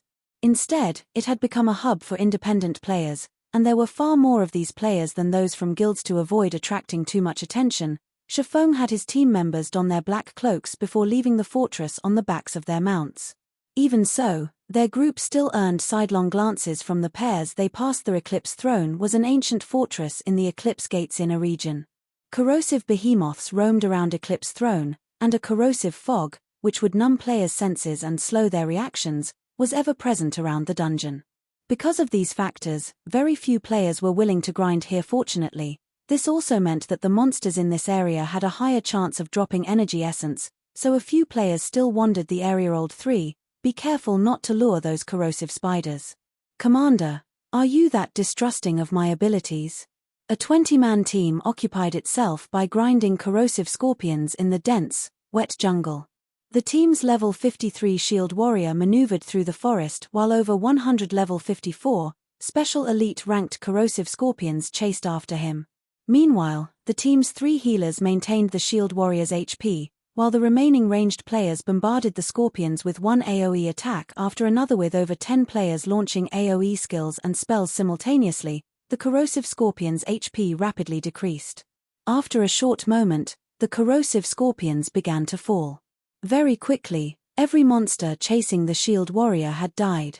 At this time, an assassin, which had followed the shield warrior stealthily, collected the scorpion's loot. Ha. Commander, we got one. An energy essence dropped. The level 53 assassin exclaimed as he picked up a dark green crystal. Good. Lure more monsters. The level 54 elementalist leading the team this time commanded, nodding approvingly. He was very satisfied with the loot acquired from this batch of monsters. As this assassin prepared to head off to lure more monsters, he noticed a team of players swiftly moving through the jungle ahead. This team completely disregarded the monsters around them as they made a beeline for the ancient fortress. As a result of these players' recklessness, they had lured many of the jungle's monsters. After getting a better look, the assassin discovered over 1,000 monsters running after these strange players. Among them were over a dozen level 55 Great Lord ranked corrosive behemoths and over 100 level 55 Lord ranked corrosive spiders. Crap! What are these people trying to do? The level 53 assassin gaped. Although the corrosive behemoths were only level 55 Great Lords, the corrosive gas their bodies released was extremely powerful. MTS weren't able to approach these monsters because of that. Any team that visited this jungle did their best to avoid the corrosive behemoths as much as possible. Although the corrosive spiders' gas wasn't as detrimental as the behemoths, they could also launch spiderwebs to seal players' movement. Having to face a force that included both the corrosive behemoths and spiders would be an absolute nightmare for players. However, before the level 53 assassins could say anything, one of these reckless players, a man, halted the team before the fortress walls. The man then swung his blue longsword suddenly. Golden divine swords fell from the sky, restricting the corrosive spider, which led the monster army, to a specific area. Towering pillars of fire then rose from the ground, engulfing the trapped corrosive spiders. At the same time, the other team members launched one AoE attack and large-scale destruction spell after another. For a moment, the jungle shook with the bombardment. Before 2 minutes had passed, every monster chasing the reckless team was dead. Even the dozen or so corrosive behemoths lay motionless on the ground. This scene dumbfounded the 20-man adventurer team that grinded corrosive scorpions some distance away. Who are those people? By the looks of them, they seem to be guild players. The guild emblem the guy in the lead is wearing, I think it belongs to Zero Wing. They should be Zero Wing's members. What's going on? Why are Zero Wing's members here? Shock overwhelmed the adventurer team's members as they watched Shifeng and the others loot the fallen monsters. Just as these adventurers wondered what Shifeng's group was trying to do, Shifeng arrived before the passage leading into the ancient fortress. Are we not going to rest first? Phoenix Rain asked curiously. No, we don't have the time for that. As long as we are surrounded by this corrosive gas, our stamina will continuously deplete, and the corrosive gas in our bodies would become denser. If we waste too much time here, we'll run out of stamina sooner or later. We need to hurry, Shifeng said, shaking his head. Surely we don't need to be in such a rush, right? We still have plenty of stamina. At the rate that we're losing stamina, we should have more than enough even if we're raiding a super large-scale team dungeon, Unyielding Heart said after briefly estimating his stamina consumption. He felt that Shifeng was trying to move too fast. They were going to challenge a super large-scale team dungeon. It would be wise to let the team rest, so they could fight in peak condition. If we're only talking about the hard mode Eclipse throne, then, of course, we'll have enough stamina for the raid, but we're here for hell mode. The corrosive gas is much stronger inside. Being inside the dungeon will further agitate the gas, and we'll lose stamina far more quickly. We need to hurry, Shifeng explained. Chapter 1798, Fortress Assault. Hellscythe _ Lucky Old Cat. Hell mode. Unyielding Heart stared at Shifeng in disbelief. Only after taking some time to process Shifeng's statement did he ask, Guild Leader Black Flame, you must be joking, right? He had barely been able to accept the fact that Shifeng wanted to raid a neutral map's super large-scale team dungeon, but raiding the dungeon's hell mode was too much. This was beyond foolish courage, it was plain suicide. The hell mode of a level 50, large-scale team dungeon was already difficult enough that the various superpowers couldn't even get past the first boss, let alone the hell mode of a level 50, super large-scale team dungeon. Moreover, a super large-scale team dungeon's hell mode was far more severe than hard mode. Each death would take 15% of the player's EXP. 2 deaths in hell mode was the equivalent of 3 deaths in hard mode. Even Phoenix Rain frowned at Shifeng's declaration. She had to admit that Shifeng was too full of surprises. Although she doubted that the man would execute a plan that he wasn't confident in, raiding the hell mode of a level 50, super large-scale team dungeon at this time simply wasn't realistic. Hell mode might seem difficult, but it isn't impossible. As long as we cooperate well enough and react quickly enough, the dungeon won't pose much of a threat, Shifeng explained. He was very familiar with the Eclipse throne. It was one of the few dungeons that dropped top-tier fire resistance equipment. He had raided the dungeon more than 20 times in his previous life, and he had raided the hell mode roughly 7 or 8 times. He knew how to dominate this dungeon. Moreover, he had specifically invited the experts from 2 super first-rate guilds. How could he possibly settle for the hard mode Eclipse throne with such a rare opportunity? Not much of a problem. Phoenix Rain was at a loss for words. It seemed as if Shifeng were treating the Eclipse throne like some 6-man party dungeon. However, with things as they were, she couldn't really argue with Shifeng's decision. Not only had Zero Wing invited the Dragon Phoenix Pavilion, but it had also secured Unyielding Soul's help. In the end, she decided to leave the decision of how to utilize this chance to Zero Wing, following which, Shifeng chose the Eclipse throne's hell mode. His team members wore skeptical expressions as they followed the man into the horrific skeletal head that had appeared before the ancient fortress's entrance. Hell mode? Am I seeing things? Are Zero Wing's members insane? They actually want to raid the hell mode Eclipse throne? Most of the various superpowers are still struggling to get the first clear of level 50, 100-man hard mode team dungeon. Well, Zero Wing is Star Moon Kingdom's #1 guild. Since they dare to enter the dungeon, they should have some confidence of clearing it. Confidence? That can't be possible, right? That is the hell mode of a 200-man team dungeon we are talking about, not a 50-man team dungeon. After the adventurers in the jungle watched Shifeng's team disappear into the dungeon, they broke into a heated discussion. They were all very confused as to why Zero Wing would take such a huge risk to raid the hell mode Eclipse throne. Meanwhile, inside the Eclipse throne, once Shifeng and the others entered the fortress, they felt their five senses dull. Corrosive gas surrounded them, steadily depleting their stamina. The ambient mana was also significantly less dense than outside of the fortress. This decreased the players' efficiency with their skills and spells. Although the dense corrosive gas and thin ambient mana was alarming, those factors became of little significance once they saw the corrosive monsters roaming the dungeon. Corrosive zombie, undead, lord. Level 56. HP 13 000 13 000. Corrosive abomination, undead, great lord. Level 56. HP 37 000 37 000. Corrosive earth dragon, undead, grand lord. Level 56.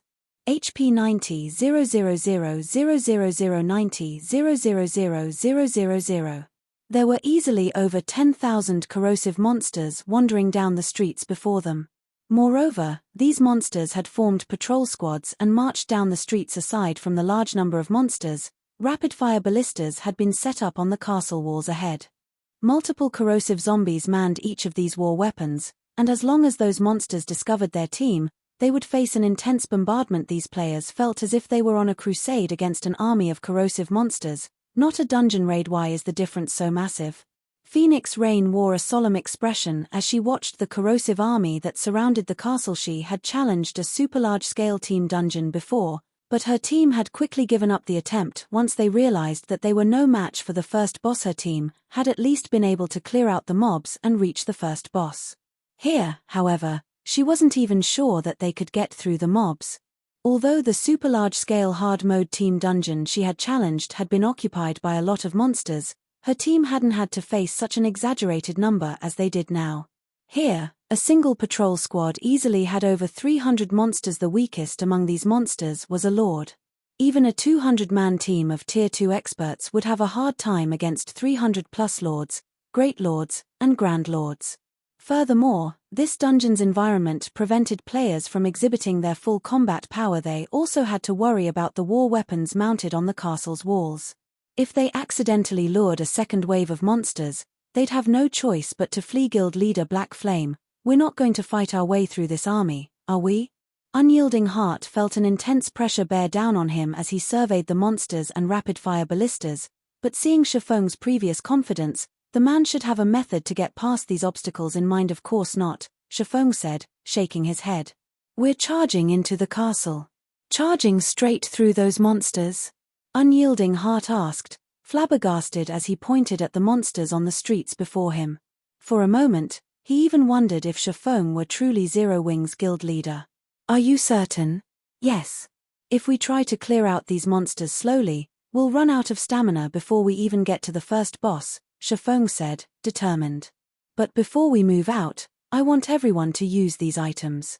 Saying so, Shifeng took out the all-round devices and elven silver potions he had prepared and distributed them to every member on the team. If players wished to raid the Hell Mode Eclipse throne, they needed to restore their five senses, mana, and stamina. Otherwise, they'd be annihilated before they even met the first boss. Raiding a super large-scale team dungeon was different from a large-scale team dungeon. Rather than a dungeon raid, it was more appropriate to call it a miniature war. Most importantly, a team was limited to 200 players. Trying to clear the dungeon with brute force while at such a massive numerical disadvantage would be nearly impossible. At the very least, such a feat was impossible with his team's current standard. When brute force wasn't a viable option, a team would have to raid the dungeon by using their numbers and making appropriate sacrifices at the right times. By doing so, clearing the dungeon was possible, albeit a little cruel this time, though Shifeng did not intend to use such a method. Rather, His plan was a little more forceful. Although Phoenix Rain and Unyielding Heart were still willing to believe in Shifeng's confidence, they couldn't help but wonder if they were as safe as Shifeng claimed as they watched the monsters cover the streets. What's this? When Phoenix Rain, Unyielding Heart, and the other team members received the all-round devices and Elven Silver, they didn't understand what Shifeng intended. However, gasps escaped them after they inspected the two items' attribute panels. Chapter 1799, Another Magic Crystal Treasure Chest. Hellscythe _ Lucky Old Cat. Guild Leader Black Flame, do you have more of these items? Unyielding Heart could not help but ask after inspecting the all-round device and Elven Silver in his hands. If you have extras, I'd like to buy some. Ordinary players might not recognize the value of the all-round device and Elven Silver, but they were absolute treasures to superpowers. As players reached higher levels, they would encounter environments with low mana density more often. Some severe environments even inflicted debuffs, yet these locations were often high-resource maps or the sites of high-ranked quests. Dealing with such maps would often give the various superpowers painful headaches. Yet, even now, they hadn't found a solution. The all-round device and Elven Silver Shifeng had just handed out just so happened to solve all of those problems. Aside from the increased mana density the all-rounded device offered its user, it also provided a 5% increase. Attributes: I still have some left, but as they are very rare, they won't be cheap, Shifeng said, smiling. If you want to buy them, it'll be 300 magic crystals for each rounded device and 100 magic crystals for each bottle of Elven Silver.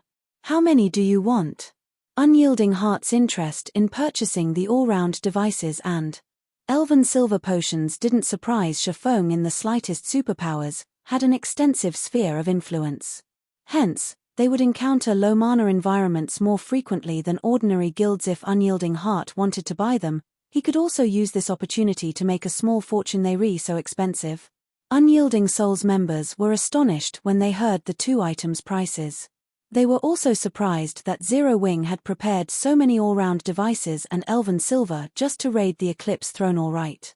I want 100 all-round devices and 100 bottles of Elven Silver, Unyielding Heart answered without hesitation. You want that many?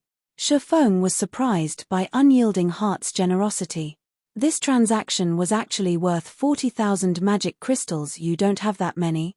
Unyielding Heart's brows furrowed slightly as he looked at Shifeng. Unyielding Soul had a great use for the all-round device and Elven Silver, and Unyielding Heart judged that 100 of each should be enough for his guild's purpose. I don't have that many in stock right now.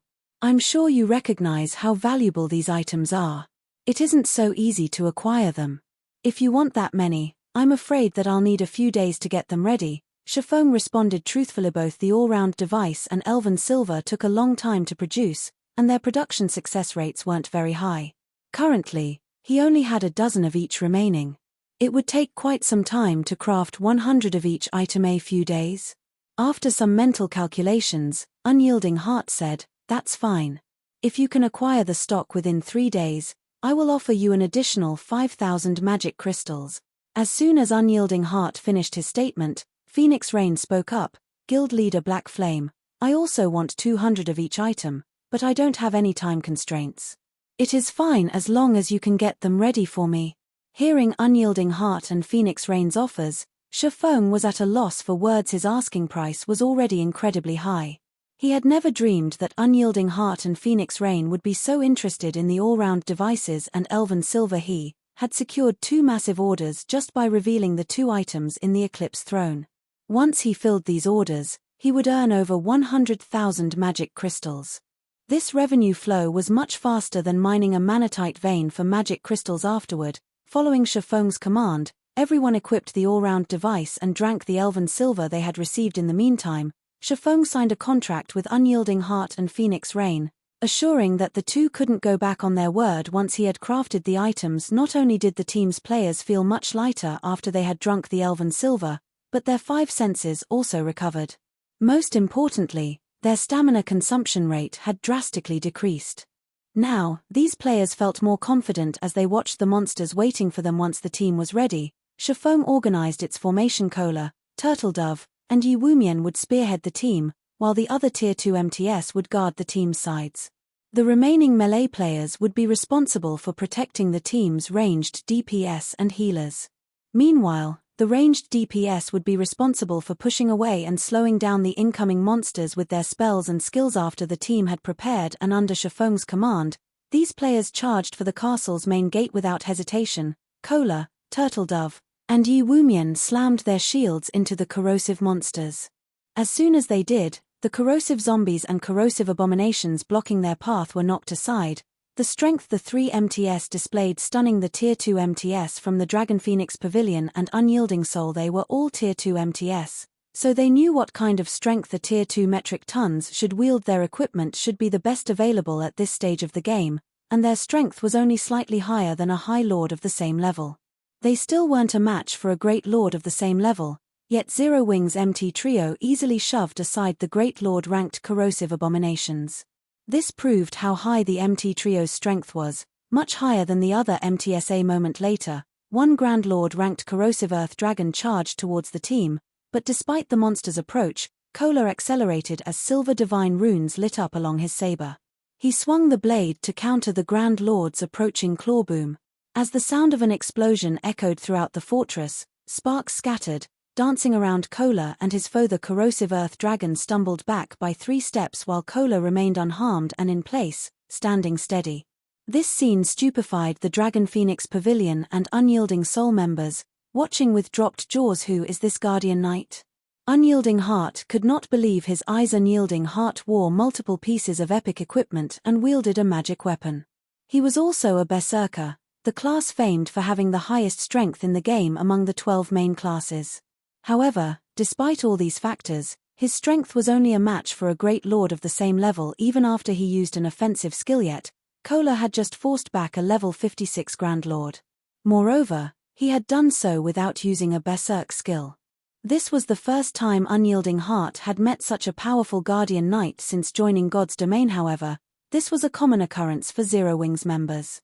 Kola held a Tier 3 mana weapon, and if he activated the weapons skill, suppressing a level 56 Grand Lord would be child's play. After the corrosive Earth Dragon stumbled backward, the team followed after Kola and the others, steadily advancing. Fortunately, the rapid-fire ballistas attacks didn't pose any threat to the team.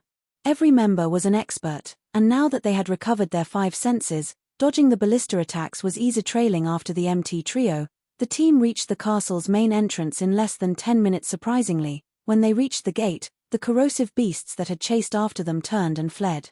The monsters seemed oddly terrified of something. We reached the castle, just like that.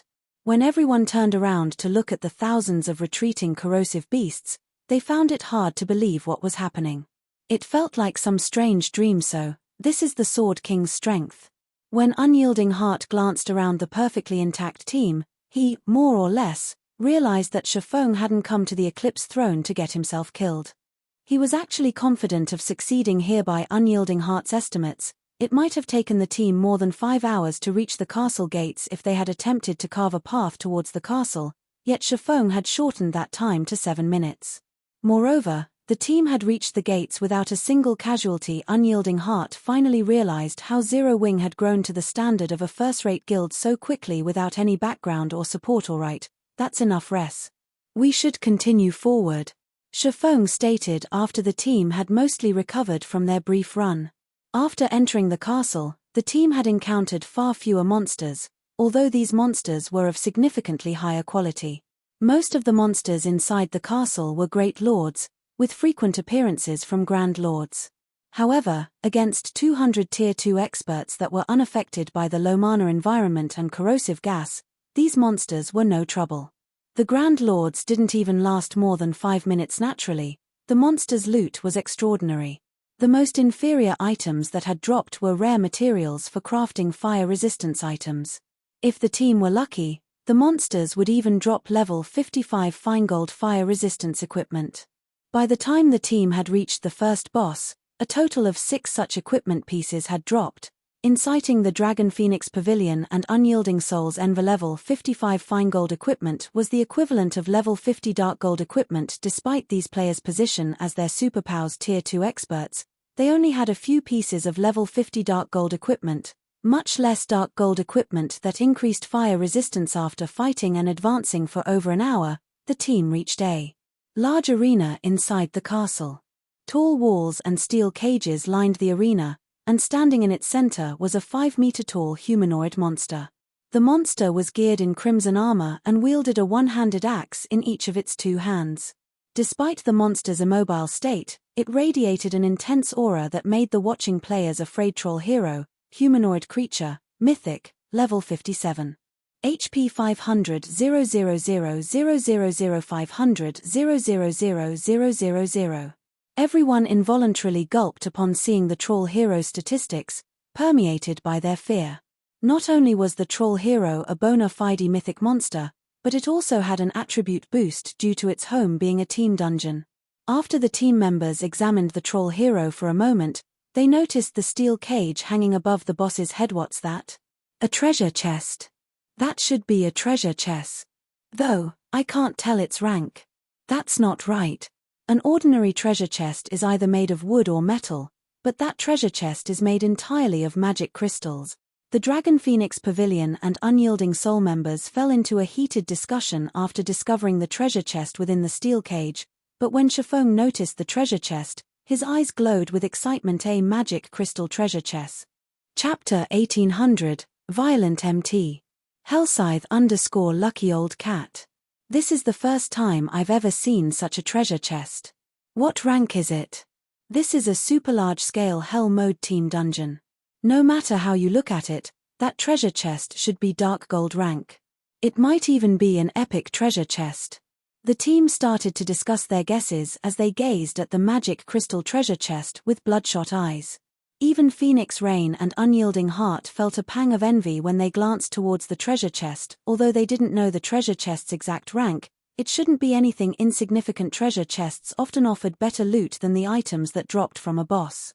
In other words, securing that treasure chest was on par with killing an additional boss in this super large-scale team dungeon. Of course, Shifeng was ecstatic. Unlike his teammates, he knew just how valuable a magic crystal treasure chest was. It was definitely far more valuable than an epic treasure chest. Moreover, this magic crystal treasure chest glowed with golden light. Even superpowers would go mad over the items inside. Could this be a reward for being the first team to raid the Eclipse throne? Shifeng wondered as he looked at the magic crystal treasure chest. He hadn't seen a treasure chest in the dungeon during his visits in the past, even when he had raided the Hell mode version. After the team finished its debate about the magic crystal treasure chest, they shifted their attention to the troll hero standing in the arena. No matter how much they desired the treasure chest, they couldn't reach it since it had been locked away in a cage. To open the cage, they'd need a key, and it was obvious that they could only obtain that key by defeating the boss before them. However, when the Dragon Phoenix Pavilion and Unyielding Souls members looked at the motionless troll hero, they couldn't help but gulp audibly, fear returning to their gazes. Despite having reached Tier 2, they still had an instinctive fear of mythic monsters. Their previous encounters had been traumatizing. Monsters at this rank were simply undefeatable. Moreover, as one of a Hell mode dungeon's bosses, every aspect of the troll hero had been boosted, especially its HP compared to hard mode. The Hell mode troll hero should have at least an additional 40% HP. This increased the pressure the team had to face by a considerable margin. However, in contrast to the reactions of the Dragon Phoenix Pavilion and Unyielding Souls members, Zero Wings members seemed relatively relaxed before the troll hero. They were as calm as usual. Unyielding Heart was surprised to see such a lack of reaction from Zero Wings members. All of Unyielding Souls members present had their fair share of tough battle experiences, but despite the wealth of experience, they couldn't help their anxiety about facing the troll hero. And yet, Zero Wings members were so calm. Do they think they can beat the troll hero? Examining Zero Wings members for a moment, Unyielding Heart realized that not only weren't they anxious, but they even watched the boss like hunters tracking Prey Guild leader Black Flame. How should we go about raiding this boss?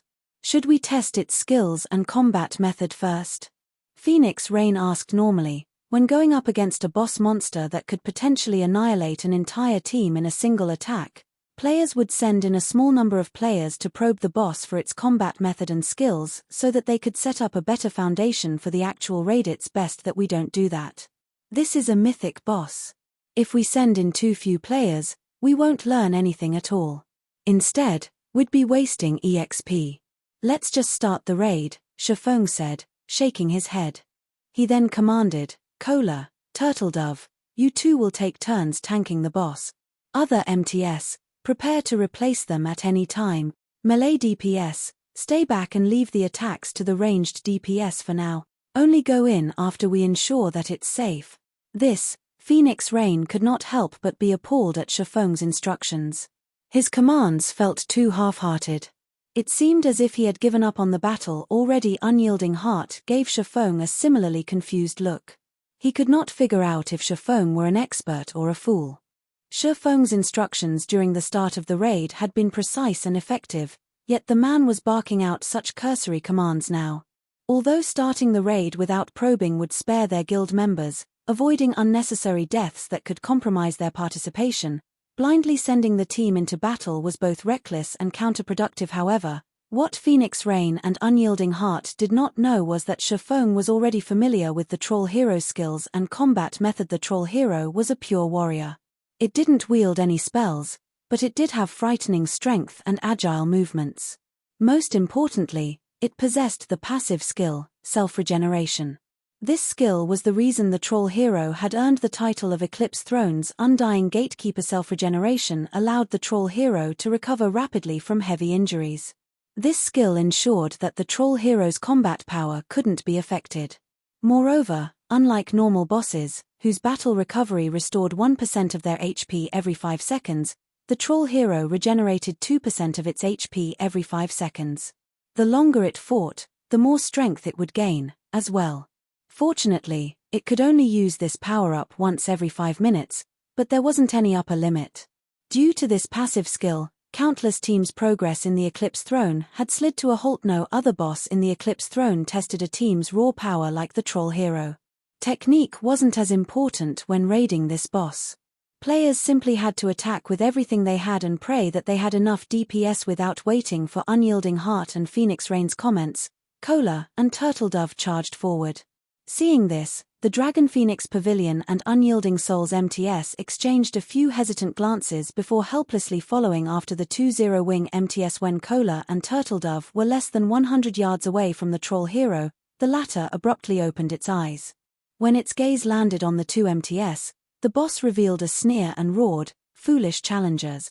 Do you believe you can defeat the strongest warrior in Lord Armos's army?" The Troll Hero then threw its axes at Cola and Turtledove. Shua. The two 4-meter-long axes flew from the Troll Hero's hands, transforming into spinning blades as they soared towards Cola and Turtledove. As the axes sliced through the air, they left behind long, pitch-black lines.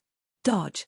Unyielding Heart shouted in panic. Attacks that caused spatial tears could even threaten mythic monsters of the same level. If current players received such an attack, even powerful MTS like Cola and Turtledove, they'd likely die instantly. However, just before the axes reached these MTS, Turtledove slid in front of Cola.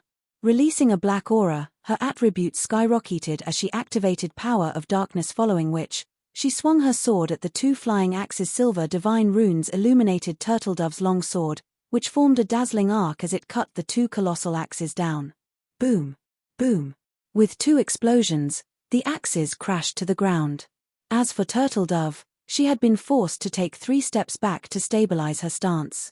At the same time, 2 damages exceeding -20,000 appeared above her head. However, to Turtledove, who had 140,000 HP after activating Power of Darkness, the damage was tolerable. Meanwhile, the rear-line healers, who had long since prepared for this moment, released several healing spells, instantly restoring Turtledove's HP to full heals. What is going on? She blocked both attacks all by herself. I'm not seeing things, right? How did she stop those attacks so easily?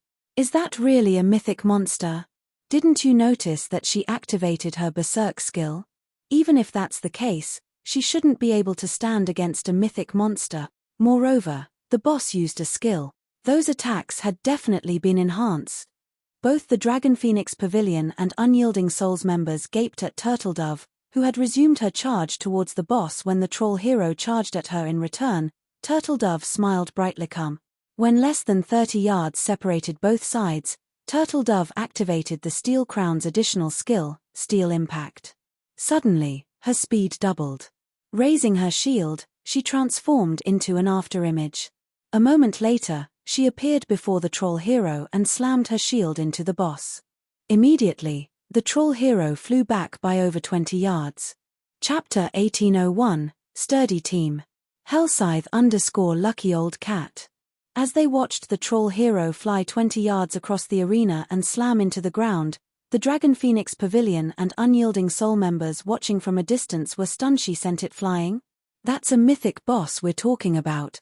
Just how much strength does she have? Is she really a Guardian Knight?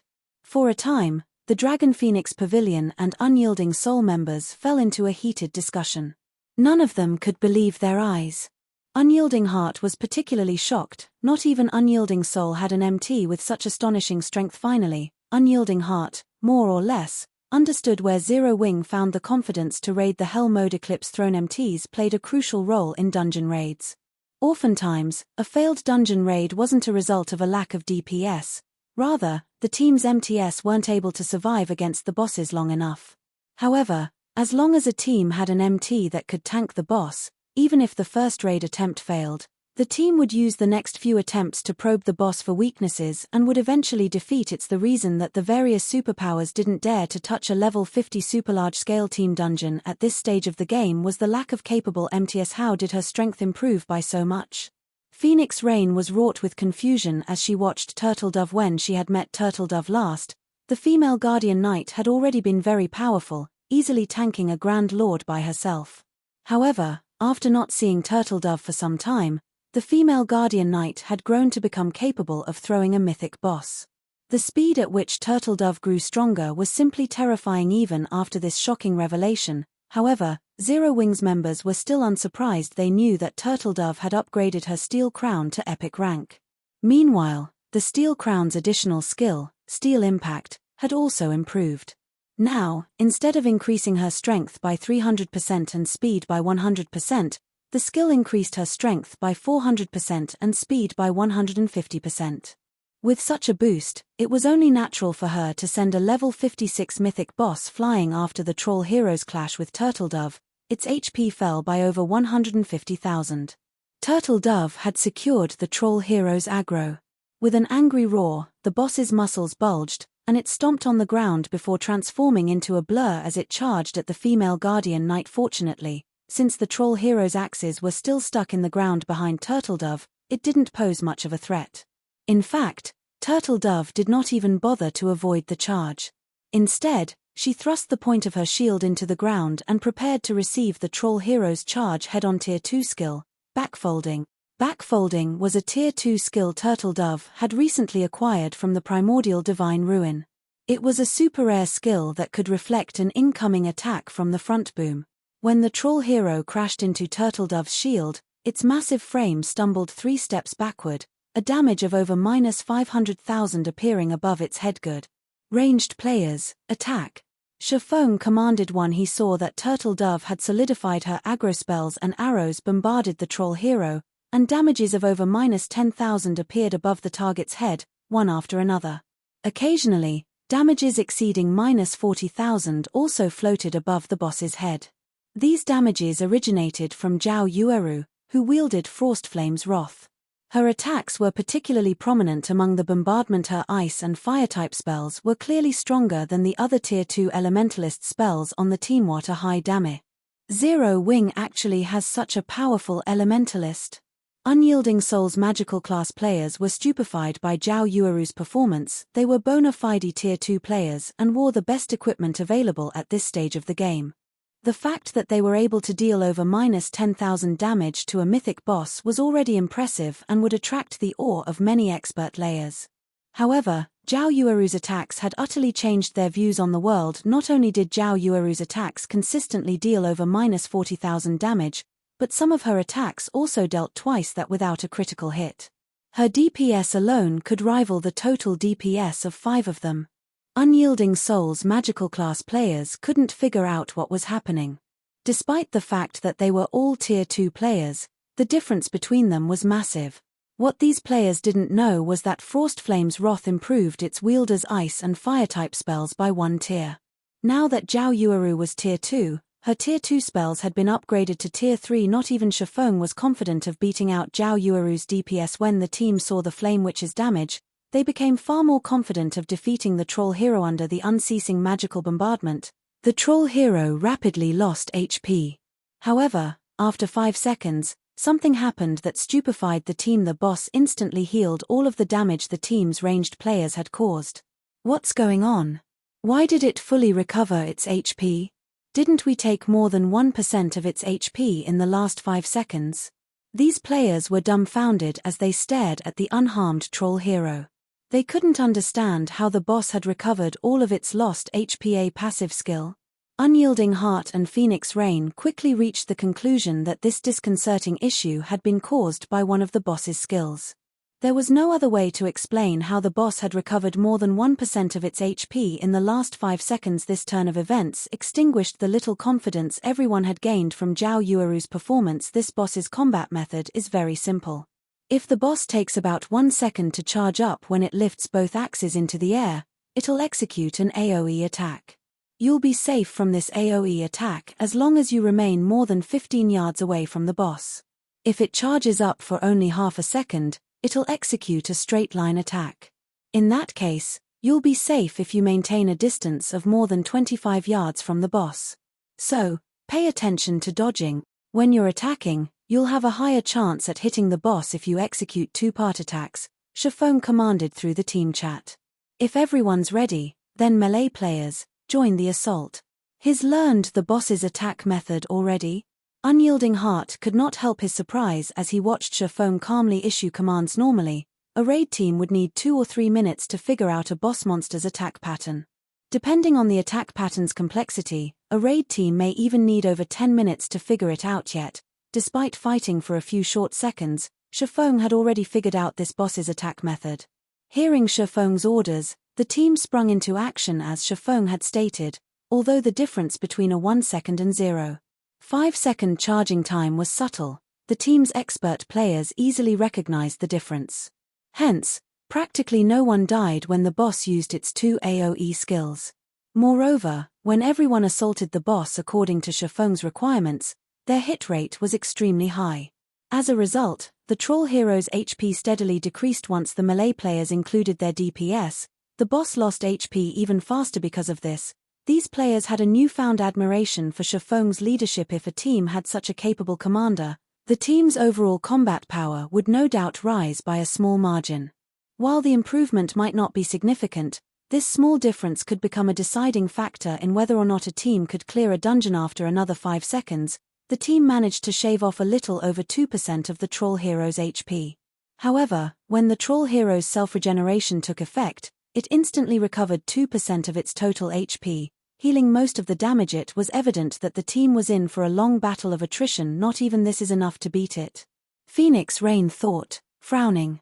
With the team's current DPS, it was possible to whittle the boss down and kill it eventually, but at the current rate that the healers were burning through their mana, they wouldn't last until the battle ended. Unyielding Heart had come to the same realization. It might be fine if they were raiding a 50-man team dungeon, but in super large-scale team dungeons, players were prohibited from using magic arrays to suppress the boss. Players had to rely on their own strength to defeat the dungeon bosses. This was also why the various superpowers couldn't raid super large-scale team dungeons yet. At this rate, it was only a matter of time before the troll hero annihilated the team. Sure enough, it is too much to ask for current players to defeat this thing. Shifeng could not help but reveal a bitter smile as he watched the troll hero's HP bar. He then took out the Ring of Gospel from his bag and injected 7,000 magic crystals. World Projection. Ring of Brilliance. Chapter 1802. Set equipment of astronomical value. Hellscythe _ Lucky Old Cat. The moment World Projection activated, the troll hero paused. Meanwhile, due to Ring of Brilliance's effect, everyone on the team felt a pleasant sensation course through their bodies, their basic attributes and physique instantly improving by 10%. What's this? A magic array? Didn't they say that magic arrays are prohibited inside super large-scale team dungeons? When these players noticed the troll hero's attributes decrease, they couldn't help but turn to Shifeng in astonishment. How is this possible? The boss's basic attributes fell by 20%. Shock filled Unyielding Heart's gaze when he noticed the change. Turning to Shifeng, he thought, is this the real reason that he is so confident in challenging a super large-scale team dungeon? Unlike Grand Lords, mythic monsters had more resistance against magic array suppression and negative status effects.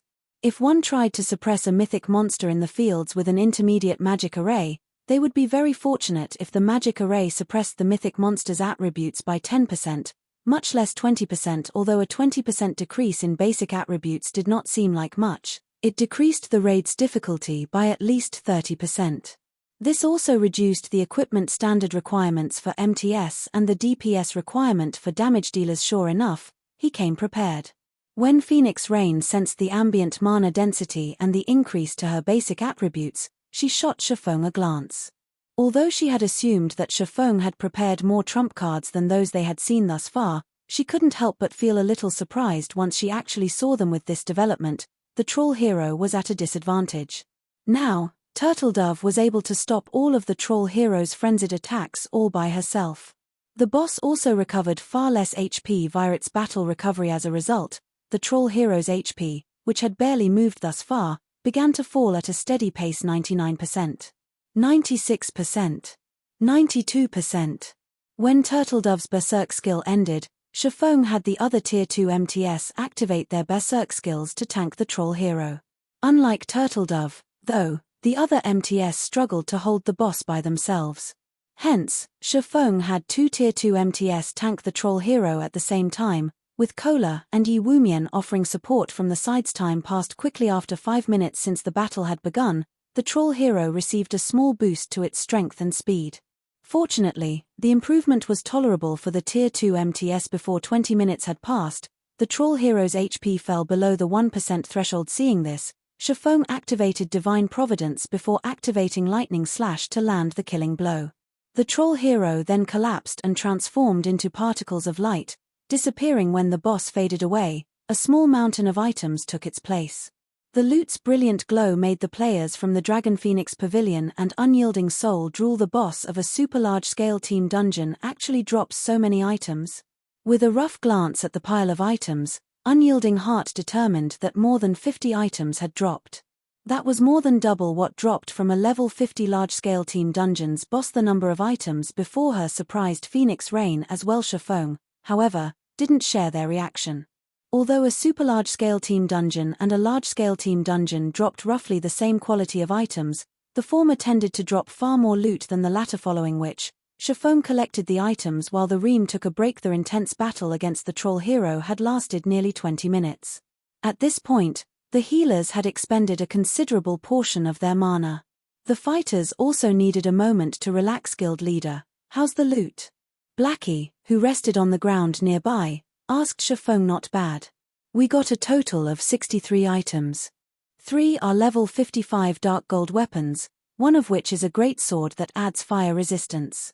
Aside from that, we also got 8 pieces of level 55 dark gold equipment, 3 of which add fire resistance. Of the 3 pieces of dark gold equipment that add fire resistance, one is the Dark Corrosion Boots, a set piece for a level 55 plate armor set, and another one is the Sundial Armguard, a set piece for a level 55 cloth armor set. There are also 7 pieces of level 55 fine gold equipment, 5 of which add fire resistance.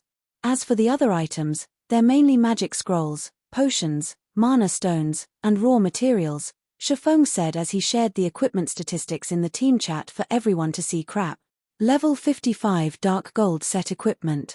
Everyone's eyes glowed when they saw the statistics Shifeng had shared.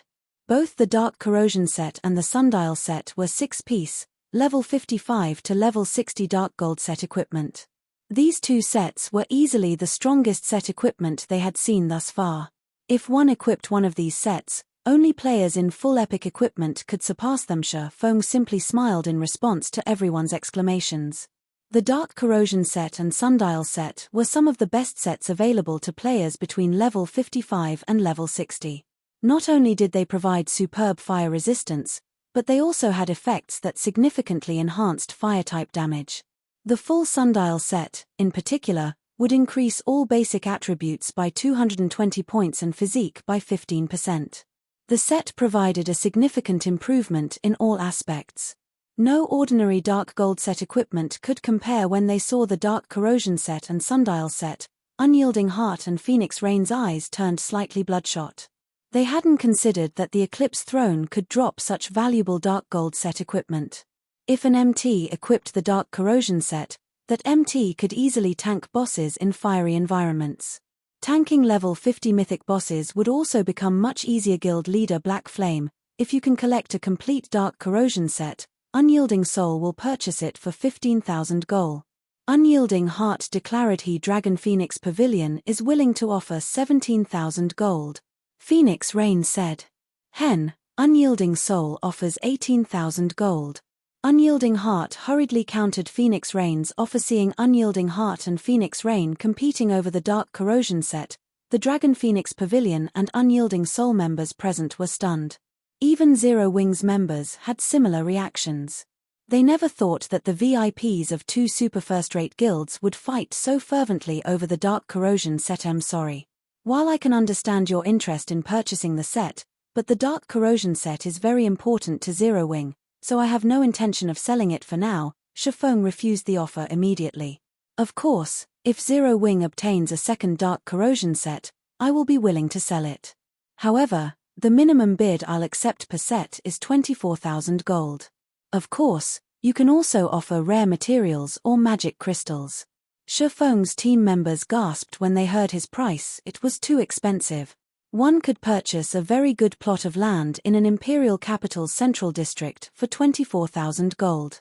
It was even possible to construct a town with that kind of money, yet Shifeng wanted 24,000 gold for a single Dark Gold set equipment. Guild Leader Black Flame, I believe you are aware that equipment has an effective time period.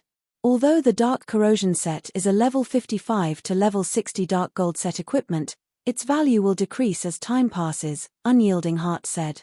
If you gather a complete set within 7 days, I am willing to spend 24,000 gold to purchase it.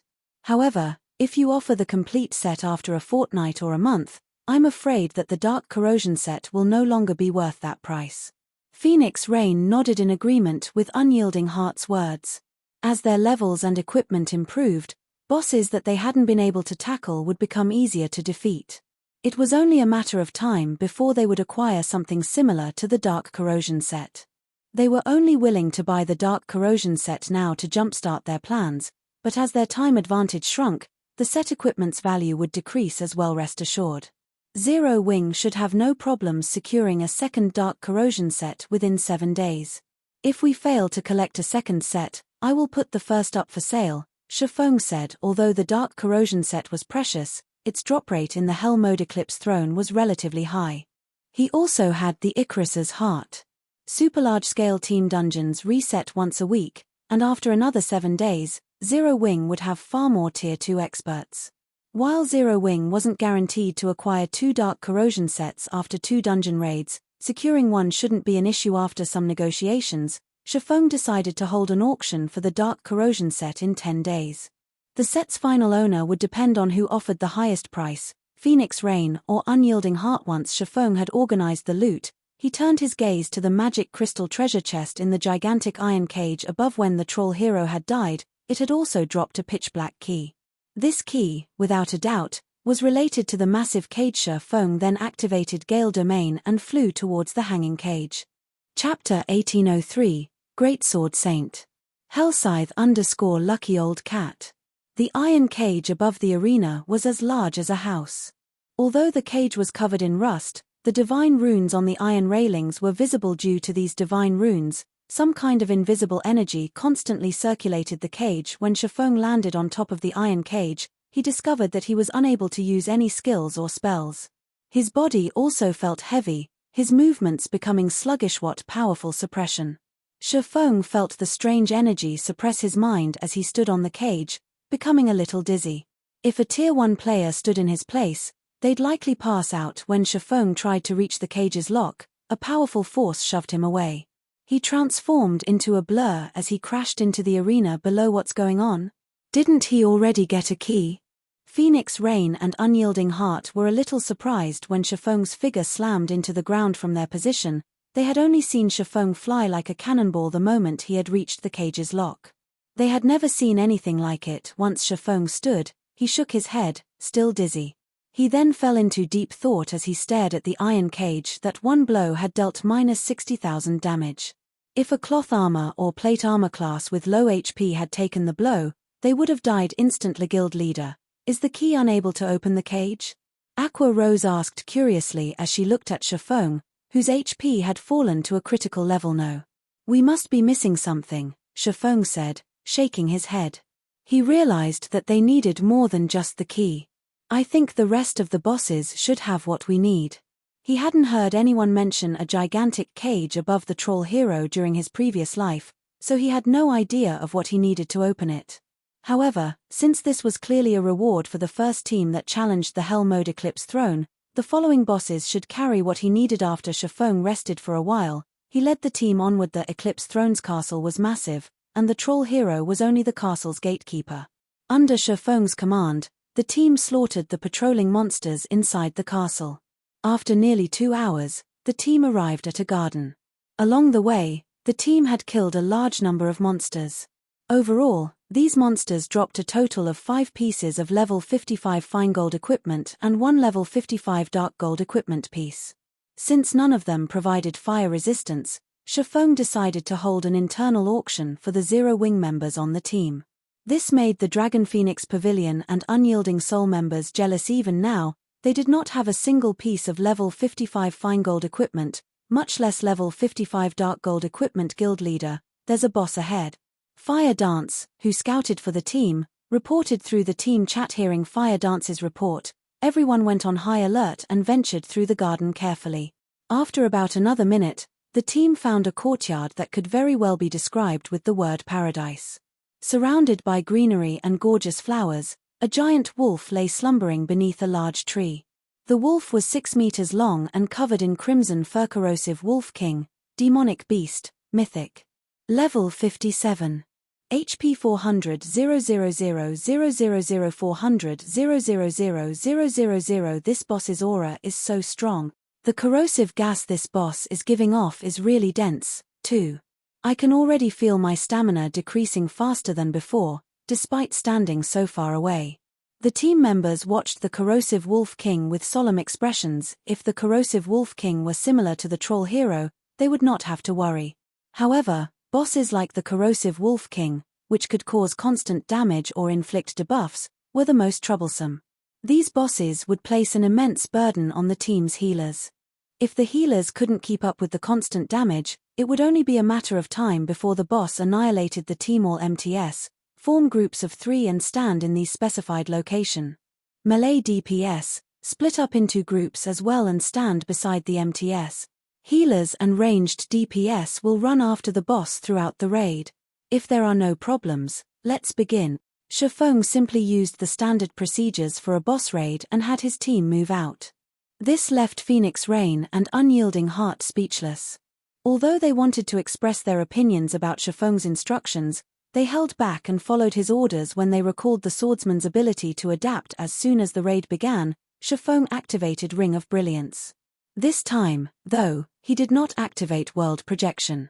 Ring of Brilliance only cost 2,000 magic crystals, whereas World Projection cost 5,000 magic crystals. Meanwhile, the biggest problem with the Corrosive Wolf King was the low mana environment, which weakened the effects of skills and spells. There was no actual need to suppress the boss's attributes, following which, under Shifeng's orders, the team shaved off the Corrosive Wolf King's HP whenever too much corrosive gas contaminated the MT group that tanked the boss. Shifeng ordered another MT group to take its place. By replacing the MTS responsible for tanking the boss, the contaminated MTS had enough time to recover. As for the healing aspect of the raid, Shifeng wasn't worried thanks to Violet Cloud's holy prayer and his life domain. By alternated these 2 AoE heals, the team's healers were able to conserve their mana. In the end, it took less than half an hour to defeat the almighty Corrosive Wolf King. When the Corrosive Wolf King had died, it had also dropped a pile of items, including the head and leg parts for the Dark Corrosion set. The team then proceeded toward the third boss, the Corrosive Dryad. As with the last boss, Shifeng used the standard raid procedures, splitting the MTS into groups to deal with the corrosive dryad's numerous tendrils. Meanwhile, the melee players would open up a path for the ranged DPS to bombard the dryad with fire-type skills and spells. During this raid, Zhao Yueru, with her Frost Flame's Wrath, shone brightly.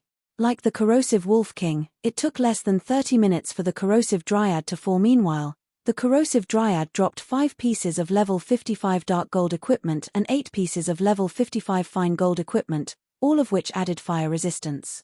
Among the 5 pieces of dark gold equipment, 2 were set pieces for the dark corrosion set, specifically the arm guards and belt. By the time the team defeated the corrosive dryad, including the 2 other bosses and mobs they killed, everyone on the team had gained roughly 20% more EXP.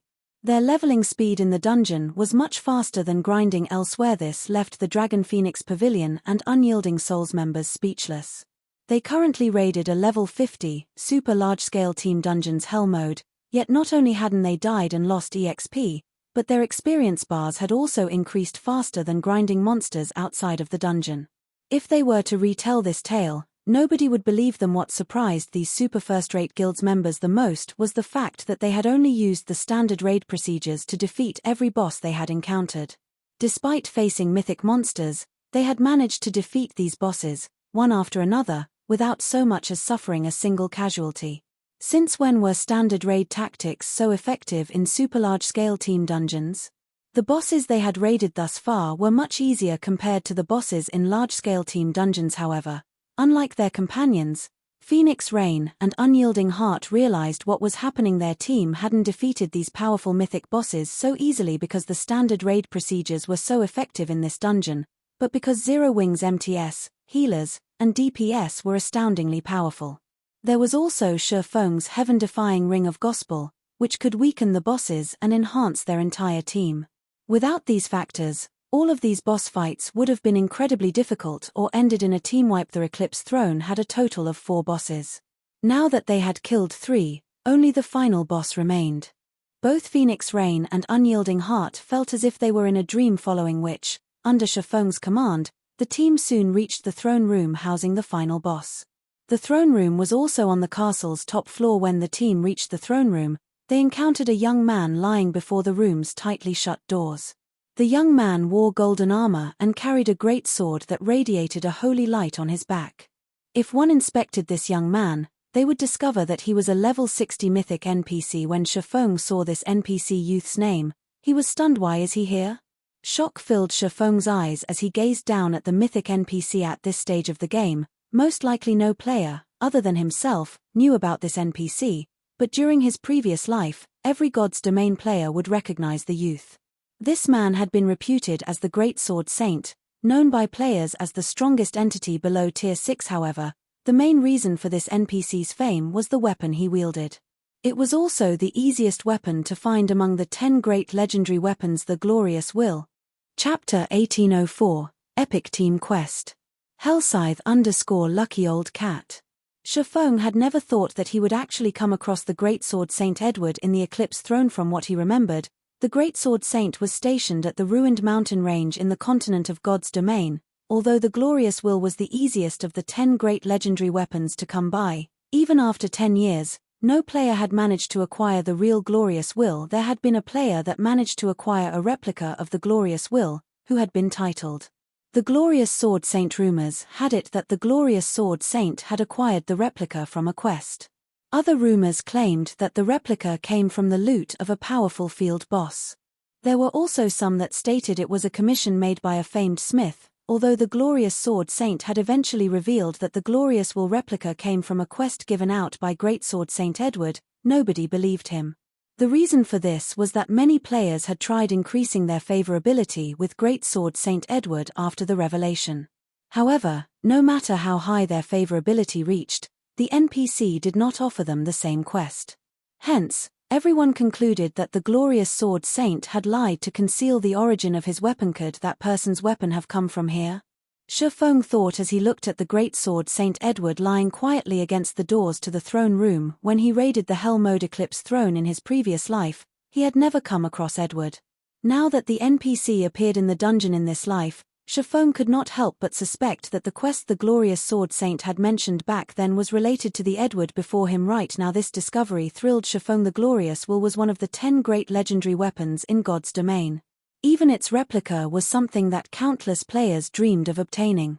Otherwise, the owner of the Glorious Will replica wouldn't have become the Glorious Sword Saint in the past. Guild leader, should we approach this NPC? Aqua Rose asked. Of course, Shafone replied, nodding before walking up to the NPC. When Shafone got within 20 yards of Edward, the resting NPC abruptly opened his eyes. Adventurers, this isn't a place any of you should come to. Amos has stolen the Sun Crown. His strength exceeds your imagination. You all had best turn back now, Edward said, somewhat exhausted. Upon hearing Edward's words, Shafone immediately connected the dots and concluded that the quest to acquire the Glorious Will replica came from this Edward. Lord Edward, we are not afraid of danger. If there is anything we can help you with, please say so, Shafone declared. Since you are determined, so be it. Brave adventurers, Amos has only recently stolen the Sun Crown. He has yet to absorb its power completely. I hope that you can help me reclaim the Sun Crown, Edward said after giving the matter some thought. System, do you wish to accept the Epic Team Quest Sun Crown? Quest content, help Edward reclaim the Sun Crown that Amos stole. Rewards unknown. Shafone accepted the quest without hesitation. Everyone else in the team gaped in shock when they read the notification. They had never thought that they could receive an Epic Team quest in such a place. This situation made Phoenix Rain and Unyielding Heart envy Zero Wing even more. This Epic Team quest was essentially a dungeon raiding quest. Successfully raiding the dungeon meant the completion of this quest. It was basically a bonus reward to Zero Wing. Brave adventurers, follow me. It is time for this evil lick to receive his due, Edward said as he stood up. He then pushed apart the tightly shut steel doors and stepped into the throne room. Everyone, follow the NPC. Shafone commanded. Everyone trailed Edward into the throne room. Upon entering the throne room, everyone felt as if they had gone outdoors at night time. The ceiling of the throne room resembled the starry sky at night. At the far end of the throne room, seated high up on the throne, was a 2-meter-tall skeleton dressed in midnight robes, wearing a fiery crown on its skull and holding a golden staff. This skeleton was none other than the Lick Amos. Currently, Amos was gazing down at Shafone and the others as if he was the king of the underworld. Meanwhile, standing on one side of Amos's throne was a suit of pitch-black armor that was missing its head, and on the other side was a 6-meter-tall beast that had the body of a scorpion. Amos, Lick, Mythic. Level 60. HP 500 000 000 500 000 000 Headless Knight, Undead, Mythic. Level 59. HP 360 000 000 360 000 000 Scorpion Snake King, Demonic Beast, Mythic. Level 59. HP 420 000 000 420 000 000. The statistics of these monsters had everyone gasping. The confidence built up from their success thus far promptly disappeared. Is this a joke? 3 mythic monsters. The system is too shameless. So, this is Hell mode. No, that can't be right. Even Hell mode shouldn't be this difficult. This must be due to the team quests. Everyone's hearts stopped as they stared in despair at the 3 mythic monsters at the far end of the throne room. It already took everything they had to fight one mythic monster. Fighting 3 mythic monsters at the same time was beyond a 200-man team of Tier 2 players. Phoenix Rain and Unyielding Heart currently wore somber expressions as they looked at the 3 mythic monsters. They felt that the system was playing a big joke on them. Guild leader Black Flame, this quest is a little outside of our capabilities. Why don't we abandon this quest?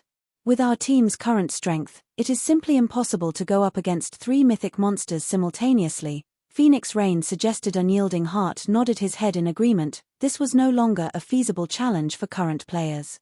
At the very least, their entire 200-man team needed to be fully equipped in level 55 or even level 60 dark gold equipment, with the main members of the team having multiple pieces of epic weapons and equipment. Only then could they cope with 3 mythic monsters at once. At this moment, Shafone had a gloomy expression. He had never imagined that the epic team quest would be so vicious. If there were only 2 mythic monsters, he still had the means to deal with them. However, with his current team, challenging 3 mythic monsters simultaneously was asking too much. Must I give up? When Shifeng thought about how much he had gone through to obtain this quest, reluctance filled his heart. No, if even my current team can't complete this quest, how could the Glorious Sword Saints team possibly have completed it? As the first team to conquer the Hell Mode Eclipse throne, the Glorious Sword Saints team might be slightly superior to Shifeng's current team in terms of equipment standards, but there was definitely a limit to the difference. Not to mention, he had the Ring of Gospel to improve his team's basic attributes and suppress the mythic monsters. At this moment, the sound of a system notification suddenly entered everyone's ears. System: you have accepted the Epic Team Quest Sun Crown. Please select your challenge difficulty system. There are 3 difficulties available: Bronze, Silver, and Gold. Depending on the difficulty selected, the final reward will also be adjusted. Please choose carefully. The difficulty cannot be changed once selected. Chapter 1805, Skyrocketing Combat Power. Hellscythe _ Lucky Old Cat. There are 3 different difficulties. Shifeng, more or less, understood how the Glorious Sword Saint had completed this quest in the past after seeing the system notification. Bronze rank was no doubt the easiest. It was also very likely that the Glorious Sword Saint had chosen this difficulty to complete the Epic Team Quest. However, the only problem right now was that the system did not clearly state the difficulty standards. If players had to fight all 3 mythic monsters at once, which difficulty was it? If Bronze difficulty had that requirement, then even Shifeng had to admit defeat. When he had raided the Hell Mode Eclipse throne during his previous life, Amos had been the only boss at the end of the dungeon. The Lich hadn't had any subordinates at his side. With his current team, it was simply impossible to take on Amos and his 2 subordinates simultaneously. If, however, the challenge before him was Gold rank, then he could attempt Bronze or Silver. This difficulty selection really is troublesome. The system actually refuses to provide any information about our options. It's impossible to make a good decision. Phoenix Rain frowned as she watched Amos and his 2 subordinates without any information as a benchmark. They would waste all of the effort they had put into this dungeon raid thus far on the off chance that they made the wrong selection. Brave adventurers, Amos and his subordinates are very strong. If you can't hold on after the battle begins in a moment, you can gather around me. Although I haven't fully recovered my power yet, I can unfold a domain around me. The domain will, more or less, weaken their power. Edward suddenly said power hasn't fully recovered yet. Unfold a domain?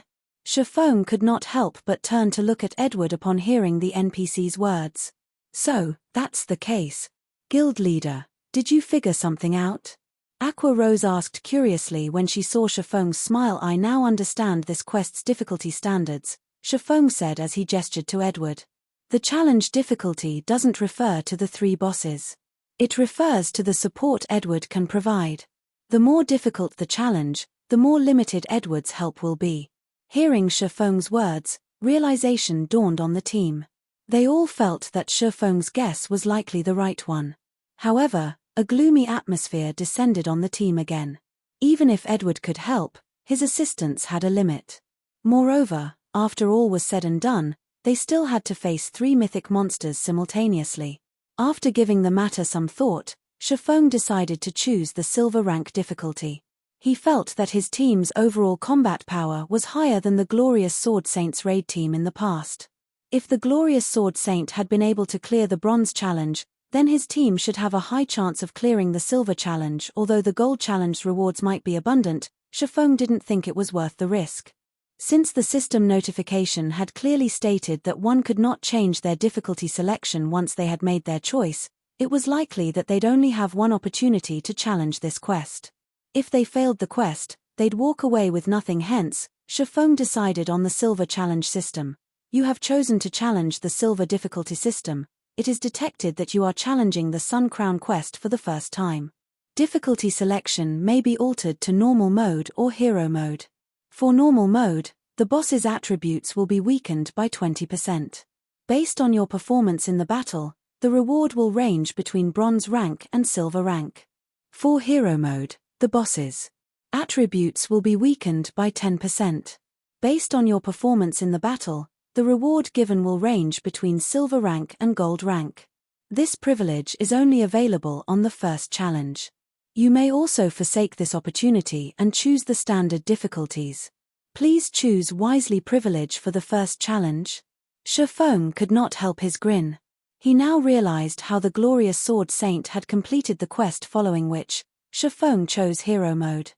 If all three mythic monsters' basic attributes fell by 20%, it would undoubtedly be of great help to the team. It was no wonder why the glorious Sword Saint's raid team had defeated all three mythic bosses. Although Hero Mode only weakened the bosses by 10%, he should be able to reduce the mythic boss's basic attributes by nearly 30% with the Ring of Gospel Suppression. With Cola, Turtledove, and Yi Wumian's strength, plus the other Tier 2 MTS, they should be able to keep all three bosses in check. Hero Mode. Unyielding Heart was speechless when he saw Shifeng's selection. Is he insane? Phoenix Rain was similarly surprised. Shifeng's initial decision to choose the Silver Challenge was understandable since they had so little information to work with, and regardless of their choice, they still had to face three mythic bosses at once. However, now that they had concrete numbers, Shifeng had chosen Hero Mode. This decision was confusing while she understood that with Shifeng's Ring of Gospel, it was possible to suppress the three bosses further, but the biggest problem wasn't whether or not the team's MTS could tank the bosses. It was whether or not the team had enough DPS. Moreover, since they had to fight three mythic bosses simultaneously, the pressure on the team's healers would be unprecedented. When the raid began, the healers' mana expenditure would be massive. If their healers ran out of mana in the middle of the raid, they'd definitely teamwipe. They had to reduce the boss's maximum HP as much as possible to ensure a greater chance of success.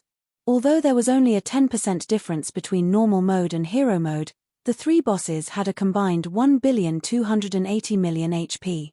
A 10% difference meant that their team had to deal with an additional 128 million HP. Moreover, there was the matter of battle recovery. This would undoubtedly extend the raid's duration by a significant amount of time, which would increase the risk of the team's healers running out of mana mid-battle. Meanwhile, after Shifeng had selected the fight's difficulty, the three mythic bosses lost 10% of their attributes. Cola, Turtledove, Yi Wumian, each of you will tank one of the bosses, the other MTS will support them. Prioritize the Scorpion Snake King, Shifeng said. He then took out the Bible of Darkness and summoned a Tier 3 demon. Everyone, release the limiter on your weapons altogether. For the raid, he had armed every participating Zero Wing member with Tier 2 and Tier 3 mana weapons, especially the Tier 2 mana weapons. Of the 85 Zero Wing members he had with him this time, he had armed each with at least 3 Tier 2 mana weapons. Initially, he had only planned to use the mana weapons when the team lacked firepower. Now that they were required to go up against three mythic bosses simultaneously, he couldn't afford to be stingy with the mana weapons. Hearing Shifeng's words, Zero Wings members, who had felt a little gloomy, revealed excited expressions. Thus far, only the MTS had been allowed to liberate their mana weapons power. The rest of them hadn't been allowed. Now that Shifeng had given them permission, they could use their mana weapons skill whenever they wanted to exhibit immense power. What's going on with Zero Wings members? The Dragon Phoenix Pavilion and Unyielding Soul members were confused to see Zero Wings members brim with confidence and fighting spirit. However, after Shifeng used World Projection and Ring of Brilliance, and Cola, Turtledove, and Yi Wumian had stabilized their aggro, the scenes that followed thoroughly dumbfounded Dragon Phoenix Pavilion and Unyielding Soul members. After Edward activated his domain, the domain reducing the three bosses' reaction speed by 30% and attack power by 20%. This greatly reduced the pressure Cola and the others faced after the Scorpion Snake King and Headless Knight lost nearly 30% of their attributes. The two bosses were a joke. Even the team's regular Tier 2 MTS could tank the two bosses' fierce assaults on their own, let alone Turtledove and Yi Wumian. This allowed the DPS to attack the two bosses freely. The Dragon Phoenix Pavilion and Unyielding Souls Tier 2 experts were fortunate if their attacks dealt more than -10,000 damage, yet Zero Wings experts dealt over -30,000 damage with each attack. The latter's magical class experts even landed multiple attacks that dealt over -50,000 damage. The damage Zero Wings members dealt was simply ridiculous. Moreover, a Tier 3 demon bombarded the bosses in a frenzy, rapidly devouring their HP. This stupefied the players from the two super first-rate guilds. They had never thought that Zero Wing could summon a demon that was as strong as an ordinary Grand Lord of the same level. After the team defeated the first two mythic bosses and focused on Armos, the raid became considerably more difficult. Amos was a lick that could use spells of all of the 4 major elements. Each of his spells could instant kill a non-plate armor class. Hence, even though Amos's attributes had been suppressed, he was extremely difficult to deal with. Fortunately, Shifeng had his Forbidden Domain to stop the occasional large-scale destruction spell the lick cast. On the rare occasions when Forbidden Domain was on cooldown, the other players disrupted the licker's spellcasting with powerful skills and spells, significantly reducing the threat Amos posed. When Amos's HP fell to 30%, however, the lick began to double speedcast, catching everyone off guard. As a result, over a dozen players died in the blink of an eye. The rest of the players were startled. How is this possible? The boss actually knows how to double speedcast. Phoenix Rain and Unyielding Heart were just as stunned. Double speedcasting was a technique that many expert players found extremely difficult to accomplish, but once they could execute the technique, they'd undergo a qualitative transformation. Players would be able to enhance their offensive and defensive capabilities. Everyone, activate your berserk skills. With the exception of MTS, I want everyone to keep moving around. Do not let the boss lock on to you. Shifeng hurriedly commanded. After seeing Amos going berserk, hearing Shifeng's command, the team went into action. Everyone activated their berserk skills and ran in random patterns, making it difficult for Amos to target them with his spells. As a result, the lick could only target the relatively immobile MTS. This allowed the team to reduce the risk of casualties. The boss doesn't have much HP left. Attack with everything you've got, Shifeng said before activating Lightning/Gentle Snow. Also used her Tier 2 skill Bladestorm, while Zhao Yueru used Frost Flame Space and attacked the boss alongside her doppelgangers. As for Aqua Rose, she used her domain skill, Aqua Precinct. Everyone on the team used their strongest skills and spells available. Even the weakest attacks inflicted over -50,000 damage, while the stronger ones dealt over -100,000 damage. Amos's HP plummeted as a result. 20%, 10%, 5%. Die. When Amos's HP fell below 1%, Shifeng, who had Power of Darkness activated, used Divine Providence and Flame Burst. Miniature suns bombarded Amos, one after another, devouring the boss's remaining HP. Boom. As the team watched, Amos's skeletal body crumbled to the ground. The surviving members then heard a series of system notifications. Chapter 1806, Eclipse Throne First Clear. Hellscythe_Lucky Old Cat. The boss is dead. We did it. We won. Everyone cried out with joy when they saw Amos's skeletal figure on the ground. Although Amos had killed over 60 of their 200-man team, they still defeated the final boss of the Eclipse Throne in the end. Not even the various superpowers dared to challenge this dungeon. Zero Wing's members were similarly ecstatic. Although they had trusted Shifeng's decision, they couldn't help their excitement after actually watching Amos fall. After all, they had achieved a feat that not even God's Domain's current superpowers were capable of. Everyone was particularly excited to see their names appear on the dungeon's glory list, which had appeared in the center of the throne room in the form of a stone monument after Amos's death. With this, their names would be permanently recorded and put on display for players that would clear the Hell Mode Eclipse Throne in the future. Even Shifeng breathed a sigh of relief. It had not been easy to defeat Amos and his 2 subordinates. He couldn't use many of his tools in a super large-scale team dungeon. The team had to rely on their weapons and equipment to take out the 3 mythic bosses. System. Congratulations. You have obtained the first clear of the Hell Mode Eclipse Throne. Rewarding guild popularity +20, humanity reputation +20, all loot doubled. System. Do you wish to release a congratulatory announcement to the public? If you do not make a decision within 30 seconds, the announcement will be made by default. After giving the matter some thought, Shifeng chose not to inform the public of their success. While announcing Zero Wing's success of clearing the Hell Mode Eclipse Throne would garner a lot of fame to the guild, it would also attract more enemies. Furthermore, Zero Wing had stood out quite a bit lately thanks to Silverwing Town, earning a few superpowers envy. If the various superpowers knew that Zero Wing also had the strength to raid a super large-scale team dungeon, even if it had the help of the Dragon Phoenix Pavilion and Unyielding Soul, they would definitely relate this success to Silverwing Town. At that time, the various superpowers would likely do everything they could to capture the town. Although Silverwing Town's development was coming along quite nicely right now, its defensive capabilities weren't strong enough, yet more time was needed to fortify the town properly. Phoenix Pavilion Master, Vice Guild Leader Hart, I hope that you will keep this matter a secret for the time being. I don't want too many people to know about what happened here, Shifeng said as he looked at Phoenix Rain and Unyielding. Hart, that won't be a problem. The people I've brought today are my trusted subordinates. None of them will speak a word about today's raid, Unyielding. Hart said, nodding. There aren't any problems on my side, either, Phoenix Rain said, smiling. Publicizing their success today would only be a detriment. After all, they still had important business with Shifeng. If the various superpowers learned of the Dark Corrosion set, an intense struggle over the set would definitely ensue. Hence, both Unyielding Heart and Phoenix Rain welcomed the fact that Shifeng wanted to keep today's achievement confidential. Shortly after Shifeng decided against the congratulatory announcement, Amos's golden throne abruptly shattered. A small mountain of items took its place, radiating a glow that illuminated the throne room at a glance. There were easily over 100 items in that pile. The Dragon Phoenix Pavilion and Unyielding Soul members stared at the loot with bulging eyes. Adventurers, thank you for your help in giving Amos the punishment he deserves, Edward said sincerely as he walked up to Shifeng. Edward held the golden crown that previously graced Amos's skull. Although Amos has died, his power has not vanished completely.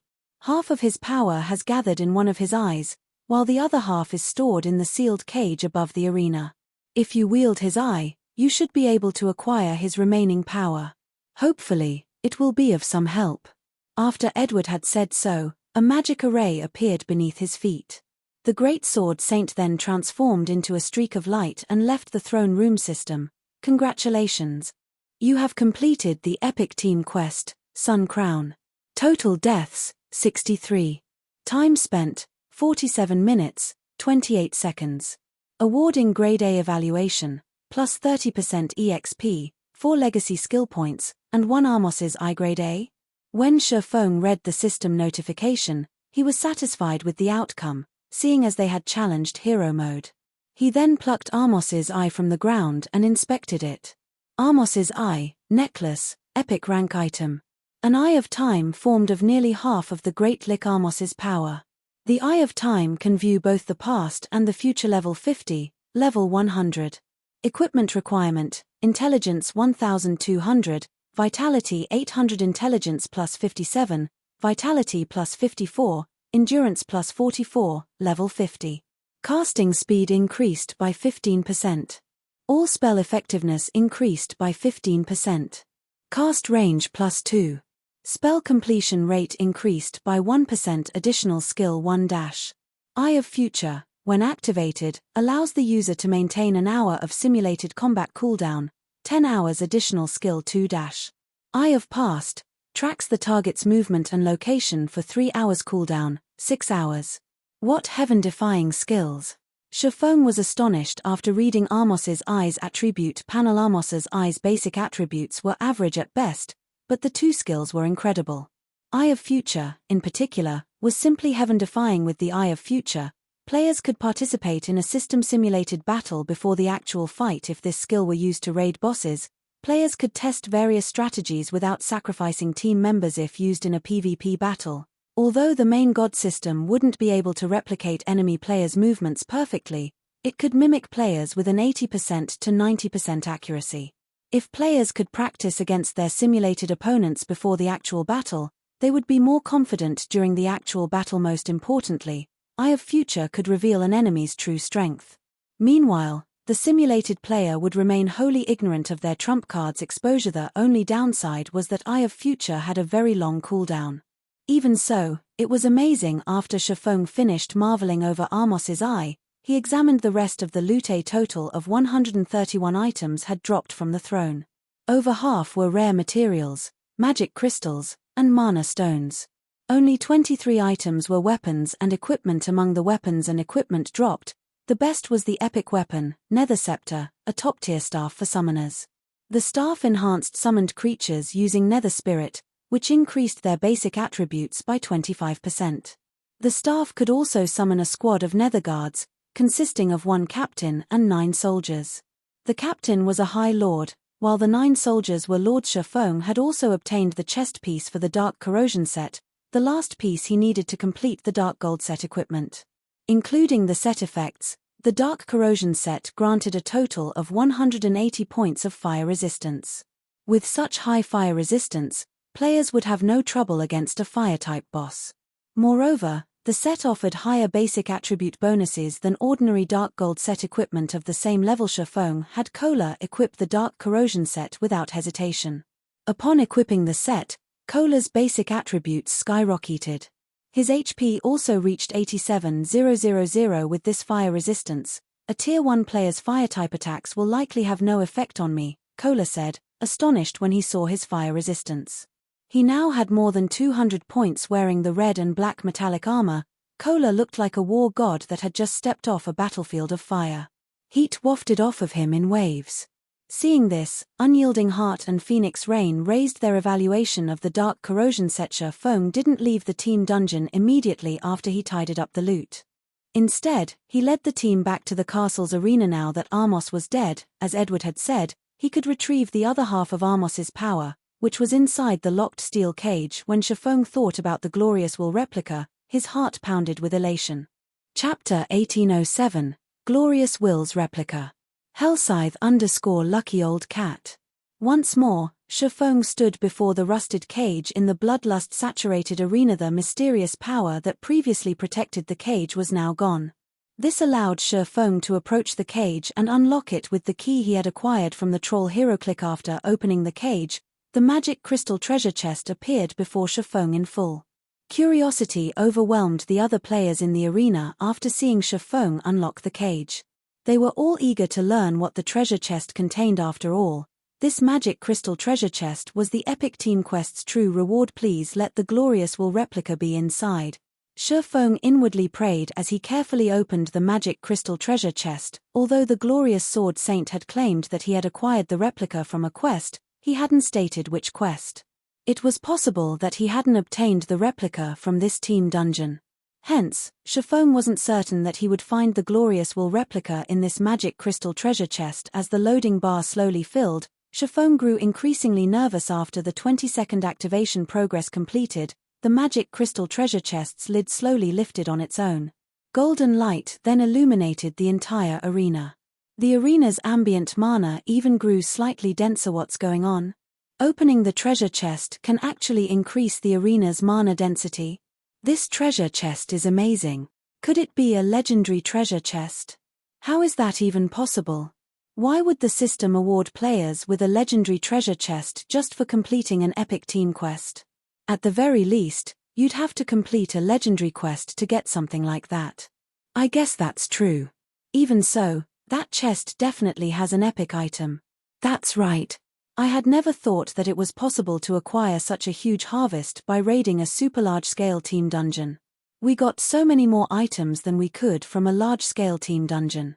Zero Wing struck gold this time.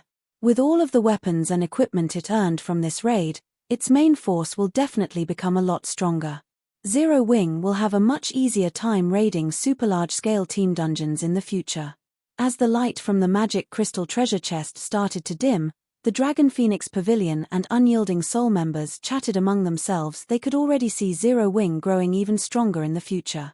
Even if the guild had a numbers problem right now and would not be able to raid other super large-scale team dungeons for some time, the guild should have no problems raiding large-scale team dungeons in kingdoms and empires with all of the loot it had acquired from the Eclipse throne cycling. Once we return, notify the guild's upper echelons and tell them that I'm holding an emergency meeting. Unyielding Heart whispered to the male cleric beside him. Vice guild leader, you couldn't possibly be thinking of inviting them, right? Cycling Light asked in surprise. Isn't that a little too risky? Aside from the other vice guild leaders, I'm afraid the guild leader won't agree to it. Zero Wing might be an outsider, but you've witnessed the guild's strength personally. Zero Wing's main force is no weaker than a super first-rate guild's. I believe that with this strength, the guild leader will be very happy to get Zero Wing's assistance, Unyielding Heart said, smiling. We truly have to thank Lingshaw for this. If she hadn't sent us to help Zero Wing, we'd likely remain ignorant of Zero Wing's strength. Indeed. We really have to thank Miss Lingshaw. Cycling Light nodded. Miss Lingshaw likely discovered Zero Wing's strength a while ago, so she asked us to do everything we could to help the guild. He hadn't understood why Mu Lingshaw had wanted them to help Zero Wing, but now, he had to admire her excellent insight. It was no wonder why Unyielding Soul's board of directors had voted to make Mu Lingshaw the guild's current honorary elder when Mu Lingshaw was first conferred the position. The decision had displeased many of the guild's upper echelons and elders. After all, Mu Lingshaw was simply too young. She also wasn't very familiar with God's domain, and she wasn't particularly famous in the virtual gaming world.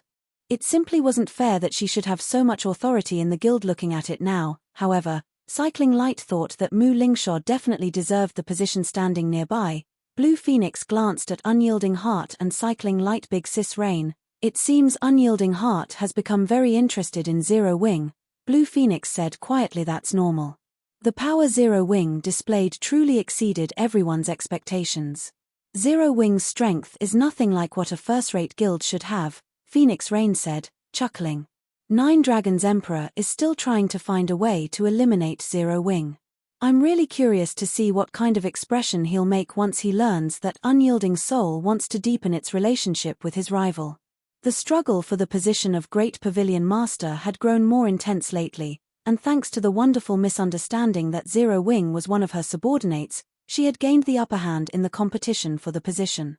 Although she had tried multiple times to refute the misunderstanding, she no longer felt that it was a bad thing to let the misunderstanding continue. The stronger Zero Wing became, the greater her chance would be of becoming the next Great Pavilion Master. However, she was surprised when she considered how fast Zero Wing developed. When she had first encountered Zero Wing, it had been just another small guild in the kingdom. Now, however, even a veteran super first-rate guild like Unyielding Soul considered Zero Wing important. This development speed was a little scary. Meanwhile, when the magic crystal treasure chest opened fully within the iron cage, Shifeng was stunned by what he saw. He had to admit that a gold magic crystal treasure chest was indeed amazing. The items inside were far more impressive than the contents of an epic treasure chest. Although this gold magic crystal treasure chest didn't have as many items as the one he had found in the Lost Town, the item's quality was just as high. There were a total of 5 items inside the treasure chest. The first was an epic consumable called Frost Hell. It was a domain tool that could be used to alter the weather. However, it could only be used 5 times. The second item was a warrior summoning order. When used, it would gather a group of powerful NPCs. Players could then choose a personal guard from among these NPCs, the weakest of which would be secret silver rank. If one were lucky, one of the NPCs could be fine gold rank. The warrior summoning order was easily worth tens of thousands of gold. The third item was an advanced smithy design. As an advanced construction, the advanced smithy possessed abilities that a basic smithy definitely did not. For example, the advanced smithy had the ability to invite NPC master forgers to run it. Meanwhile, players could periodically commission the invited master forger to produce weapons and equipment for them. Although the cost was extremely high, players could obtain a highly compatible weapon or equipment piece. The fourth item was the Tier 4 continuous use magic scroll, Vulcan's Sigh. The magic scroll was slightly special due to its multiple uses, though players would have to spend magic crystals to replenish the scroll's mana. Typically, a continuous use magic scroll could be used 4 to 6 times. It was easily worth more than a piece of ordinary epic equipment. The final item was a cool, dazzling golden greatsword. It was the most valuable item among the 5 inside the treasure chest, and the item Shifeng had hoped to find the most. The replica of the glorious will. Chapter 1808, Sword of Violence. Hellscythe_Lucky Old Cat. The glorious will was a golden greatsword radiating a golden glow. A bundle of golden flames encased within its hilt emanated a sacred aura. The weapon's cool design would easily captivate its wielder. As Shifeng inspected the greatsword in his hands, everyone else in the arena had their attention drawn to the weapon. What's that sword? It's so amazing. It's actually giving off such a powerful aura despite being in an inactive state. Why does that sword look somewhat familiar? Heh! That looks like the great sword the NPC from before had. That sword looks so cool. I wonder, what is its rank? I'm guessing it should be an epic weapon at the very least. There's no way a dark gold weapon would feel this powerful. Everyone discussed quietly among themselves as they looked at the glorious will Shifeng had retrieved from the magic crystal treasure chest. Many swordsmen and berserkers, the only two classes capable of using two-handed weapons like greatswords, in the team stared at the greatsword greedily, their eyes turning bloodshot. Sure enough, it really is amazing. Shifeng was astonished as he checked the glorious will's attributes. Glorious will, Replica, two-handed sword, epic rank. Level 50, level 100. Equipment requirement, strength 2000. Attributes adjust according to user's level. Attack power plus 2320, level 50. Strength plus 285, endurance plus 240, agility plus 265. Attack speed plus 10. Attacks have 20% chance to transform into a sword of light and penetrate through all defenses. 30% chance to trigger scorching radiance, increasing strength by 40% and damage by 10% when equipped. Increases strength by 30% and agility by 10%. Attack range plus 2. All weapon-related skills plus 2 levels. Ignore levels plus 15. All item level requirements reduced by 5 levels. Additional passive Ski-H-. Radiance domain, increases the wielder's movement speed, attack speed, and reaction speed based on the number of creatures within a 50-yard radius. Each additional creature provides a 1% boost, up to a maximum of 30%. Additional active skill 1-. Will of Light grants the will of light onto the weapon, increasing strength by 150% and inflicting 400% damage to a 5 by 25-yard area in front. Can be used up to 5 times. Each use has a 1-minute cooldown. Additional active skill 2-.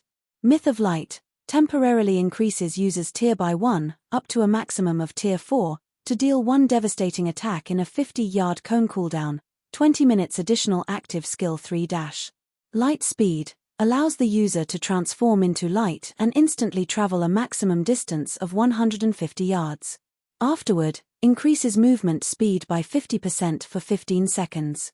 During this duration, user can also control an attack with 16 swords of light formed using the power of light. Each sword of light can attack only once.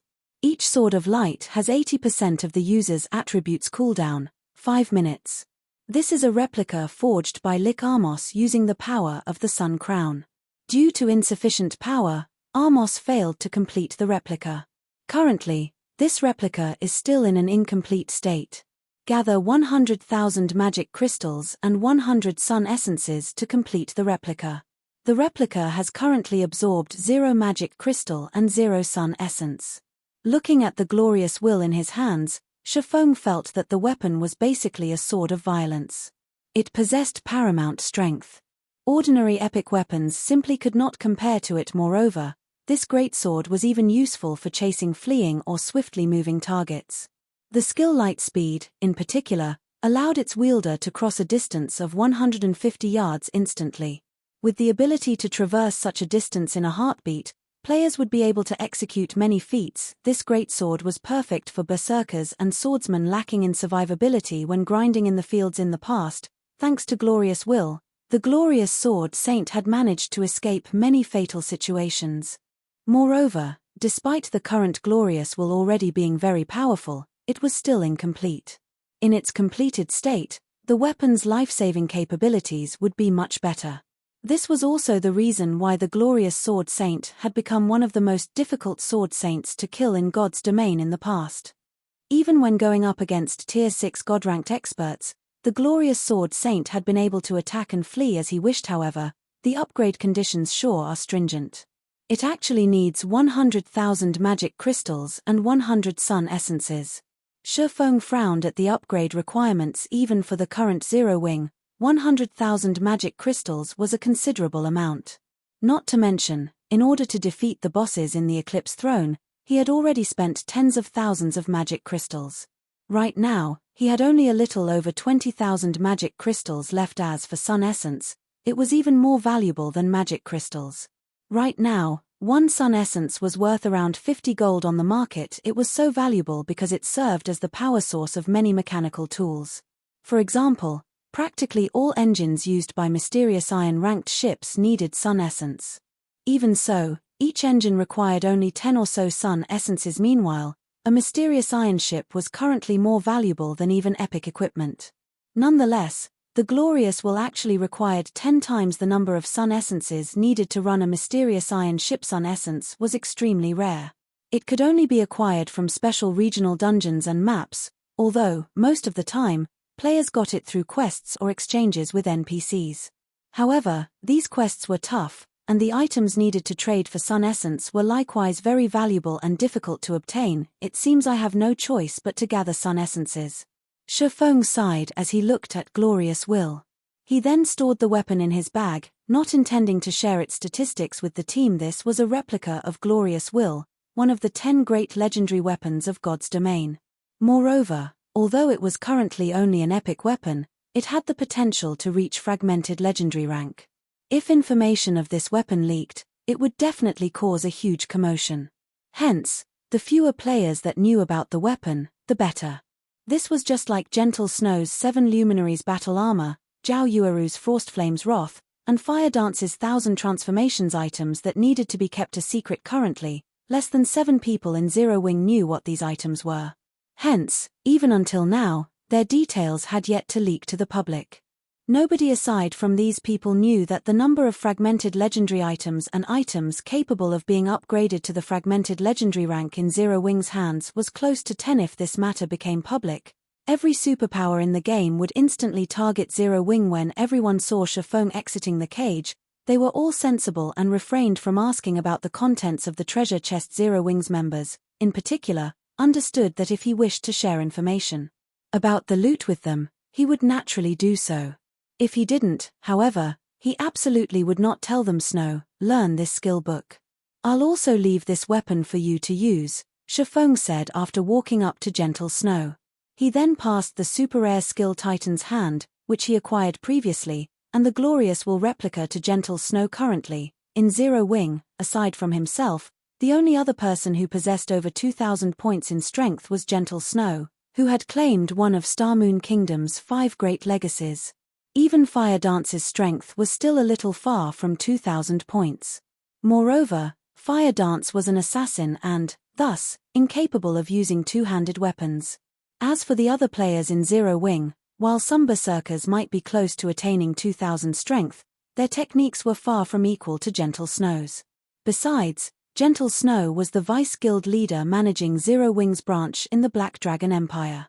She would need greater power to have others submit to her commands. As for Titan's Hand, it was a useful skill that would boost Gentle Snow's combat power. Titan's Hand allowed berserkers to temporarily wield two-handed weapons simultaneously.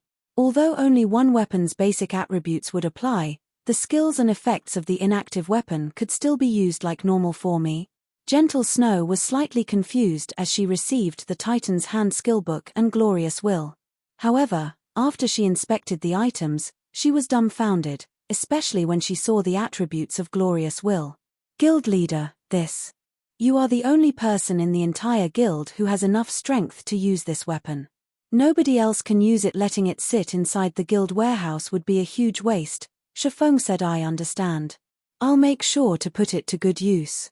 As an expert sword user, Gentle Snow could not help but be excited as she held Glorious Will. After trading Glorious Will to Gentle Snow, Shifeng had everyone exit the team dungeon. The team disappeared from the arena and appeared outside the Eclipse throne's entrance in the blink of an eye. Guild leader Black Flame, we'll be leaving first, then.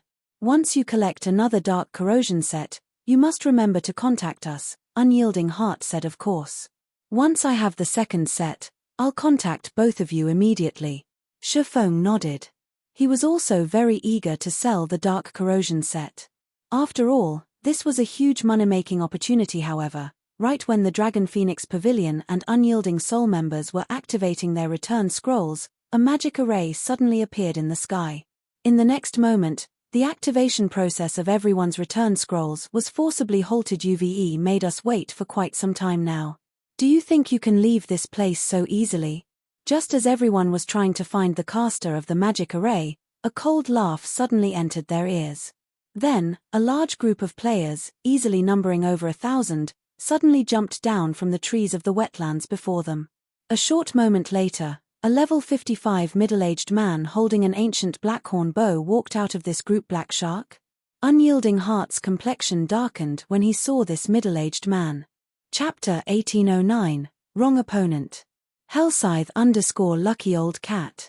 The sudden appearance of over 1,000 players put Shifeng and the others on high alert. The 1,000+ players that had just emerged from the marshy jungle were by no means ordinary players. The lowest leveled player among them was level 53, and the weakest piece of equipment they wore was level 50 secret silver rank. Quite a few of these players even had level 50 fine gold equipment at this stage of the game. This was an equipment standard could only be found in expert teams. Vice guild leader, this is bad. They used a darkness seal.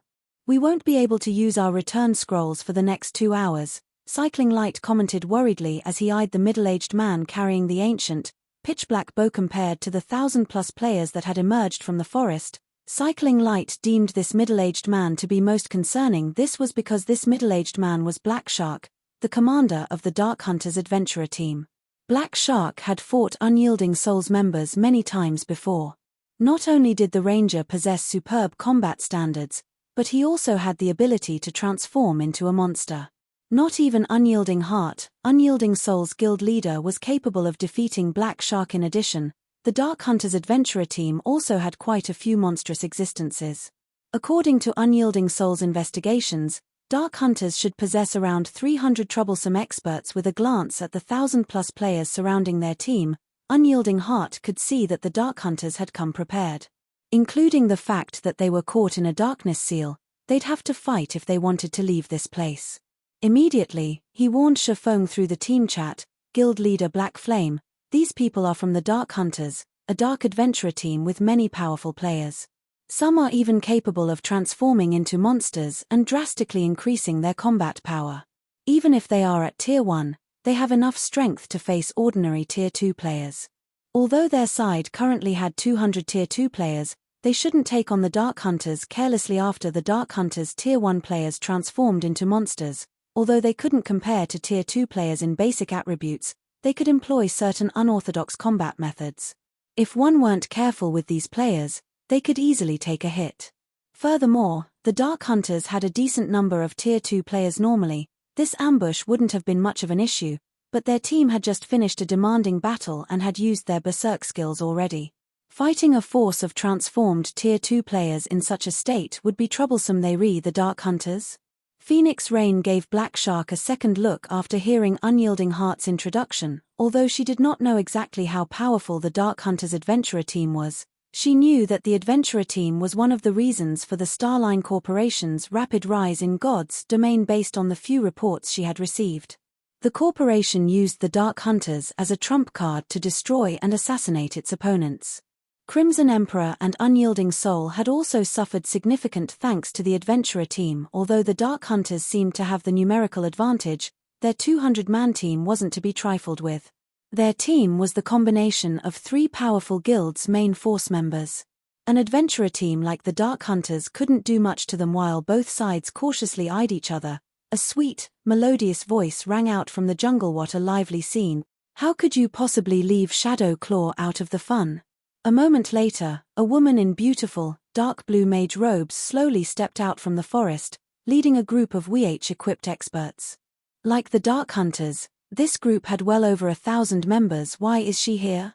Unyielding Heart frowned when he saw the woman in dark blue. Others might be unfamiliar with this beauty, but he knew her well. This woman was named Veiled Spirit, the leader of the dark forces plaguing the Copper Eagle Kingdom, which neighbored the Dark Knight Empire. She was also the commander of Shadowclaw, a dark adventurer team. He knew of this woman because Veiled Spirit had personally destroyed Unyielding Soul's subordinate first-rate guild, which used to rule over the Copper Eagle Kingdom. As one of Unyielding Soul's subordinated guilds, Unyielding Soul had dispatched many experts to assist the first-rate guild. In the end, however, Unyielding Soul failed to change the first-rate guild's fate. On the contrary, Veiled Spirit's Shadowclaw adventurer team had slaughtered the dozen or so peak experts Unyielding Soul had sent and the legion of several thousand players that had accompanied them. Spirit, your timing sure is impeccable, Black Shark said as he eyed the approaching woman. 3 powerful guilds' main forces have gathered here. How could Shadowclaw possibly miss such a rare opportunity? Veiled Spirit said, chuckling. Fine. I'll leave the Dragon Phoenix Pavilion's members to you. I'll take Zero Wing and Unyielding Souls members, Black Shark said. Is that alright? That's the main force of 2 large guilds we're talking about, Veiled Spirit asked, flashing Black Shark a confused look. Although their 2 adventurer teams greatly outnumbered their opponents had quite a few players wearing Tier 2 class insignias. The enemy team should have some Tier 2 players who weren't wearing their insignias as well. Such a team should not be easy to defeat. Relax. None of them should even think of escaping, Black Shark said confidently as he licked his lips. During his previous investigations, he had learned that the 3 guilds had come together to raid a dungeon, so he had come prepared. In fact, his original plans had never taken Shadowclaw's participation into account. He had been fully intent on devouring all 3 guilds. Now that Shadowclaw had arrived, he'd have an easier time taking down Zero Wing and Unyielding Souls forces, although he would have to share some of the profits due to the Alliance's rules. Fine, then. I'll take a little loss this time, Veiled Spirit said, nodding after she saw Black Shark's confidence. Although she wasn't all too willing to let Black Shark monopolize the items of Zero Wing and Unyielding Souls members, the Dragon Phoenix Pavilion's Phoenix Rain and other experts weren't exactly easy opponents. After Black Shark and Veiled Spirit reached an agreement, the Dark Hunters and Shadowclaw's members began to tighten their circle around Shifeng and his companions. Guild leader Black Flame, dealing with both Dark Adventurer teams will be very difficult. You could say that Unyielding Soul and these adventurer teams are old rivals. I'll have my men open a path in a moment. Use the opportunity to get out of the encirclement, Unyielding Heart hurriedly said as he watched the approaching dark players. As far as he was concerned, this ambush was definitely related to Unyielding Soul. The guild was, after all, waging an all-out war with the Starline Corporation. Expert assassination attempts were expected. You want to escape? Black Shark smiled when he noticed Unyielding Heart prepare to break past his people. Do you think the Dark Hunters would ambush you without preparing? Move out. As soon as Black Shark said so, over 300 Dark Hunters transformed into monsters. Meanwhile, another 100+ Dark Hunters took ancient scrolls from their bags and began to chant an incantation. A layer of dark fog blocked out the sun, forming a massive barrier that trapped everyone inside Dark Precinct. In the next moment, the 300+ transformed players inside the barrier doubled in size, and their attributes skyrocketed. Their HPs, in particular, had tripled. These players no longer looked human. They had completely transformed into monsters. Today, none of you shall escape. You will all die here. Black Shark, who had also transformed, said, laughing, seeing the 300+, 3-meter-tall transformed players and sensing their frightening auras. Unyielding Heart and Phoenix Rain's expressions darkened. They could sense that the transformed players' basic attributes had increased by at least 50%, likely due to the magic barrier. Even the transformed Tier 1 players had higher attributes than theirs. The difference between their basic attributes and the 20+ transformed Tier 2 players was even worse. Not even Unyielding Soul was confident of charging ahead. Veiled Spirit, who stood beside Black Shark, was also slightly surprised. She hadn't expected Black Shark to have such a trump card. It was no wonder why the man was confident that his adventurer team could take on 3 guilds' main forces by himself. Is that so? Shifeng said as he glanced at the dark precinct that had formed around him. He then took out Frost Hell, the epic consumable he had just acquired from the dungeon, and continued, "It's a pity that you've picked the wrong opponent." After saying so, Shifeng activated Frost Hell. Suddenly, the world around him turned snowy white as the temperature plummeted. The wetlands ahead visibly froze, and the Dark Hunters and Shadowclaw's members felt an intense pressure weigh on them. Not only did their movement become sluggish, but their stamina also began to fall so sharply that others could clearly sense the change. Even their attributes rapidly decreased. Chapter 1810, Taboo Potion. Hellscythe_Lucky Old Cat. Why is this domain skill so powerful? Black Shark was astounded as he watched his attributes fall. Not only had his basic attributes decreased by 20%, but his movement speed and reaction speed had also decreased considerably. Most importantly, the Dark Precinct he had used failed to suppress this domain skill. Dark Precinct was far more powerful than a domain skill because the magic array formed a separate world within itself. No domain skill could compare yet. Dark Precinct had failed to suppress the effects of Shifeng's domain skill, and the domain skill had reduced their attributes by as much as 20%. However, Black Shark didn't know that Frost Hell was slightly unique. While it was considered a domain skill, it was also a weather spell that could change an area's weather. Moreover, Frost Hell was a Tier 4 domain skill, so it was still effective despite Dark Precinct. Thanks to Frost Hell, the Dark Hunters and Shadowclaw's strength had decreased significantly.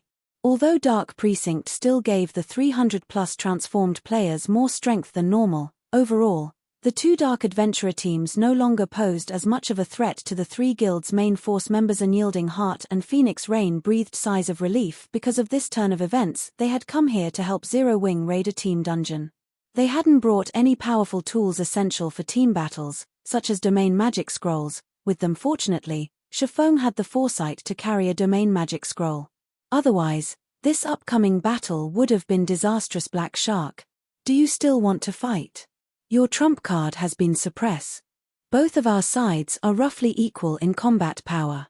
Nobody can say for certain who will win this battle, Unyielding Heart stated, hoping to scare Black Shark into backing off. I'll admit that I underestimated you, but do you really think that I only prepared one trump card? Black Shark said, sneering. I had planned to save this for a more suitable stage, but I'll let you have the first taste. In the next moment, several normal Dark Hunters pulled dark blue potions from their bags, consuming them. These Dark Hunters then roared with excitement. Their skin began to turn dark blue as tough scales grew all over their bodies. Tails sprouted from these players' rears. These players now looked like dragonoids, not humans. Looking at these dragonoids, the members of Zero Wing, Dragon Phoenix Pavilion, and Unyielding Soul were stupefied. They couldn't believe their eyes. What is going on? These people. Phoenix Rain was shocked as she stared at the players with tails. Even as one of the Dragon Phoenix Pavilion's Pavilion Masters, this was the first time she had seen anything like this. The dragonoid players radiated violent auras that felt like some wild beast. Aside from the increased attributes, Phoenix Rain could sense that these players now had higher life ratings than hers. She could explain the Dark Hunter's ability to transform into monsters as a result of a class unique to Dark players. After all, Dark players had their own unique development path, but she had never heard of a potion that could transform a player into a dragonoid. Everyone, charge. You may claim any item that you get from your kills, Black Shark shouted as he readied his longbow. Hearing Black Shark's command, the Dark Hunters revealed crazed expressions. Without hesitation, they split up and charged at Zero Wing and Unyielding Soul's members. Unwilling to fall behind, Veiled Spirit took out a Tier 3 buff scroll and activated it, increasing her team members' basic attributes, raising them to their original values, although her people's mobility was still affected. After receiving the buff, Shadowclaw's members charged at the Dragon Phoenix Pavilion members. Less than 200 yards had separated the combatants. Ignoring Frost Hell's influence, all of the ranged players began to exchange blows. For a time, spells and arrows filled the space between the two sides, causing a series of explosions. Although the three guilds' attacks contained more raw power, they were still vastly outnumbered. Ordinary players' ranged attacks were relatively easy to dodge, but none of these players were ordinary. Even dodging their ranged attacks was quite difficult.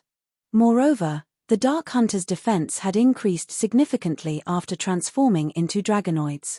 Even when they received a Tier 2 spell, they only took around -8,000 damage. In contrast, the Tier 1 dragonoid spells dealt nearly -6,000 damage to the three guilds' members. Their damage was only slightly lower than Tier 2 players.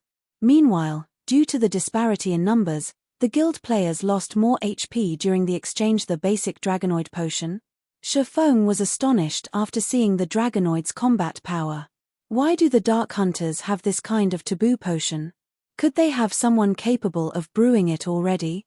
At first, he hadn't been certain that the potion the Dark Hunters had used was the basic dragonoid potion, but after seeing their defense and attack power, he was sure that they had used that exact potion. The basic dragonoid potion was capable of turning humans into dragonoids, and the purer the potion was, the closer one would become to a true dragonoid after consuming it. It was an extremely rare potion. Basic dragonoid potions did not provide much in terms of basic attributes. They generally only provided a 10% to 15% increase. However, the potion provided a significant boost to reaction speed, kinetic vision, defense, and attack power. As for intermediate dragonoid potions, not only would the potion increase its user's size, but it also provided considerable improvement in terms of basic attributes. An intermediate Dragonoid potion generally provided a 25% to 30% increase. However, at the end of the day, humans were still human. A human's body couldn't endure the violent power of a Dragonoid. Any human that consumed a Dragonoid potion, whether they were an NPC or a player, was guaranteed to die after half an hour. Hence, Dragonoid potions were considered taboo potions. However, since players were immortal, they'd only lose half a level of EXP after they died from drinking a basic Dragonoid potion, not an entire level. Hence, many crazy players loved the potion. Feng had never dreamed that the Dark Hunters would have so many basic Dragonoid potions. Moreover, he hadn't expected them to use it without hesitation. With the increased defense and attack power provided, 3 to 5 Tier 1 Dragonoids working together would be more than enough to defeat a Tier 2 expert. It was also very difficult to kill Dragonoid players quickly. To make matters worse, there were the 300+ monster players that were capable of unorthodox attack methods. After a brief clash between the enemy ranged players, Zero Wing and Unyielding Souls members felt their disadvantage, and several of their members had already died. In contrast, the Dark Hunters had only lost a dozen or so members. Moreover, every one of these members was only a Tier 1 player. The Adventurer team's 24 or so Tier 2 players were still alive and kicking good. Prioritize the healers and magical classes. Do not let them break through the encirclement. Black Shark instructed when he saw his melee members close in on the enemy ranks. After saying so, Black Shark knocked his bow and released 9 arrows simultaneously. All 9 arrows targeted one of Zero Wing's shield warriors, and each had the power of a peak Tier 2 attack. Moreover, Black Shark had accurately aimed for the shield warrior's blind spots. Even if the shield warrior tried to block the arrows with his shield, he would be monetarily paralyzed. The several Dragonoid players before him would then take advantage of the gap, and the shield warrior would fall just before the arrows struck. A white light flashed before him. Like a barrier of light, the flash struck down the 9 arrows, and several Tier 1 Dragonoid players lost all of their HP instantly. How is this possible? Black Shark's expression darkened when he saw his Tier 1 members die. He knew just how much HP and defense a Tier 1 Dragonoid possessed. Not even he could kill a Tier 1 Dragonoid player with one hit, yet several of them had died in the blink of an eye. Before Black Shark could react, another golden flash blinded him. In the next moment, a lithe figure wielding 2 greatswords appeared before him. One of those greatswords was dark blue and radiated a freezing chill, while the other greatsword was a radiant gold and had a cool appearance. Rotating behind this figure were 16 swords of light. This figure was none other than Gentle Snow, who had just learned Titan's Hand and equipped Glorious Will Disappear. Swinging Glorious Will, Gentle Snow sent 16 swords of light flying at Black Shark. Chapter 1811, Overpowered Equipment. Hellscythe_Lucky Old Cat. So fast. The members of Dark Hunters couldn't help their surprise as they watched Gentle Snow attack Black Shark. Gentle Snow was simply too fast. Not only had she broken through their defensive lines without much effort, but she had also reached their commander in the blink of an eye. Her 16 swords of light also targeted Black Shark's blind spots. Defending against so many attacks at once was impossible for a ranger. You want to kill me? Black Shark sneered at the 16 swords of light. Before the swords of light struck the ranger, Black Shark swung his longbow horizontally, forming a barrier of wind around him. The wind pushed all 16 swords of light away, and they harmlessly brushed past Black Shark. The ranger did not receive a single point of damage. Tier 2 skill, Wind Armor. Although Gentle Snow hadn't harmed Black Shark with her 2 greatswords this time, he couldn't attack while under Wind Armor's protection. When Wind Armor was about to disappear, Black Shark activated Backward Jump. He fired 5 arrows, which formed a magic array and shot towards Gentle Snow like a comet, while he soared backward through the air. Tier 2 skill, Starburst. This was the Ranger class's most powerful Tier 2 skill. The skill combined the power of 5 arrows, and the attack was even strong enough to force a Great Lord of the same level stumbling backward despite the approaching attack. However, Gentle Snow didn't bother to dodge. Instead, she countered the attack with a swing of Glorious Will of Light. Buffed by Will of Light, Glorious Will released a golden brilliance as it transformed into a streak of light and clashed with Black Shark's Starburst Boom. Gentle Snow's counterattack sliced Starburst in half on the spot, stupefying the other players present. From afar, it had looked like a beam of light slicing apart another beam of light. It was spectacular. A heartbeat later, an intense shockwave slammed into the surrounding players after cutting down Starburst. Glorious Will continued to slice the area in front of its wielder. The 6 Tier 1 Dragonoids caught in Gentle Snow's 5 by 25-yard AoE died instantly. How is that possible? Hasn't she used that attack already? Could it be a bug? Some players, who had a good memory, noticed that the skill Gentle Snow had just used was the same one that she had used to protect Zero Wing's Shield Warrior and kill several Tier 1 Dragonoids earlier.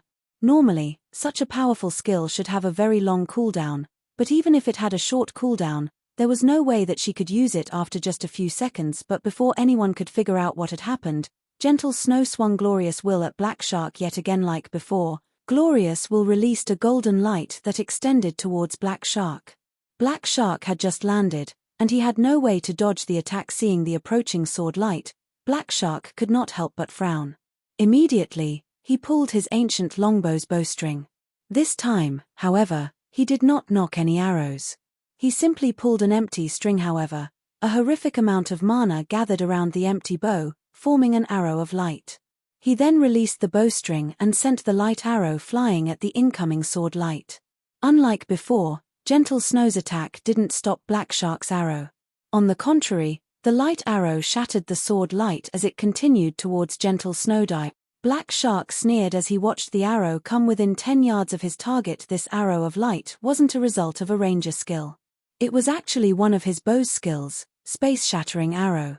Not only could it enhance his attack by 1 tier, but it could also severely injure a Grand Lord of the same level. Suddenly, the light arrow split into over 30 miniature copies. Even Gentle Snow felt powerless for a moment as she watched the tiny arrows rain down.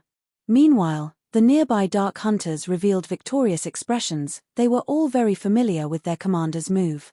Each one of those miniature arrows carried 100% of Black Shark's strength. Even if just a few arrows found their mark, Gentle Snow would lose a significant amount of HP. However, something unexpected happened suddenly. Once again, Gentle Snow raised Glorious Will high, and it released the same golden glow it had twice before. Glancing at the 30+ arrows flying towards her, Gentle Snow swung down Glorious Will once again. A golden beam of light shot forth from the Greatsword, instantly devouring every light arrow and continuing toward Black Shark.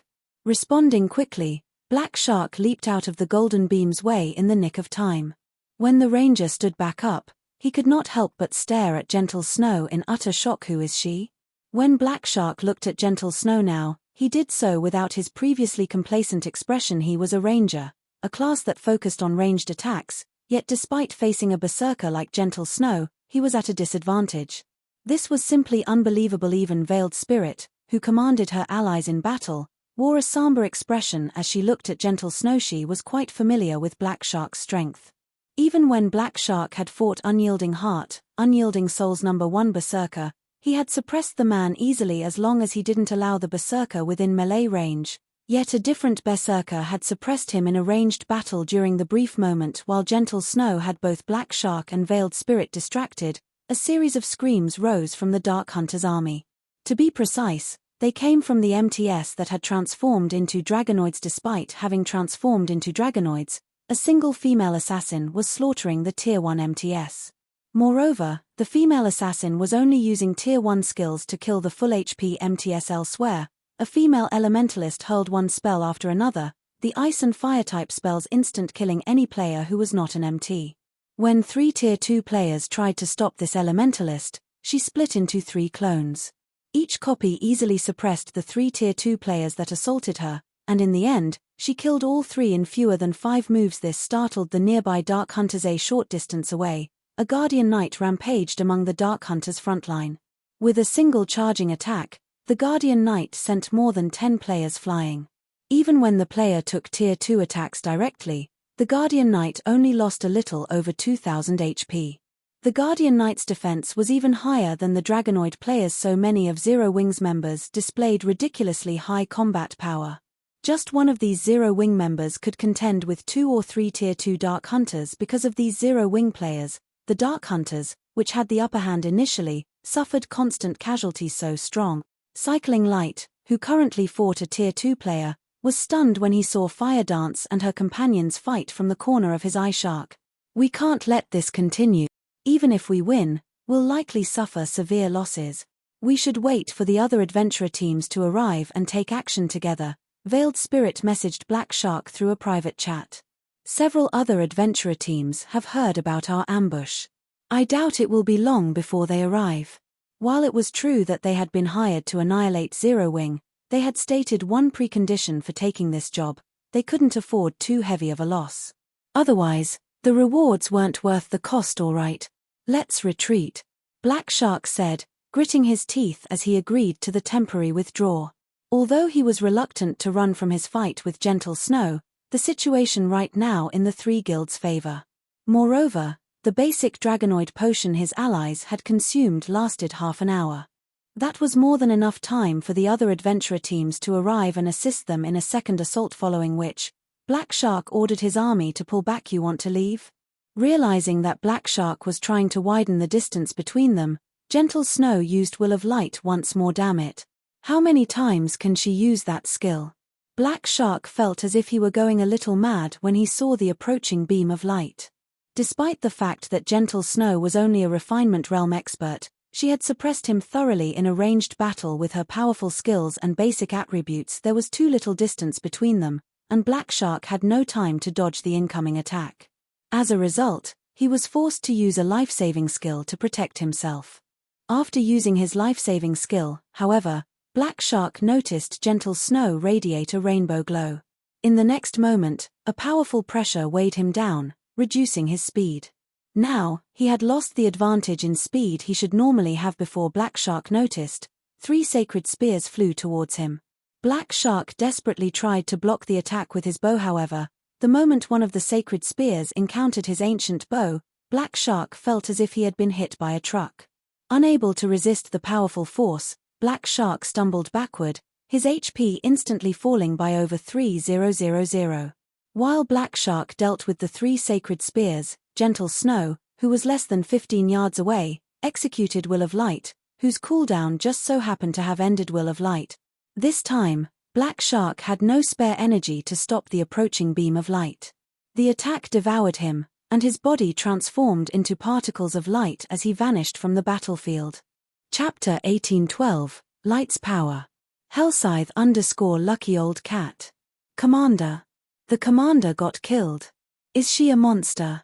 Seeing Black Shark's body disappear, the members of the Dark Hunters adventurer team were stunned.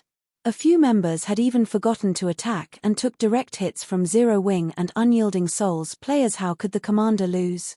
Lonely Lamp could not bring himself to believe what he had just seen. Black Shark's strength had imprinted itself on Lonely Lamp and the other Dark Hunters' minds long ago. Not only were Black Shark's combat techniques astounding, but he also wore the best equipment available at this stage of the game. Even if he faced Super Guild's old monsters, he could enter and leave the battlefield freely. If a group of Tier 2 players had ganged up and killed Black Shark, Lonely Lamp could believe that his commander had died, but a single player had faced and killed Black Shark. Moreover, that player wasn't a monster-level expert that had enjoyed many years of fame in the virtual gaming world. How could he possibly accept this fact as true? How is she so strong? Unyielding Heart, who looked at Gentle Snow standing proudly in the distance, was at a loss for words when he saw what had happened. Both surprise and admiration filled his heart. He was no stranger to the name Gentle Snow. After all, she had once been a guild leader herself. Although her guild had been disbanded due to the Blackwater Corporation's intervention, it was an inescapable fact that Gentle Snow was a very talented player. After Ouroboros had disbanded, Unyielding Soul had attempted to recruit Gentle Snow, and it hadn't been the only superpower to reach out to her. According to Unyielding Heart's knowledge, at least 3 superpowers had tried to recruit the Snow Goddess in the end. However, Gentle Snow had chosen to join Zero Wing, which had been an unknown guild at the time. This decision disappointed the various superpowers during the earlier dungeon raid. Unyielding Heart's opinions about Gentle Snow had been reaffirmed. The woman was indeed extremely talented and would no doubt become a famous expert in God's domain in the future. Right now, however, Gentle Snow's combat standard was still too rough. She relied entirely on her advantage in basic attributes to contend with the various superpowers' peak experts. Unyielding Heart had never imagined that just by switching to a new weapon, Gentle Snow would be able to display combat power on par with experts like himself. By relying on that horrific skill of hers, Her victory over Black Shark, who was very famous among the Dark Knight Empire's dark forces, had been overwhelming. Unyielding Heart could not help but pity Black Shark. He also understood why Black Shark had lost. If he had to challenge Gentle Snow, he'd likely suffer a similar fate. It was simply absurd that Gentle Snow could use a skill with such high burst damage repeatedly within such a short time. This was no longer an attack that could be mitigated with techniques. Not even an assassin, the class with the most life-saving skills, would get away from Gentle Snow unscathed, much less a ranger like Black Shark. If Black Shark had to blame someone for his death, he could only blame himself for launching his ambush with such poor timing. He had actually attacked on the day Zero Wing raided the Eclipse throne. Moreover, the ambush had taken place after Zero Wing had cleared the super large-scale team dungeon. Thanks to the dungeon's loot, Zero Wing's members had improved their weapons and equipment considerably. What immense power! Just what is that weapon? Phoenix Rain was a little astonished as she looked at the glorious will Gentle Snow wielded. Although she knew that any weapon from the magic crystal treasure chest would be extraordinary, she had never thought the weapon would be this powerful. Glorious Will had elevated Gentle Snow's combat power to a whole new level. This was especially true for her PvP capabilities. Moreover, Cola's performance on the battlefield was also eye-catching. Equipped with the Dark Corrosion set, Cola's entire body radiated a scorching aura. While in battle, this aura became even more intense. Any player that came close to the Guardian Knight would felt a stinging pain, losing their focus in the fight. Without enough fire resistance, players even took damage from this burning aura. Even against multiple Tier 2 melee experts, Cola easily sent them all stumbling backward with a single charging assault. When struck by a Tier 2 fire-type spell, Cola would only receive around -2000 damage. As for Tier 1 spells, they did less than -1000 damage. To Cola, who had over 85,000 HP, this was barely a scratch. By himself, Cola had torn a hole through the Dark Hunter's defensive net. The Dark Corrosion set performed better than she had imagined. After a brief moment of silence on the battlefield, the Dark Hunters' adventurer team snapped out of their daze, but unexpectedly, the Dark Hunters didn't turn and flee. Instead, they stared at Gentle Snow with greedy eyes. That woman's combat standard is subpar at best. The fact that she can kill the commander must mean that she has excellent equipment. Her greatsword looks so cool. It's definitely not some ordinary weapon. She just finished a tough fight with the commander. She must have exhausted her skills. If we kill her now, we can claim her equipment for our own. Desire dominated the Dark Hunters as they watched Gentle Snow, who currently stood alone within her enemies' ranks. Have these people lost their minds? They're actually eyeing Gentle Snow at a time like this. Blue Phoenix was confused when she saw the Dark Hunters' greed. She simply could not understand what was going through these players' minds. The Dark Hunters had lost their momentum, yet rather than trying to escape, these players wanted to waste precious time to surround and kill Gentle Snow. Kill her. Avenge the commander. Right. Kill her for the commander. With a shout, 80 or so Dark Hunters near Gentle Snow charged at the female berserker. They had been in the process of retreating, and to kill Black Shark, Gentle Snow had reached their rear line by herself. She didn't have a single companion nearby. This was their opportunity to take her out and plunder her items. Moreover, they were all experts. They could tell that Gentle Snow had only defeated their commander because of the frightening skill she possessed. In their experience, such a powerful skill wasn't from a skill book. There was an 80% chance that the skill belonged to the weapons or equipment she used. Many of the Dark Hunters had already consumed the basic Dragonoid potion. They were going to die sooner or later. If they could kill Gentle Snow and get a piece of top-tier equipment before they died, their death would be worth it. Most importantly, there was a very high chance that they would succeed. Not good. Guild leader Black Flame, we need to save her. Unyielding Heart shouted as he watched the Dark Hunters surround the Snow Goddess. However, as soon as Unyielding Heart finished his statement, Gentle Snow charged straight toward the 80+ Dark Hunters approaching her. 5 of these Dark Hunters were Tier 2 experts. Even Black Shark would be hard-pressed to survive if surrounded by such a force. Yet, Gentle Snow showed no intention of running away. Instead, she simply raised Glorious Will. A moment later, the weapon began to cast a dazzling glow. She's going to use that move again. Everyone, pay attention to dodging. Lonely Lamp, who was part of the crowd charging at Gentle Snow, shouted as experts. The Dark Hunters reacted very quickly. They had also long since estimated Will of Light's AoE and maintained a suitable distance from each other. Meanwhile, seeing the Dark Hunters spread out, Gentle Snow could not help but smile, confusing her opponents. However, before anyone could figure out what was going on, Gentle Snow brandished Glorious Will. However, unlike before, Gentle Snow did not swing her greatsword downward. Instead, she thrust it into the ground before her.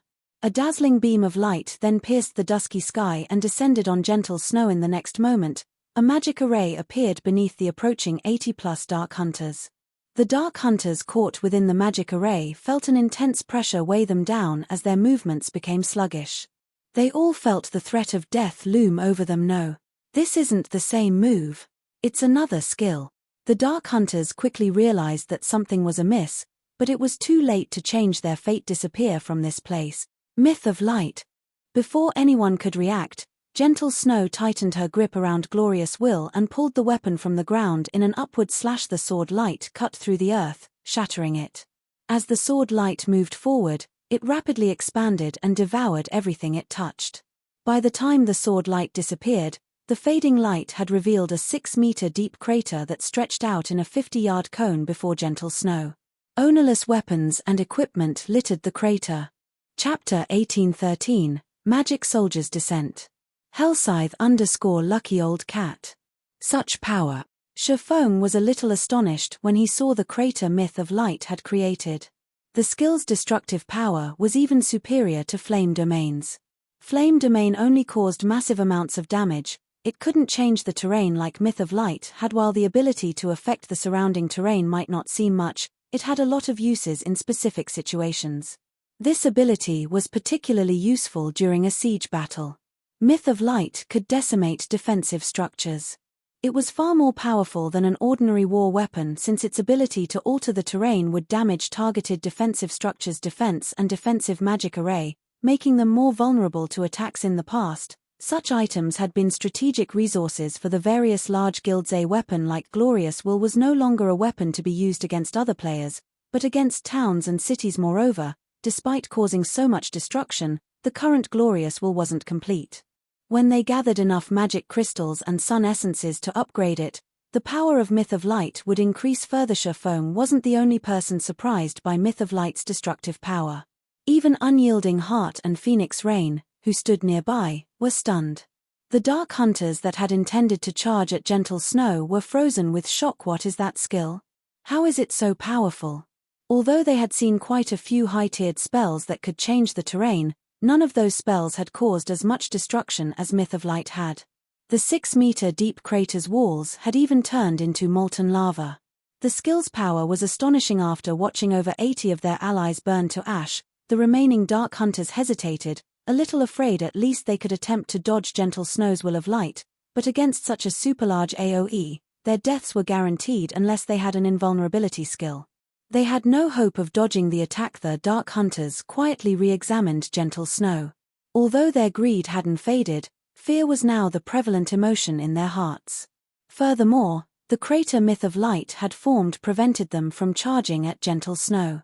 The crater had also split their path of retreat in two. Now, all these players could think of was escape. No one knew whether or not Gentle Snow could use Myth of Light again. As she had with Will of Light, these players weren't fools. While they weren't afraid of death, they wouldn't die for nothing. If they died a natural death while under the effects of the basic Dragonoid potion, not only wouldn't they lose any weapons or equipment, but they'd also only lose 50% EXP.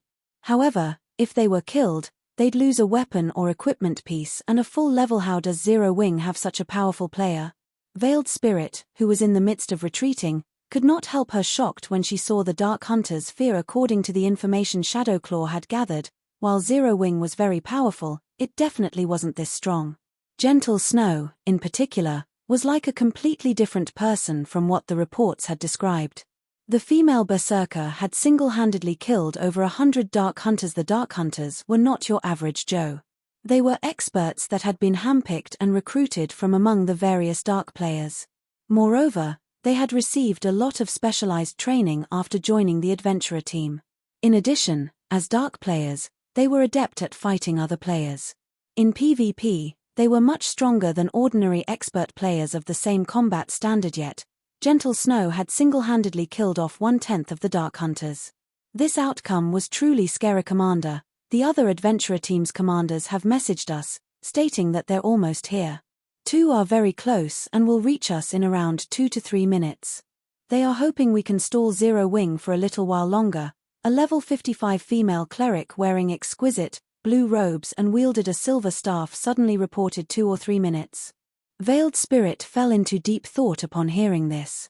A brief moment later, she responded, "Notify the Dark Hunters and tell them that reinforcements will arrive soon. Tell them to do everything they can to stall for time." When trying to assassinate a guild's upper echelons, the first attempt was the most important, as these upper echelons wouldn't have prepared for an ambush. If the first attempt failed, subsequent attempts were even less likely to succeed now that Black Shark had prohibited Zero Wing, Dragon Phoenix Pavilion, and Unyielding Soul's teleportation abilities and physically prevented these upper echelons from leaving the Dark Precinct. This was the perfect opportunity to kill these 3 guilds' upper echelons. They likely wouldn't find another such opportunity as long as the dozen or so adventurer teams that belonged to Dark Soul gathered. The 3 guilds' experts would die here, even if they were more powerful, but, Commander, Zero Wing's people are too powerful. They are even slaughtering the Dark Hunters' Dragonoid players. I'm afraid that the Dark Hunters will be annihilated before reinforcements arrive. If that happens, we'll be next, the female cleric said worriedly as she watched the Dark Hunters' member count continue to decrease. Moreover, the Dark Hunters should realize what fate awaits them if they stay and fight. They'll never agree to the proposal. Although they were all members of Dark Soul, the organization's adventurer teams were also rivals. None of them would willingly sacrifice themselves for another. Veiled Spirit understood that her demand was outrageous and would undoubtedly get rejected. After pondering for another moment, she commanded, "I understand. Notify the Iron Blade team, tell them that they don't need to hold back any longer. Have them help the Dark Hunters pin down Zero Wing. Let the Iron Blade team take action." "Commander, isn't it a little early to expose this trump card?" the female cleric asked in astonishment. Every adventurer team in Dark Soul had their own secrets. The Dark Hunters' basic Dragonoid potion was one example. If the Dark Hunters hadn't used the potion in this battle, Shadowclaw would have remained ignorant of its existence. Although Shadowclaw did not possess an item like the basic Dragonoid potion, it had its own trump card. It's fine. Holding Zero Wing's members back is more important right now, Veiled Spirit said as she waved off her subordinates' concern. If they did not stop Zero Wing now, their dream of obtaining Zero Wing's weapons and equipment would shatter. She could recognize that Zero Wing's upper echelons used far better weapons and equipment than what the adventurer team's commanders, like her and Black Shark, used. If Shadowclaw could get its hands on these items, it would have a chance of completing some of the quests that it had been forced to set aside for some time. Understood, the female cleric replied. She immediately notified the Iron Blade team, whose members currently fought the Dragon Phoenix Pavilion, of the changed orders. At the same time, she had the retreating Dark Hunters stall for time. Fortunately, the Dark Hunters did not oppose Shadowclaw's request. They realized that, even if they started to flee now, Zero Wing's members would claim many of their lives. Rather than dying pointlessly, they might as well fight it out and hopefully buy enough time for reinforcements to arrive. For a time, the Dark Hunters engaged in a running battle with Zero Wing and Unyielding Souls members, using hit-and-run tactics. They avoided any prolonged fights as much as possible, significantly reducing their casualty rate. On the other side of the battlefield, a 100-man team from Shadowclaw split away from the Dragon Phoenix Pavilion's members and encroached on Zero Wing's battlefield. 10 of these 100 players were Tier 2, while the rest were Tier 1 players. This team was a relatively powerful expert team. However, this small detachment from Shadowclaw paled in comparison to Zero Wing's members, who were all Tier 2 players. Yet, these Shadowclaw members did not hesitate to face Zero Wing's members in a frontal clash. They showed no signs of fighting a running battle like the Dark Hunters. In fact, these Shadowclaw members charged straight at Shadowsword's vanguard unit. Interesting. They want to pick a fight. Shadowsword raised his brows in surprise when he noticed the approaching 100-man team. He selected a dozen or so players and moved to meet this new enemy. When less than 50 yards separated both sides, the Shadowclaw members grinned playfully. Each of them then took a magic array scroll from their bags and unfurled the scroll without hesitation. Suddenly, 10 magic arrays appeared on the battlefield, each maintained by 9 Tier 1 players and 1 Tier 2 player. A moment later, the Tier 1 players standing in each of the 10 magic arrays went pale, their basic attributes plummeting. In contrast, the Tier 2 players saw their aura's intensity rapidly increase. They also began to grow larger. In the blink of an eye, the 10 Tier 2 players had become 5-meter-tall giants. They were covered in pitch-black armor, which had been enchanted with magic runes. It's time for you people from Zero Wing to learn of the Shadowclaw's greatness. Magic Soldier's Descent. The Berserker leading the Iron Blade team said, laughing as he looked at Shadowsword and the small team the enemy Berserker led before swinging down the battle axe in his hands. Reacting quickly, Shadowsword activated Whirlwind Slash before the gigantic axe could reach him. With the sound of metal on metal, Shadowsword was thrown over 20 yards away, and he wasn't the only one. The other enlarged players had also sent the dozen or so Zero Wing experts that had accompanied Shadowsword flying, instantly dealing over -5,000 damage. The players that had taken a direct hit, however, had instantly lost over half of their HPs. This scene stupefied the 3 guilds members. Not only were Zero Wing's experts no match for these giants in a head-on collision despite both sides being Tier 2 players, but they had also lost over 5,000 HP.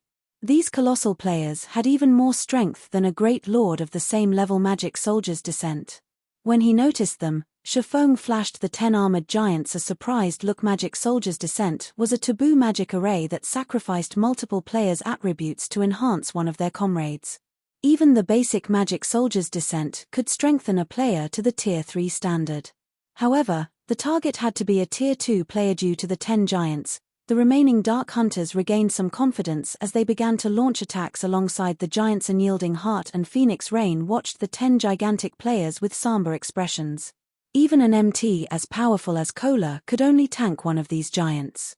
The only other player in Zero Wing that could do so was Gentle Snow. After a brief clash, Zero Wing's members began to retreat. Just before the giants shattered the formation of Zero Wing's vanguard, splitting it in two, a figure appeared before one of the massive enemy players. It was none other than Shifeng. Shifeng swung Killing Ray at the giant before him. Lightning Slash. Seeing the massive lightning bolt approaching him, the armored giant, who had the physique of a Tier 3 player, reacted very quickly and raised his battle axe to block the attack boom. The impact shoved the armored giant back by over 20 yards, the armored giant taking over -7,000 damage. Chapter 1814. Appearance of the Black Dragon. Hellscythe _ Lucky Old Cat. When the 5-meter-tall armored giant got pushed back by over 20 yards, the entire battlefield suddenly fell silent. Even the 9 other armored giants fighting some distance away shifted their gaze to their repulsed companion guild leader. When Zero Wing's members saw Shifeng appearing on the front lines, they all became very excited. Although Shifeng had already displayed superb combat power in the team dungeon, fighting in a battle against other players was another story. While inside a dungeon, the contribution an individual player could make was very limited. If one were to say that players only needed combat standards at the Trial Tower's 5th floor to raid a particular dungeon, then the maximum combat power that players could exhibit in a dungeon was the 6th floor standard. In that case, the combat standard that peak experts, who had reached the Trial Tower's 7th floor and beyond, could exhibit would be no different from that of 6th floor experts. They would not be able to display any additional strength in a dungeon despite their advantage in actual combat standards. However, a field battle against players was a different story. Depending on one's opponent, there was almost no limit to the combat standards one could exhibit. What great strength! Veiled Spirit, who was commanding the battle from afar, was startled when she saw the armored giant being pushed back. So, he is Black Flame? She knew very clearly what kind of strength the armored giants possessed. The armored giants had not only Tier 3 physiques but also extraordinary strength and defense. They could easily suppress a Grand Lord of the same level. The Magic Soldier's Descent was made using a production scroll Shadowclaw had obtained from an ancient ruin. However, as the materials needed to make the magic array were extremely precious and difficult to acquire, Shadowclaw had only managed to make 10 of the magic arrays thus far. Originally, she had intended to keep the magic array as a trump card for when the Starlight Corporation launched an all-out war against Unyielding Soul. She had never thought that a lone player could push back one of the armored giants by such a long distance. However, after a brief moment of surprise, Veiled Spirit and the other members of Shadowclaw regained their calm. While it was indeed surprising that Shifeng had dealt over -7,000 damage to the armored giant despite the attack being blocked, the armored giant currently had 320,000 HP. They didn't even need a healer to handle this minuscule damage. The armored giant's battle recovery alone would suffice. What with the occasional heals sent by the rear-line healers, it was simply impossible for Shifeng to kill the armored giant all by himself. Just then, the fallen armored giant stood back up and charged at Shifeng with its great axe raised. Despite the armored giant's massive frame, its movement speed was actually superior to even a Tier 2 player's. The armored giant took only an instant to cross 20 yards and launch an attack on Shifeng. You simply relied on a skill to push me back. Now, it's time for you to realize the power of the magic soldier, the armored giant shouted. In the next moment, the black smoke circulating around the armored giant's battle axe turned into a gigantic lion exuding a frightening aura. The lion then pounced, slamming its paws down on Shifeng. Tier 3 skill, Magic Lion's Stomp. At this distance and with the lion's attack speed, Shifeng couldn't dodge the lion's blow. Not daring to be careless, Shifeng met the attack with both his swords' Purgatory Pentaslash. In the next moment, Shifeng's two swords met at a single point and slashed at the descending battle axe. Boom. Immediately, dazzling sparks scattered into the surroundings. The ground beneath Shifeng's feet cracked and sank under the immense pressure. After the clash, Shifeng had actually sunk half a meter into the ground with a small crater around him. Meanwhile, a damage exceeding -5,000 also appeared above his head. The difference in strength between the two sides was obvious at a glance. Zero Wings members turned somber at this situation. Meanwhile, Unyielding Heart and Phoenix Rain, who were currently fighting their own battles, were also astonished by this outcome. They had never thought that the armored giants would be that strong. An ordinary expert might not be able to discern the technique Shifeng had used, but they could tell what he had done just now. The general name of the technique was Strength Combination. It was an extremely difficult technique to grasp and was even more difficult to execute in high-speed combat. Even the slightest mistake in the technique's execution could have the opposite effect. Meanwhile, although Strength Combination didn't directly double the strength of one's attack, good execution of the technique would still yield a 70% increase in strength or more. Yet, despite having used this technique, Shifeng's strength had still lost to the armored giants by such a large margin. The armored giant's strength was definitely superior to a Grand Lord's of the same level. Its strength is at the peak of Tier 3. Shifeng thought to himself as he eyed the magic soldier before him. Currently, both his hands were numb. He was currently a level 67, Tier 2 Sword Master. After executing Strength Combination, his strength should easily rival that of a level 55 Grand Lord. Yet, even with such strength, he was still inferior to the magic soldier before him. While part of the reason for this disparity was the difference in skills used, a large part of the reason was the difference in attributes. If the magic soldier's strength wasn't at the peak of level 55, Tier 3, Shifeng wouldn't have suffered so much damage in just one attack. Moreover, the combat standard of the magic soldier before him was actually at the Flowing Water realm. The magic soldier had a very accurate grasp of his location. Otherwise, with Shifeng's speed, there was no way that attack could have cornered him and prevented him from dodging as expected of the leader of a guild. "You really are strong," the armored giant said as he eyed Shifeng. The armored giant then turned to a nearby armored giant and said, "Ape, come over and help me. I want to see how long our dear guild leader here will be able to last against two of us." "Sure thing." The armored giant wielding a greatsword nodded. The battle axe-wielding armored giant launched a frenzied assault on Shifeng. Relying on his high HP and defense, the armored giant completely abandoned all forms of defense and simply focused on trading blows with Shifeng. The armored giant named Copper Ape dashed over from over 100 yards away. "Do not let that giant get close to the guild leader. MTS, stop him." Aqua Rose hurriedly instructed. One armored giant was already more than enough to push Shifeng to his limits. If another armored giant joined the battle, the consequences would be unimaginable. However, the Dark Hunters and Shadowclaw members gave Zero Wings members no opportunity to assist Shifeng. They all persistently pinned down Zero Wings members. Cola, Turtle Dove, Yi Wumian, and Fire Dance, players capable of holding their own against the armored giants, were similarly tied up in battle and couldn't move away from their positions for the moment. In the end, Zero Wings members could only watch as the Greatsword-wielding armored giant closed in on Shifeng. Upon seeing that the armored giant named Copper Ape was about to reach him, Shifeng could not help but sigh. Due to the recent dungeon raid, he had already used all his berserk skills, which were still on cooldown. If he could use a berserk skill, even if his strength couldn't rival the armored giant's, he could rely on his techniques to suppress his opponent. Now, however, the disparity in strength was simply too great. I originally wanted to keep this a secret, but it seems there's no other choice now. Following which, Shifeng used Phantom Kill immediately after summoning his doppelganger. Shifeng sent it charging at Copper Ape. "You want to stop me with a measly doppelganger?" Copper Ape sneered. He then swung his greatsword horizontally. His attack carried the strength, attack speed, and reaction speed of a Tier 3 player. Even a Tier 2 player would have great difficulty dodging his attack, not to mention a doppelganger controlled by a player. However, as Copper Ape's greatsword neared Shifeng's doppelganger, a powerful mana torrent suddenly surged towards the doppelganger.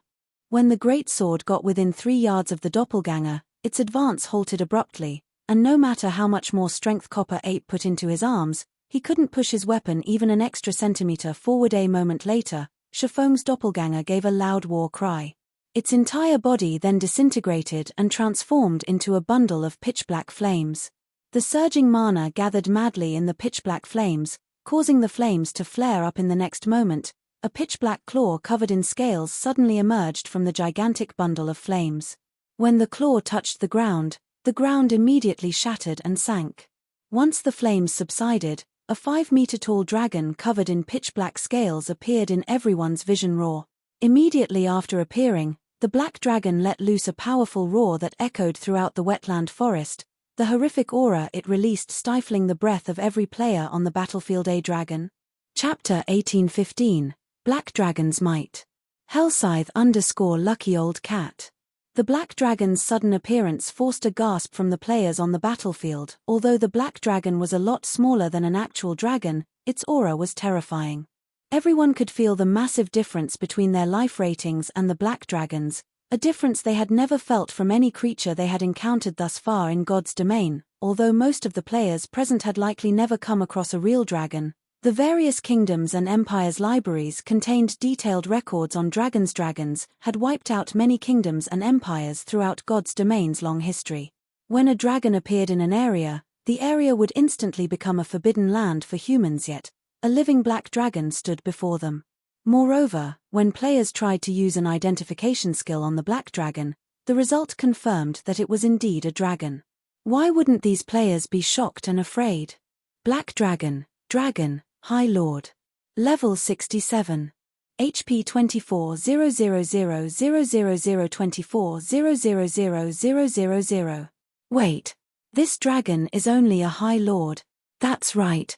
Although the dragon is high-leveled, it's only in the upper standards of Tier 2. It isn't even a Great Lord. That spooked me. I really thought that someone had summoned a powerful dragon. It turns out it's only a High Lord. Even our party can easily kill it. The Dark Hunters and Shadow Claw members who had trembled slightly with fear quickly realized that although the black dragon was a real dragon, it wasn't like the dragons in the records they had read. According to historical records, real dragons were Tier 4 mythic creatures at the very minimum. If such a dragon actually appeared before them, they'd likely run for their lives. None of them would have dared to linger, but since this was only a High Lord, the Adventurer Team's members discarded their worry. They had slain countless High Lords, including High Lord-ranked archaic species, and here I thought you had summoned some kind of amazing monster, but it's just an immature dragon, Copper Ape said, revealing a confident grin as he swung his greatsword at the black dragon. Scram! The black smoke around the greatsword formed a crescent as it sliced towards the black dragon. Tier 3 skill, Explosive Slash. The crescent energy beam tore through space itself as it moved. From afar, it looked as if the crescent beam had just cut through a sheet of black paper. The attack's immense aura was even stifling to nearby players. Just before the crescent beam devoured the black dragon, the creature extended a scaled claw to meet the attack. Pitch-black flames then emerged and enveloped the massive claw. When the crescent beam crashed into the flaming claw, it seemed as if the beam had slammed into an adamantine wall. Not only had the attack abruptly halted, but the black dragon's claw also remained unharmed and stationary. following which, the black dragon lightly pinched the crescent beam. Peng! Suddenly, the crescent beam shattered and dissipated as if it had never existed. That is impossible. Shock filled Copper Ape's gaze as he watched his target nullify his explosive slash. He had just executed a Tier 3 skill. With his current strength and physique, he could easily suppress a Great Lord of the same level, much less a High Lord. He had believed that, in the worst-case scenario, his attack would shake the Black Dragon slightly. Yet the High Lord-ranked Black Dragon before him had forced his attack to a stop. Moreover, the Black Dragon had shattered his Tier 3 skill. How could such a thing be possible? What's up with that Black Dragon? How did it receive that kind of attack without taking any damage? Veiled Spirit, who watched from afar, stared with wide eyes. So, this is a dragon's power? Unyielding Heart and Phoenix Rain were similarly thunderstruck when they saw the Black Dragon shatter the energy beam with a pinch. They could be considered quite knowledgeable about dragons, but even they were surprised. Now, they fully understood why dragons were destruction incarnate. Sure enough, a dragon's strength is really amazing. As Shifeng controlled his doppelganger, he could feel an inexhaustible power course through his entire body. He then turned to the magic soldier before him and said, "Your strength should be at the peak of Tier 3. Unfortunately, you're not a high enough level. Otherwise, you would have posed a threat. Since you've finished your attack, it's my turn." A dragon was invincible among creatures of the same tier. Even though the Black Dragon was only a High Lord, it was still a level 67 High Lord. In addition, the Black Dragon's life rating was incredibly high. It gained a massive amount of attributes with each leveled up. Meanwhile, the player before him was only level 55. With 12 additional levels, even a player's strength would undergo a qualitative transformation, not to mention a dragon. The level 67 High Lord ranked Black Dragon was already more powerful than a level 55 Great Lord ranked Black Dragon, and since dragons were invincible among the same tier, how could a Tier 3 magic soldier possibly be a match for such a creature? Furthermore, the magic soldier was an ancient weapon only meant to deal with high-tiered monsters. Before a true dragon, a magic soldier was garbage. When Shifeng finished speaking, he controlled the Black Dragon to open its maw and inhale a mouthful of air. A gigantic magic array then formed before the creature, gathering a massive amount of mana. A moment later, the Black Dragon released a deafening raw dragon breath.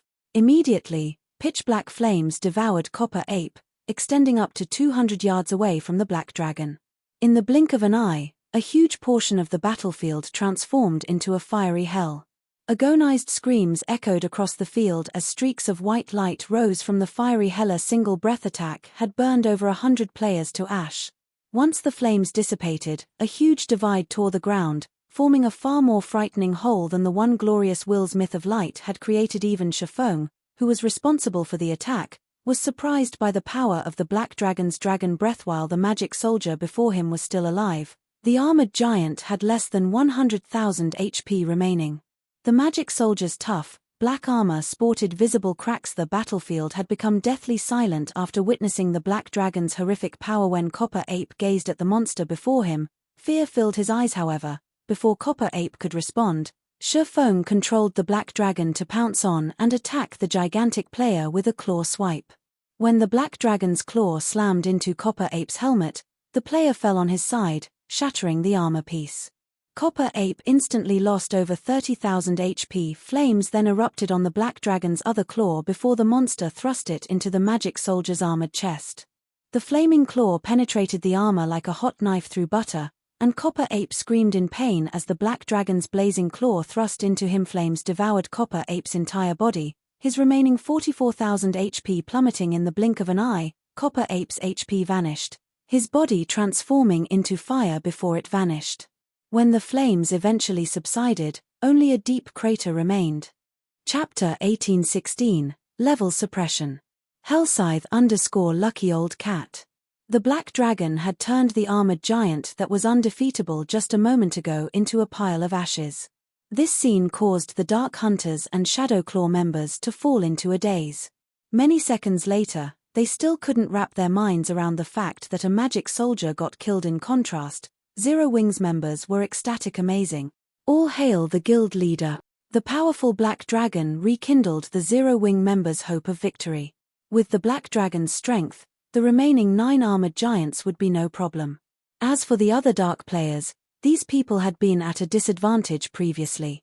If not for the armored giant's interference, both the members of Dark Hunters and Shadowclaw would have long since been crushed already. So, this is the trump card Black Flame has been hiding all this time? Unyielding Heart could not help his shock at the defeat of one of the armored giants. He had never thought that Zero Wing actually possessed such a powerful foundation. The guild was revealing one trump card after another, each one more amazing than the former. Although the Black Dragon summoned was only a High Lord, the strength it displayed was far superior to an ordinary High Lord's of the same level. How is this possible? A somber expression appeared on Veiled Spirit's face the moment she saw Copper Ape die. Had the Black Dragon spent a lot of time to defeat Copper Ape, she could have accepted this defeat.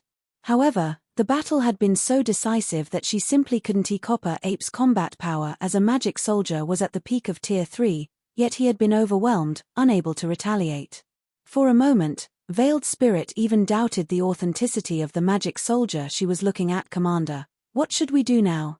The female cleric standing beside Veiled Spirit asked hurriedly when she saw the Black Dragon charging toward the other magic soldiers. Everyone, listen up.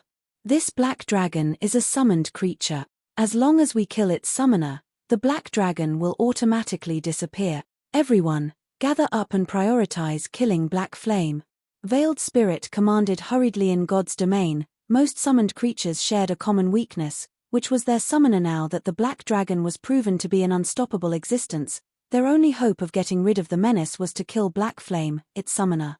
So long as they killed Black Flame, they would regain the upper hand in the battlefield. After hearing Veiled Spirit's words, the Dark Hunters and Shadowclaw members reacted quickly, staring fiercely at Chiffon. Previously, they had been too shocked by the Black Dragon's prowess and had forgotten about the fatal flaw of summoned creatures. However, now that they had snapped out of their daze, they promptly charged at Chiffon one after another. Meanwhile, 3 of the remaining 9 magic soldiers moved to surround the Black Dragon to prevent it from helping Chiffon kill him. His alone. As long as he dies, victory will be ours. Suddenly, over 100 players swarmed toward Chiffon, killing intent radiating from their eyes. That's right. As long as we kill you, this Black Dragon will disappear. Iron Blade, the leader of the Iron Blade team as well as the battle axe-wielding armored giant that was fighting Chiffon earlier, shouted as he glared at Chiffon, who stood less than 15 yards away. He raised his battle axe into the air, then abruptly swung it down onto the ground before him. Die. Boom. In the next moment, 12 earthen spears jutted out from the ground around Chiffon and stabbed at the swordsman, each earthen spear carrying the full strength of the magic soldier. Meanwhile, Iron Blade raised his great axe and leaped into the air. He then slashed downward with his great axe as he descended toward Chiffon, his actions thoroughly sealing all of Chiffon's escape routes. However, Chiffon showed no intention of retreating. Instead, he activated Defensive Blade and swung his 2 swords to meet the approaching battle axe in battle boom. After Chiffon nullified the earthen spears and expended his Defensive Blade's block count completely, his swords came into contact with Iron Blade's battle axe. The swordsman's feet immediately sank deep into the ground. When everyone saw the outcome of the clash, however, they were thoroughly stupefied. Chiffon had received less than -2,000 damage from the clash. To any player on the battlefield right now, this amount of damage was practically negligible. After all, they all had several tens of thousands of PWATs going on. Why is his strength so much more than before? Iron Blade stared at Chiffon in confusion. He could not understand why Chiffon had lost so little HP during their clash this time. Sure enough, it still isn't possible to match a magic soldier even with the attribute bonus provided by Heavenly Dragon's Breath. Chiffon could not help but reveal a bitter smile when he looked at his vibrating swords. When he summoned the Black Dragon, Dragon's domination had taken effect. For every dragon present within a 1,000-yard radius, Dragon's domination increased all of his basic attributes by 500 points each. By performing Strength Combination in this buffed state, he had managed to drastically reduce the damage he took from Iron Blade this time. However, when going up against a Tier 3 magic soldier, he could execute Strength Combination only for defensive purposes. Using the technique offensively was impossible. Strength Combination was a very sophisticated technique.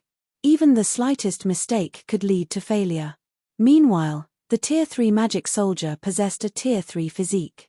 What with Iron Blade being a flowing water realm expert, The Berserker could deal with an offensive strength combination very easily. Trying to use the technique in an attack would only do Shifeng more harm than good. Not to mention, his defense and HP were significantly lower than Iron Blade's.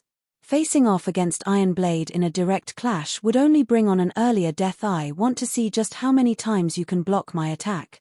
Iron Blade also understood Shifeng's present state. Right now, all he needed to do was one thing: maneuver his attacks through the swordsman's defenses. Strength combination was an extremely complex technique. Trying to use it in a high-speed battle only made the technique even more difficult to execute. The moment Shifeng slipped up, he would die. I am indeed unable to block your attacks that many times. However, you can't possibly be thinking that this is a one-on-one duel, right? Shifeng said as he looked at Iron Blade's battle axe approaching him once again. He used divine steps and switched positions with the farthest doppelganger, then retrieved a scroll from his bag and activated it. A moment later, a golden-haired beauty wearing long, silver robes and holding a crystalline staff appeared before Shifeng. Due to the presence of this woman, the density of the ambient mana increased slightly. Meanwhile, the woman herself gave off a pressure that instilled fear in those enveloped in it. This new arrival was none other than Anna, Shifeng's personal guard. As personal guards also took up a slot when entering a team dungeon, Shifeng couldn't summon Anna to his raid team of 200 players while raiding the Eclipse throne, which was a 200-man team dungeon. More importantly, if personal guards participated in a team dungeon raid, a successful clear would not count as a first clear. Hence, Shifeng had not bothered bringing Anna and Kite out, even though both of them would have been powerful helpers. However, now that he was out of the dungeon, such restrictions no longer applied at this point. Anna was already a level 85, Tier 2 NPC. Aside from her basic attributes, the powerful pressure she exerted on the players present was due to level suppression. Get rid of them, Shifeng commanded, pointing at the magic soldier before him. As you wish. Anna nodded and started chanting an incantation. Reacting to the situation, Iron Blade immediately swung his battle axe at Anna. In response, Anna lightly tapped the butt of her staff on the ground. A golden barrier spread out from her staff, pushing Iron Blade over 20 yards away. By the time Iron Blade shattered this barrier, Anna had already summoned a level 85 golden giant and 10 level 85 rock guardians. She then proceeded to buff their attributes with just one punch. The level 85 golden giant sent the level 55 magic soldier stumbling backward by several steps. The disparity in strength resulting from the difference in levels was massive. The enemy players charging toward Shifeng gasped involuntarily at this scene. Meanwhile, the 10 level 85 rock guardians stood guard around Shifeng, their posture daunting the approaching Dark Hunters and Shadowclaw members, who halted their charge. Although the level suppression system had been tuned down over several system updates, it had not weakened to the point of negligibility. After the difference exceeded 15 levels, the effects of level suppression would become significant. Meanwhile, there was currently a gap of 30 levels between the Dark players and the Rock Guardians. Do you think you all can come and go as you please? Shifeng sneered as he glanced at the members of the two Dark Adventurer teams that were previously charging at him. All of you should just stay here forever. He then had the 10 Rock Guardians attack the backtracking players faced with a bunch of level 50+, Tier 1 Dragonoid players. The level 85 Rock Guardians were able to send a couple flying with every punch. Due to the level suppression, the players' defense had weakened considerably. Even Tier 1 Shield Warriors and Guardian Knights couldn't withstand the blows of the Rock Guardians and were sent flying with a punch. Meanwhile, after fighting for some time, the Black Dragon Shifeng controlled finally killed one of the 3 magic soldiers, pinning it down. Now, the Black Dragon thoroughly suppressed the 2 remaining magic soldiers, each of its normal attacks taking away over 20,000 HP from the magic soldiers and over 50,000 if it used a skill. At the moment, the magic soldiers and the other players belonging to the 2 Dark Adventurer teams were getting massacred. Commander, we've lost nearly half of our members already. Are we still going to continue fighting? The female cleric standing beside Veiled Spirit asked. From Black Shark's death until now, only a little over a minute had passed, yet they had already lost so many of their members. By the time reinforcements arrived, their entire adventurer team would be annihilated. After pondering for a brief moment, Veiled Spirit gritted her teeth before reluctantly shouting, "Retreat. Have everyone pull away from the battlefield as quickly as possible." The report they'd received regarding Zero Wing was outrageously inaccurate. Right now, she wanted nothing more than to charge into the Starlight Corporation's guild hall and choke the members of the corporation's intelligence unit to death. Zero Wing's current performance was completely different from what was reported, so much so that she suspected the report was actually about an entirely different guild. Chapter 1817, Eclipse Gate Shaken. Hellscythe _ Lucky Old Cat. The Golden Giant and Rock Guardian's sudden participation turned the situation around, giving the three guilds an overwhelming advantage. After hearing Veiled Spirit's command to retreat, both the Shadowclaw and Dark Hunter's members scattered and fled the battlefield. However, Shifeng had no intention of letting the two adventurer teams get away, and he ordered his team to give chase and kill as many enemy players as possible. If not for the fact that their team fully consisted of the three guilds' Tier 2 players, Zero Wing would have definitely suffered a severe loss from this ambush. The guilds had also gotten lucky that the two adventurer teams that had ambushed them weren't capable of using their trump cards to their full potential.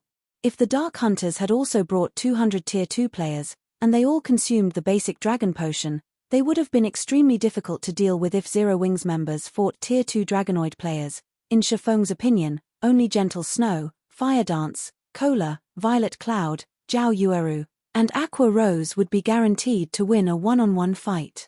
Everyone else would have a 50% chance at best. Shadowclaw's magic soldiers shouldn't be underestimated, either. Unless one amassed a large number of magic soldiers, they wouldn't be able to exhibit their abilities in full. 10 magic soldiers simply weren't enough to display their true power. Magic soldiers would only be able to activate the magic arrays on their armor when 100 stood together. If those magic arrays activated, the 100 magic soldiers could even trample over 20 Tier 4 mythic monsters of the same level. At one point in the past, 100 magic soldiers had joined a battlefield of Tier 2 players. The magic soldiers had been killing machines, allowing a first-rate guild to fend off a sieging superpower and defend its town successfully. When players fought each other in God's domain, it was practically impossible for one side to push the other to the brink of extinction in a single battle. After all, the world of God's domain was not reality. Players could resurrect after dying. Hence, players generally had to undergo a long fight, whittling their opponent's strength down until their opponent could no longer resist. Although it was impossible to exterminate the adventurer teams, now that the two adventurer teams had scattered and run, Shifeng needed to do everything in his power to weaken the adventurer teams. This way, it would take the two adventurer teams a lot more time to recover. However, after the removal of Dark Precinct, it became extremely difficult to catch up with the escaping Dark players. To make matters worse, the marshy forest's layout was extremely complex. As a result, the fleeing Dark players escaped the three guilds' pursuit very quickly. Only the guild's rangers and assassins could continue the chase. The other classes had to watch on, powerless, as their targets disappeared in less than a minute.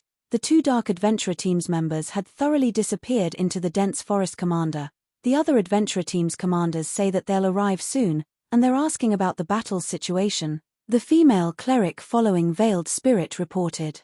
How should we respond to them? What's the situation?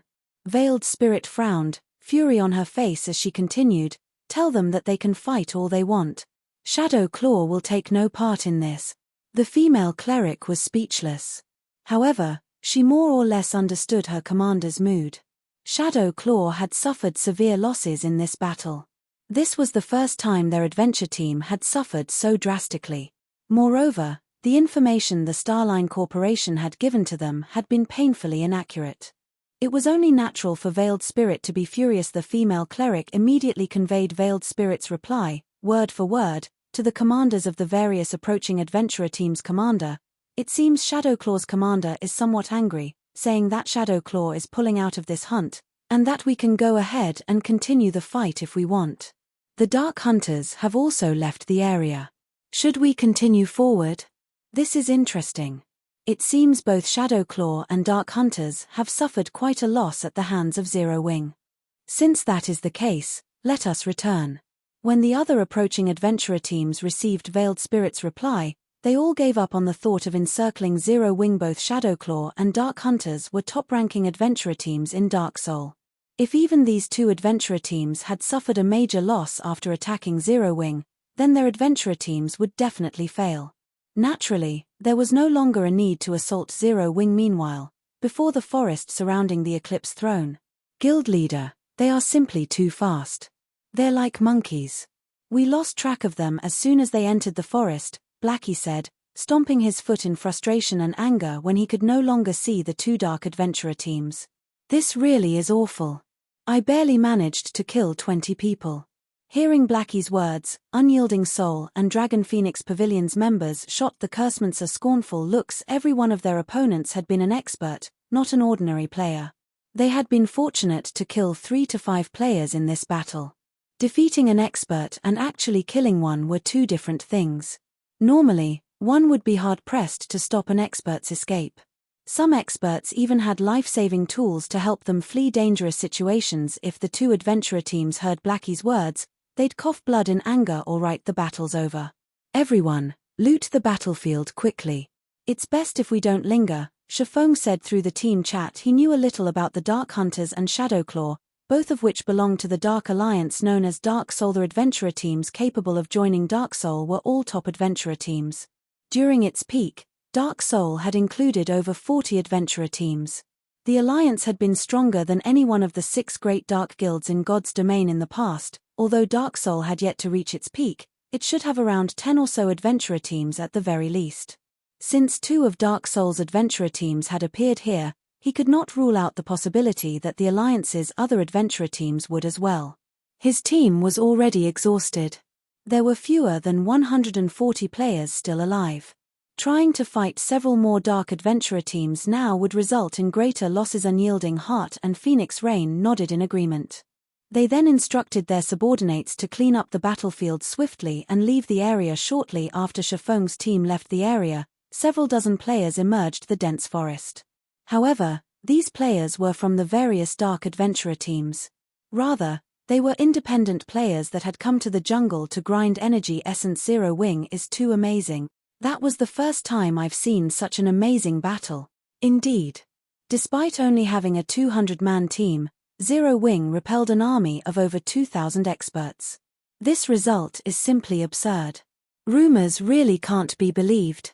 Zero Wing is way stronger than the rumors make it out to be. Some of my friends have been urging me to join a first-rate guild, but looking at it now, it seems that Zero Wing would be a better choice. Ha ha ha. I recorded the entire battle. Once I return, I'm going to boast the heck out of this at the bar. These independent players' eyes glowed with excitement as they looked at the direction Shifeng and the others disappeared to. While they did not know the identities of the 2 adventurer teams that attacked Zero Wing's team, they knew that those players had been experts based on their combat standards. Yet, despite these 2,000-plus experts revealing one trump card after another, Zero Wing's victory had been decisive. Naturally, the independent players had no intentions of keeping the battle a secret. Immediately, they posted the videos they had recorded on the official forums, allowing every player in the Eclipse Gate to view them. What's going on? 2 superpowers are fighting near the Eclipse throne? Wait, isn't that Zero Wing?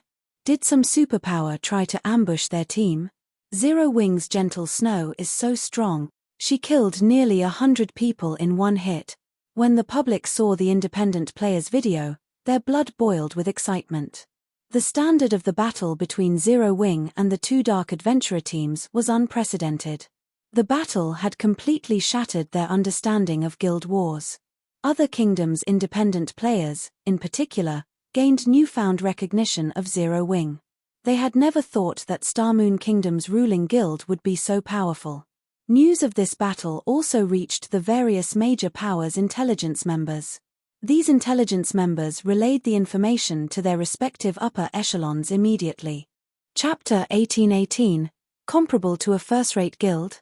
Hellscythe _ Lucky Old Cat. Dark Knight Empire, Light Shadow Citadel. A lofty tower sat in the middle of the city, and hovering above this tower was a gigantic, dark purple crystal. The crystal created a magic barrier that enveloped the city, and the crystal could be seen clearly by the large number of players walking throughout the streets. There were also a large number of NPCs and dark creatures, such as demons, abyssal demonkin, vampires. The multiracial population in Light Shadow City far surpassed that of Kingdom's dark cities. Many neutral race NPCs hawked their wares along the city streets, A sight that was even rare in other empires. Dark City's Light Shadow City was no less prosperous than Dark Knight City, the Dark Knight Empire's capital. Moreover, Light Shadow City had a wider variety of races. Meanwhile, a luxurious, 5-story-tall mansion stood in the city's lively central district. A large number of players came and went from the mansion, and all of them were either extravagantly dressed merchant players or level 54+ experts. When the players in line outside of the mansion saw these merchant and expert players, they couldn't help but feel a little envious. These players' levels and equipment are amazing. They're even better than the experts in first-rate guilds. That's only natural. Although Dark Soul is an alliance, not a guild, it periodically raids team dungeons. The alliance also frequently plunders the various large guilds' elite teams and main forces. Of course, its members have excellent weapons and equipment. Moreover, despite such banditry, the various large guilds are utterly powerless to do anything about it. For example, one first-rate guild went all out to deal with Dark Soul, but in the end, the alliance had annihilated its army, and the guild was eventually forced to disband. That's right. It was due to that success that Dark Soul is holding a mass recruitment. When I heard about it, I dropped what I was doing and came here. It would be great if I could join the alliance. If we get to join Dark Soul, we'll be able to move through the Dark Knight Empire and the several neighboring kingdoms unhindered.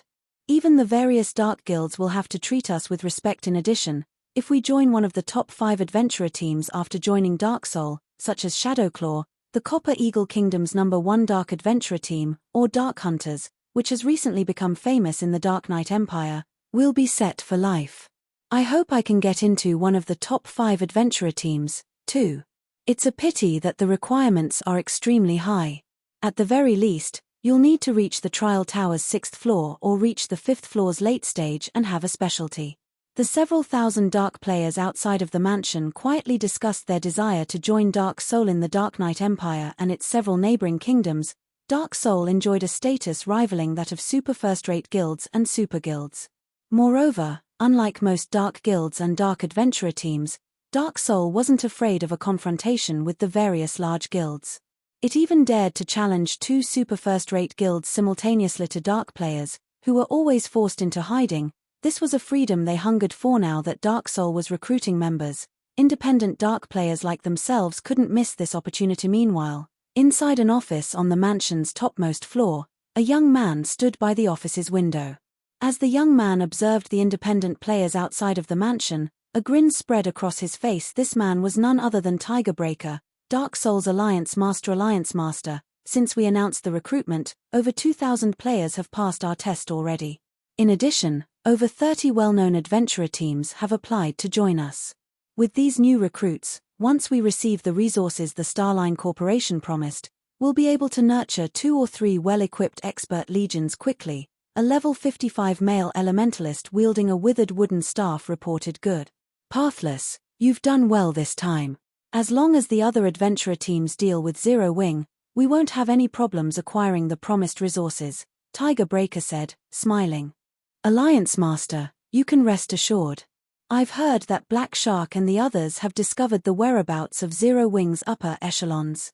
The Dark Hunters and Shadow Claw have already left to set up the ambush. I believe Zero Wing will suffer severely. Once we receive the confirmation, the Starline Corporation will definitely be satisfied with our performance and pay us a portion of the agreed resources upfront, the level 55 elementalist named Pathless said, smiling. Once the Starline Corporation delivered the promised resources, Dark Soul would become the Dark Knight Empire's Dark Overlord. Once it achieved that goal, Dark Soul could then secure its sovereignty over all of God's domain's dark forces. While Tigerbreaker and Pathless conversed, Pathless received a message. After reading it, however, his complexion paled. Has something happened? Tigerbreaker asked curiously when he noticed Pathless' gloomy expression. I just received a message stating that the adventurer teams that went to Starmoon Kingdom to deal with Zero Wing are preparing to return, Pathless said. Return? They've dealt with Zero Wing already? Tigerbreaker could not help his surprise. No, that's not right. Zero Wing is a large guild, comparable to a first-rate guild. It is impossible to deal with it so quickly. What happened? Zero Wing has dealt a heavy blow to the Dark Hunters and Shadowclaw. Both adventurer teams have lost over half of their people. According to Veiled Spirit, the information Starline provided was horrendously inaccurate. The Zero Wing they encountered was an entirely different guild than what the reports had mentioned. Due to this unexpected development, the various adventurer teams' commanders have decided to return to Light Shadow City and discuss the matter further.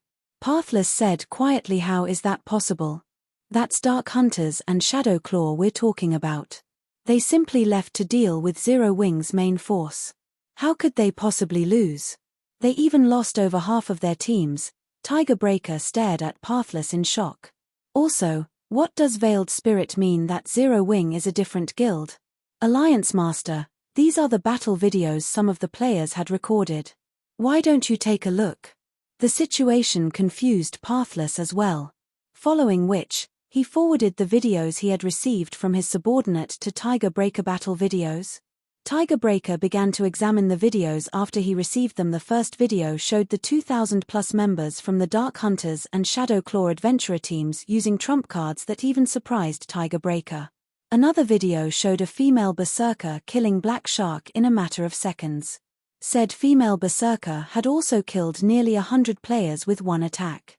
The final video showed Shafong summoning a black dragon and killing a magic soldier in just a few seconds. The swordsman had also summoned his personal guard, rampaging and slaughtering the two dark adventurer teams and forcing them into a disadvantageous position. This is Starline's so-called comparable to a first-rate guild. Tiger Breaker's face flushed with anger as he watched the videos. Are Starline's intelligence members sleeping on the job? How is this comparable to a first-rate guild? A first-rate guild's main force can wipe out two of Dark Soul's top-ranking adventurer teams. Pathless, contact Lu Xingluo and tell him that if he wants to get rid of Zero Wing, he'll have to triple the pay we agreed on. Otherwise, this transaction is over. Understood. I'll contact him right away. Pathless was just as furious after watching the videos. He felt that the Starline Corporation had toyed with Dark Soul. Chapter 1819, Advanced Smithy. Dark Knight Empire, Dark Knight City. Hellscythe _ Lucky Old Cat. The city's central district bustled with activity and traffic. Players also crowded the shops along the streets. Players from other cities and kingdoms constantly visited these shops to purchase items. The Dark Knight Empire's businesses were far more popular than those in the neighboring kingdoms. In those kingdoms' capitals, level 50 secret silver equipment was rare on the market, but in Dark Knight City, such equipment was common. Some shops even sold level 50 fine gold equipment only. The prices for those items were absurdly high, way above market value. Due to Dark Knight City's prosperity, many players from neighboring kingdoms brought their treasures here to sell. This made the city a hub for precious treasure. The various large guilds operating in the neighboring kingdoms had even stationed some players in Dark Knight City long-term to search for purchase opportunities. Kingdoms' capitals simply couldn't compare to the Dark Knight City's liveliness. Meanwhile, a towering guild hall loomed in the center of the city's central district. The guild residents occupied an area large enough to house a stadium that could accommodate tens of thousands of people. Not only would one need a high enough status to purchase such a large plot of land, but they'd also need a frightening number of coins. The land's base price was 50,000 gold, and it was one of the few spacious lands available in Dark Knight City's central district. This guild residence is so luxurious. The owner has even built a 5-story restaurant in it. This is ridiculous. I've heard it costs quite a lot to build a restaurant in a guild residence. Such a massive restaurant should cost at least 10,000 gold to build. 10,000 gold? Aren't you looking down on Starlink a little too much? The Starline Corporation established the guild. Including the building's various accessories, Starlink has spent a total of 20,000 gold to build this restaurant. The guild also built training rooms with magic array enhancements. I've heard that the mana density inside these training rooms is much higher than that of the outside world. You'll be far more efficient when training in those rooms. It's a pity that only Starlink's members can enjoy this benefit. Then, why don't we just join Starlink? A newcomer like you? Join Starlink. Starlink is one of the top 3 guilds of the Dark Knight Empire. It's no weaker than super first-rate guilds like Crimson Emperor or Unyielding Soul. Although Starlink is mass recruiting right now, it is still out of reach for a newbie like you. While the players near Starlink's residence discussed the guild, a team of 100 players atop leopards turned onto the street. The 100-man team wore exquisite uniforms and radiated majestic auras. Many experts watched the team of players enter Starlink's residence in awe, dreaming of joining that team in the future. The 100-man team was Starlink's main force, and not long ago, the main force had defeated a level 50, 100-man team dungeon's fourth boss. Now, the team only needed to defeat the final boss to complete the 100-man team dungeon. This raid progression could already rival that of the Dark Knight Empire's 2 super first-rate guilds. Meanwhile, 3 people stood in the guild leader's office in Starlink's guild hall. These 3 watched the guild's main force, which had just returned from a dungeon raid, from a window. Guild leader, we have now caught up with Unyielding Soul's raid progress. Now, it is only a matter of time before we surpass Unyielding Soul and Crimson Emperor, a level 55, Tier 2 male shield warrior carrying a silver cross shield across his back said, laughing as he turned to Lu Xingluo, who wore a set of black robes. Due to Starlink acquiring a share of the secret pavilion's magic crystal vein, the guild acquired a large number of magic crystals every day. This allowed the guild to sustain the magic arrays powering the guild's training rooms. With this, the guild's experts could continuously train and improve rapidly. Once the guild had accumulated enough Tier 2 players, it was only a matter of time before they obtained the first clear of the level 50, 100-man team dungeon they were raiding. Now that their guild didn't have to worry about magic crystals, they were able to nurture guild experts much faster. In 1 or 2 months, Starlink might even surpass Crimson Emperor and Unyielding Soul's expert count, becoming the Dark Knight Empire's #1 guild. Not bad. The struggle for the Thorn Fortress is about to start. For a while, divert all of the magic crystals we obtain to nurturing as many Tier 2 players as possible. I want to see how Crimson Emperor and Unyielding Soul intend to compete with Starlink when we obtain the management rights to Thorn Fortress, Lu Xingluo said, smiling. Understood. Guild leader, rest assured, I'll make sure that we have more Tier 2 experts than Crimson Emperor and Unyielding Soul by the time the struggle begins, the shield warrior promised. As Lu Xingluo was about to discuss their plans for the struggle over Thorn Fortress, he received a message notification. A message from Dark Soul? Lu Xingluo muttered when he noticed the sender's identity. By the time he finished reading the message, his expression had darkened. Have the people from Dark Soul gone mad? They're actually tripling their price to deal with a small guild like Zero Wing? Guild leader, we just received a message as well. It seems that Dark Soul's members have ambushed Zero Wing's main force. However, Dark Soul's members suffered a disastrous defeat and lost over half of its numbers. I suspect that this has something to do with their new demands. Dawn Webb, a level 55, Tier 2 female elementalist and the third person in the room, explained. Yuri saying that Dark Soul tried to ambush Zero Wing, but the guild turned the tables on them. For a moment, Lu Xingluo thought he had heard wrong. How is that possible? It's true. Some people have posted the battle videos on the Eclipse Gate's official forums. Almost everyone in the Eclipse Gate is talking about it, Dawn Webb said as she forwarded a few battle videos to Lu Xingluo. So, that is the case. Lu Xingluo could not help his frown as he watched the recordings. No wonder why a measly bug dares to oppose me. Guild leader, are we still going to take care of Zero Wing? Dawn Webb asked. Of course. Lu Xingluo said determinedly. But before we do, we have to secure the Thorn Fortress. Send a reply to Dark Soul, tell them that they can forget about tripling the price. I'm not going to triple their pay just because they got scratched. However, I am willing to tweak the conditions of our agreement. As long as they annihilate Zero Wing, I'll give them an additional 5% of Thorn Fortress's shares also. Tell Tigerbreaker that Zero Wing doesn't have any backers. Since Zero Wing is so strong, it must have a massive secret. If he doesn't want that secret, he better not regret his choices once Starlink claims it. He was very familiar with the Dark Hunters and Shadowclaw's strength in Dark Soul. They were merely the 4th and 5th ranked adventurer teams in the Alliance. Dark Soul was only defeated due to misinformation, yet Tigerbreaker wanted to use this opportunity to hike up the price. Understood.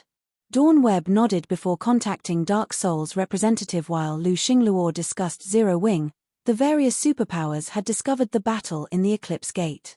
The outcome further increased Zero Wing's fame among the various superpowers. At the same time, the guild had attracted a lot of attention. For a guild of Zero Wing's caliber, It was simply absurd to have so many Tier 2 players. The guild was definitely hiding something major. For a time, the various superpowers re-evaluated their opinions of Zero Wing.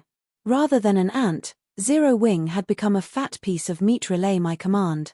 Order our subordinates to investigate the secret to Zero Wing's success. After watching the battle between Zero Wing and Dark Soul, many superpowers upper echelons issued the same command.